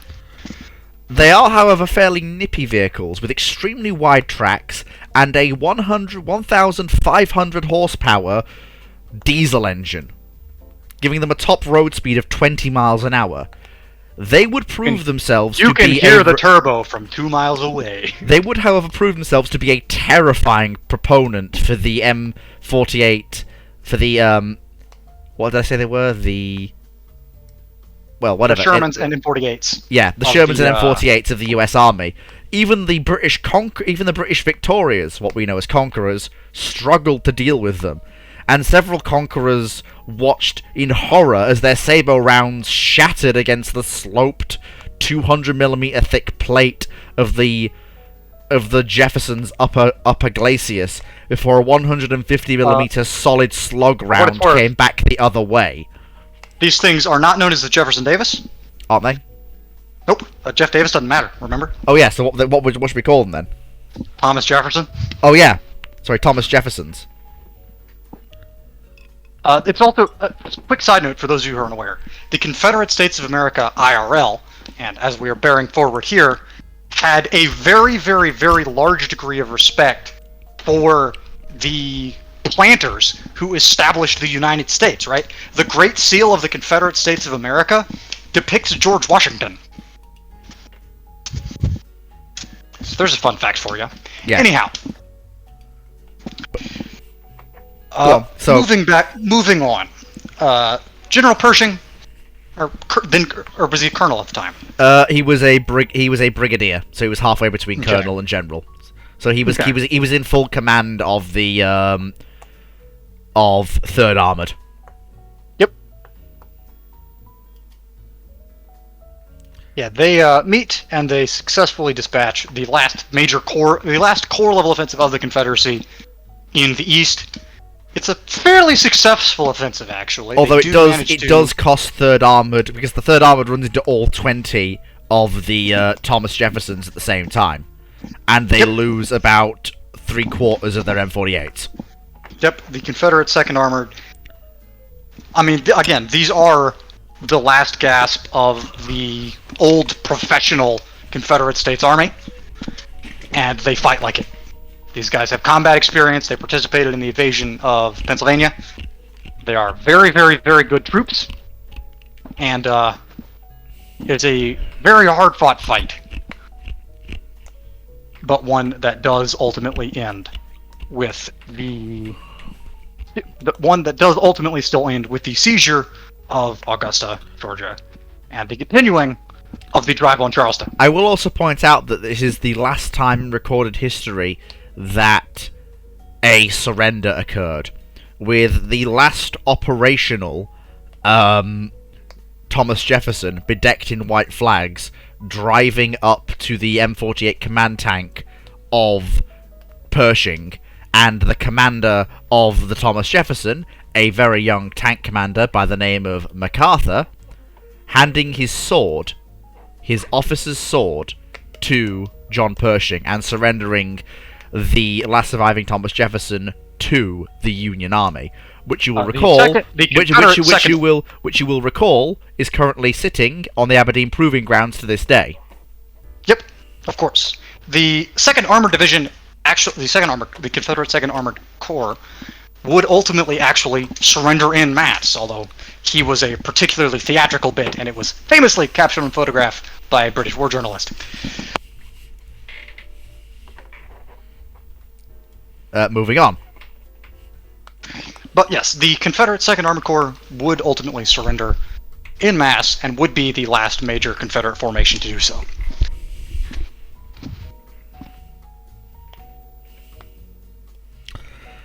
Oh yeah, so now the noose is tightening around what remains of the Confederate heartland in the east. Yep.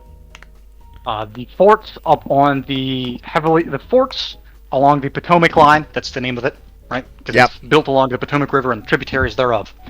The forts along the Potomac line are, well, the war up there hasn't done much. There's been a lot of little probing attacks. It's been a place where men and munitions go to sit. They can't afford to pull out of it, because, well, the second they do, they're screwed. But they also don't have enough manpower to make any kind of push out of it. And slowly but surely... It's worth pointing out that this is where we get... I think it's fair to say that it's at this point that I think we need to start the obvious defections. And it's here, where the line hasn't moved, that they start. Yes. The Confederate defections to what becomes known as the Free States of America. Yep. So, go on. Following the example of the state of Kentucky, actually hoisting the flag of the state of Kentucky initially, various Confederate forts just stopped being Confederate forts. This is a action that is met with some incredulity and a lot of confusion at first, but as word of it spreads and news spreads, the vast majority of the fortress, the Potomac line, specifically around Kentucky, would almost entirely defect, wholesale, to the state of Kentucky. And attempts by forces in the line in northern Virginia and along the West Virginia border to do the same would be stopped by political officers. Indeed. But this created mass resentment among the army. Yes, while this stopped the wholesale flipping of fortifications, it did start a long, slow bleed of personnel, as men of the Confederate States Armed Forces slipped away in ones and twos, heading north towards U.S. lines. Ultimately, the highest-ranking Confederate officer captured during the war would come out of one of these forts. Oh? Who was it? Yes. A Major General Thomas Jackson.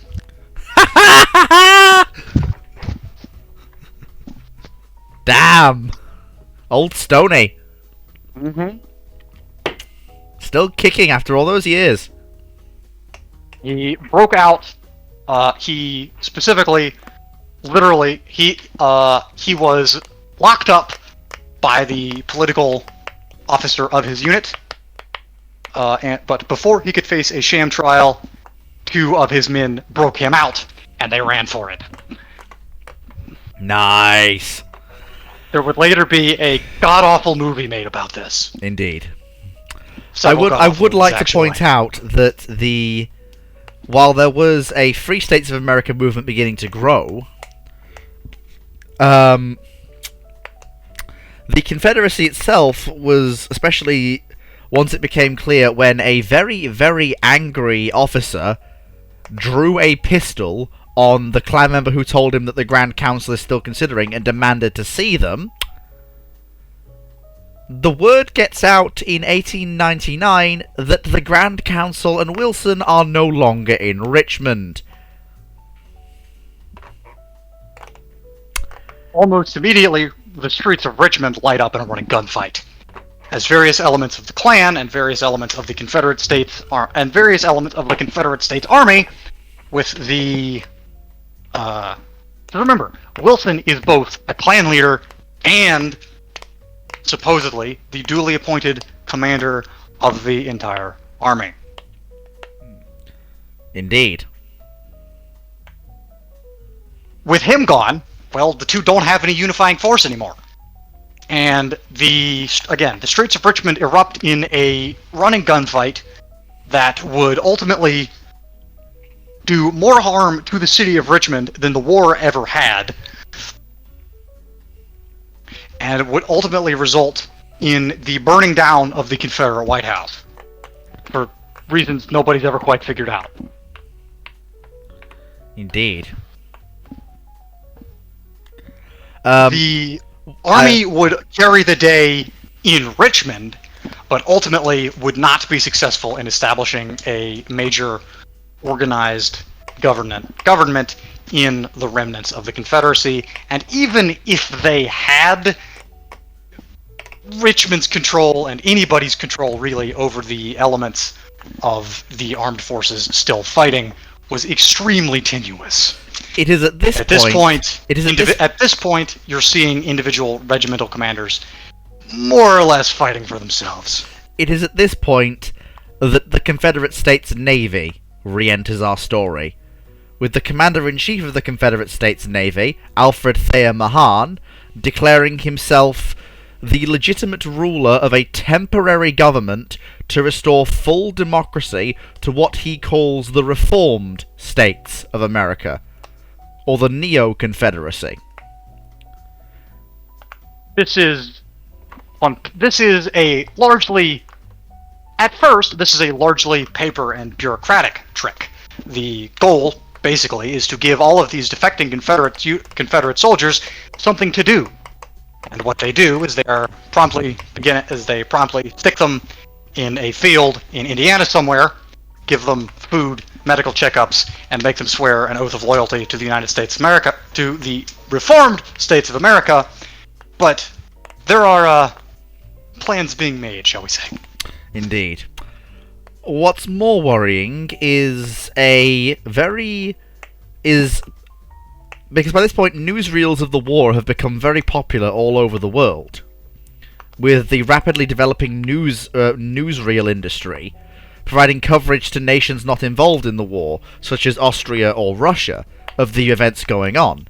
One particular newsreel is smuggled desperately by a pilot out of Confederate Mexico, and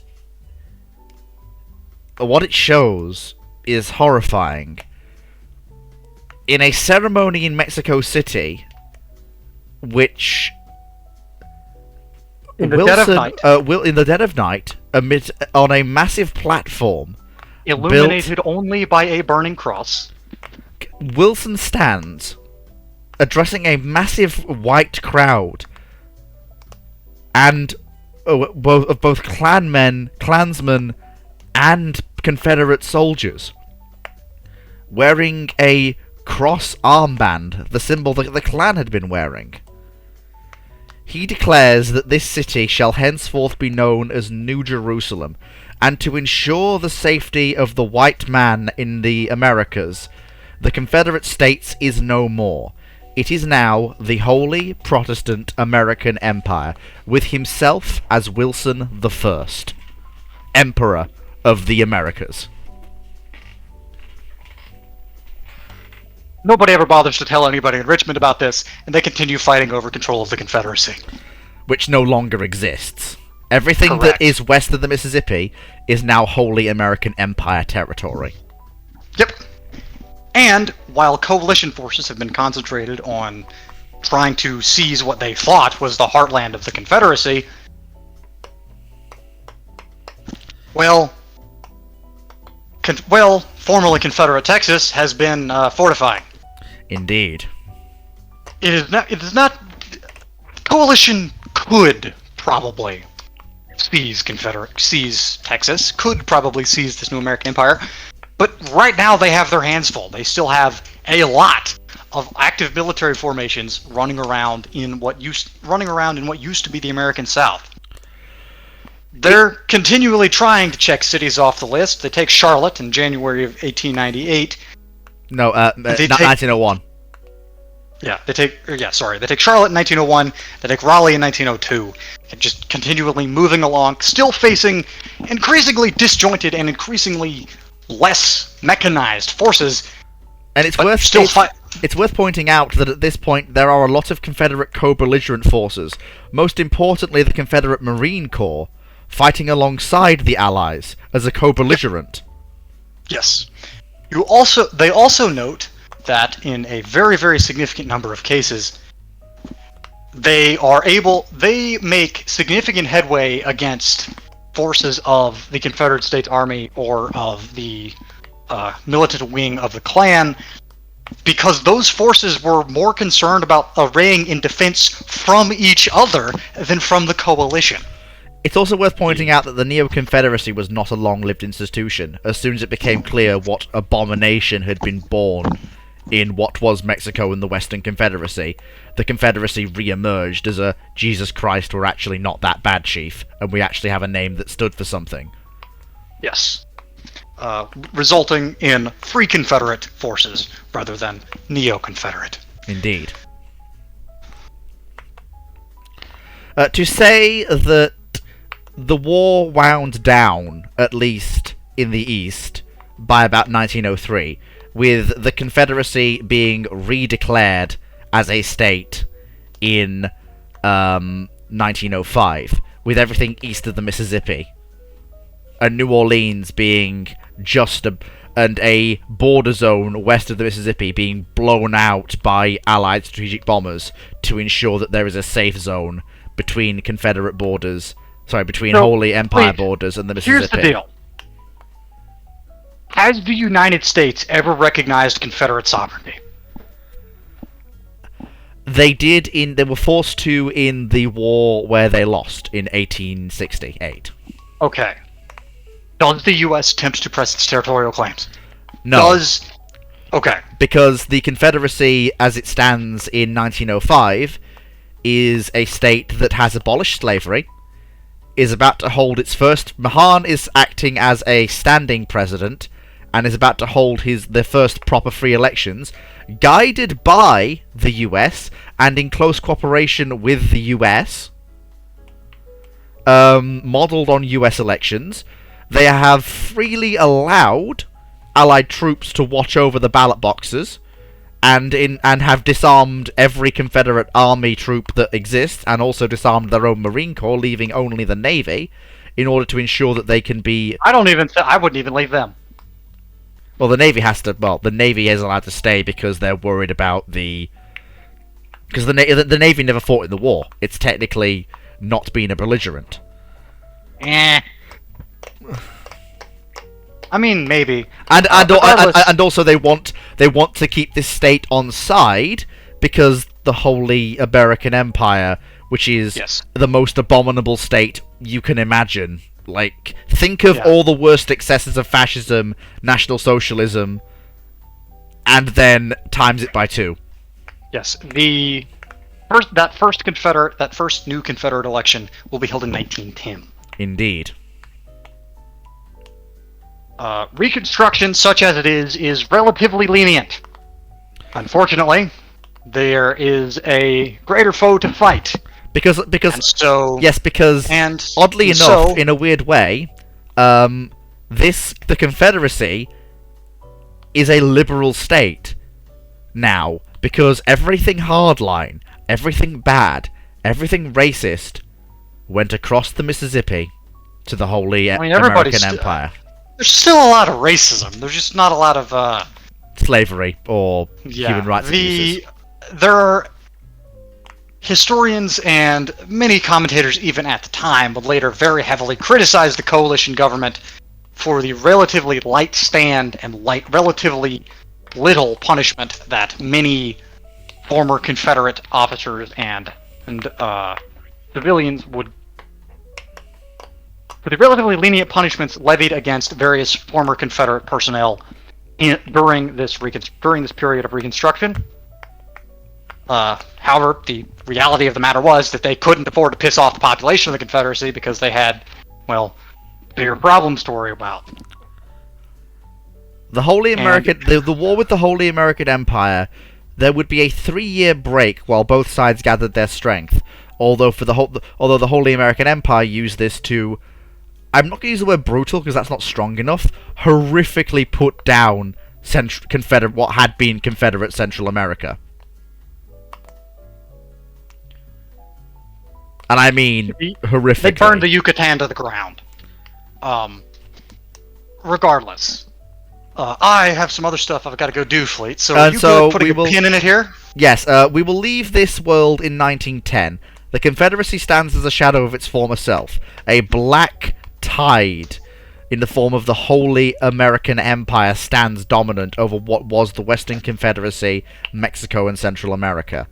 The world has massively changed. Various independent states in the Caribbean are now free and democratic under the rule of some remarkably left-wing, in some places, black governments. Indeed. And the Confederacy is now holding its first free elections since it was founded. The technology of the period is very much what we would think of as early 50s, with the exception of atomic weaponry and jet engines. Yep. And that's where we are for now. The city of New Orleans is devastated. It is. It may never return to its pre-war self. The city of Atlanta, likewise, the cities of Atlanta and Vicksburg have likewise been very, very heavily fought over and ruined. Richmond has had many government buildings and military institutions burned, destroyed, looted, destroyed, burned again. But notably, a very significant amount of most of this damage was caused by either direct combat or by infighting between various supposedly unified factions. And I would like to point out, before I close out here, just before you go, you might think that, surely the Allied powers would not have the stomach for this war. It's been going on for like 12 years at this point. When your opponent is something so vile that to let it live would be to doom the world and millions of people to horrific fates. When you're the British Empire that took a stand in the 1820s to uphold something that mattered, and the very antithesis of you sits there. When you are the United States of America, who has finally managed to defeat that great evil that has sat on its southern border for so long, but there's still a little bit more to go. When you're the French, who you might think don't have a stake in this, but are looking at but Napoleon III, now getting on a bit, is looking at the Neo-American Empire and sees a seed of something that he can restructure once the war's over.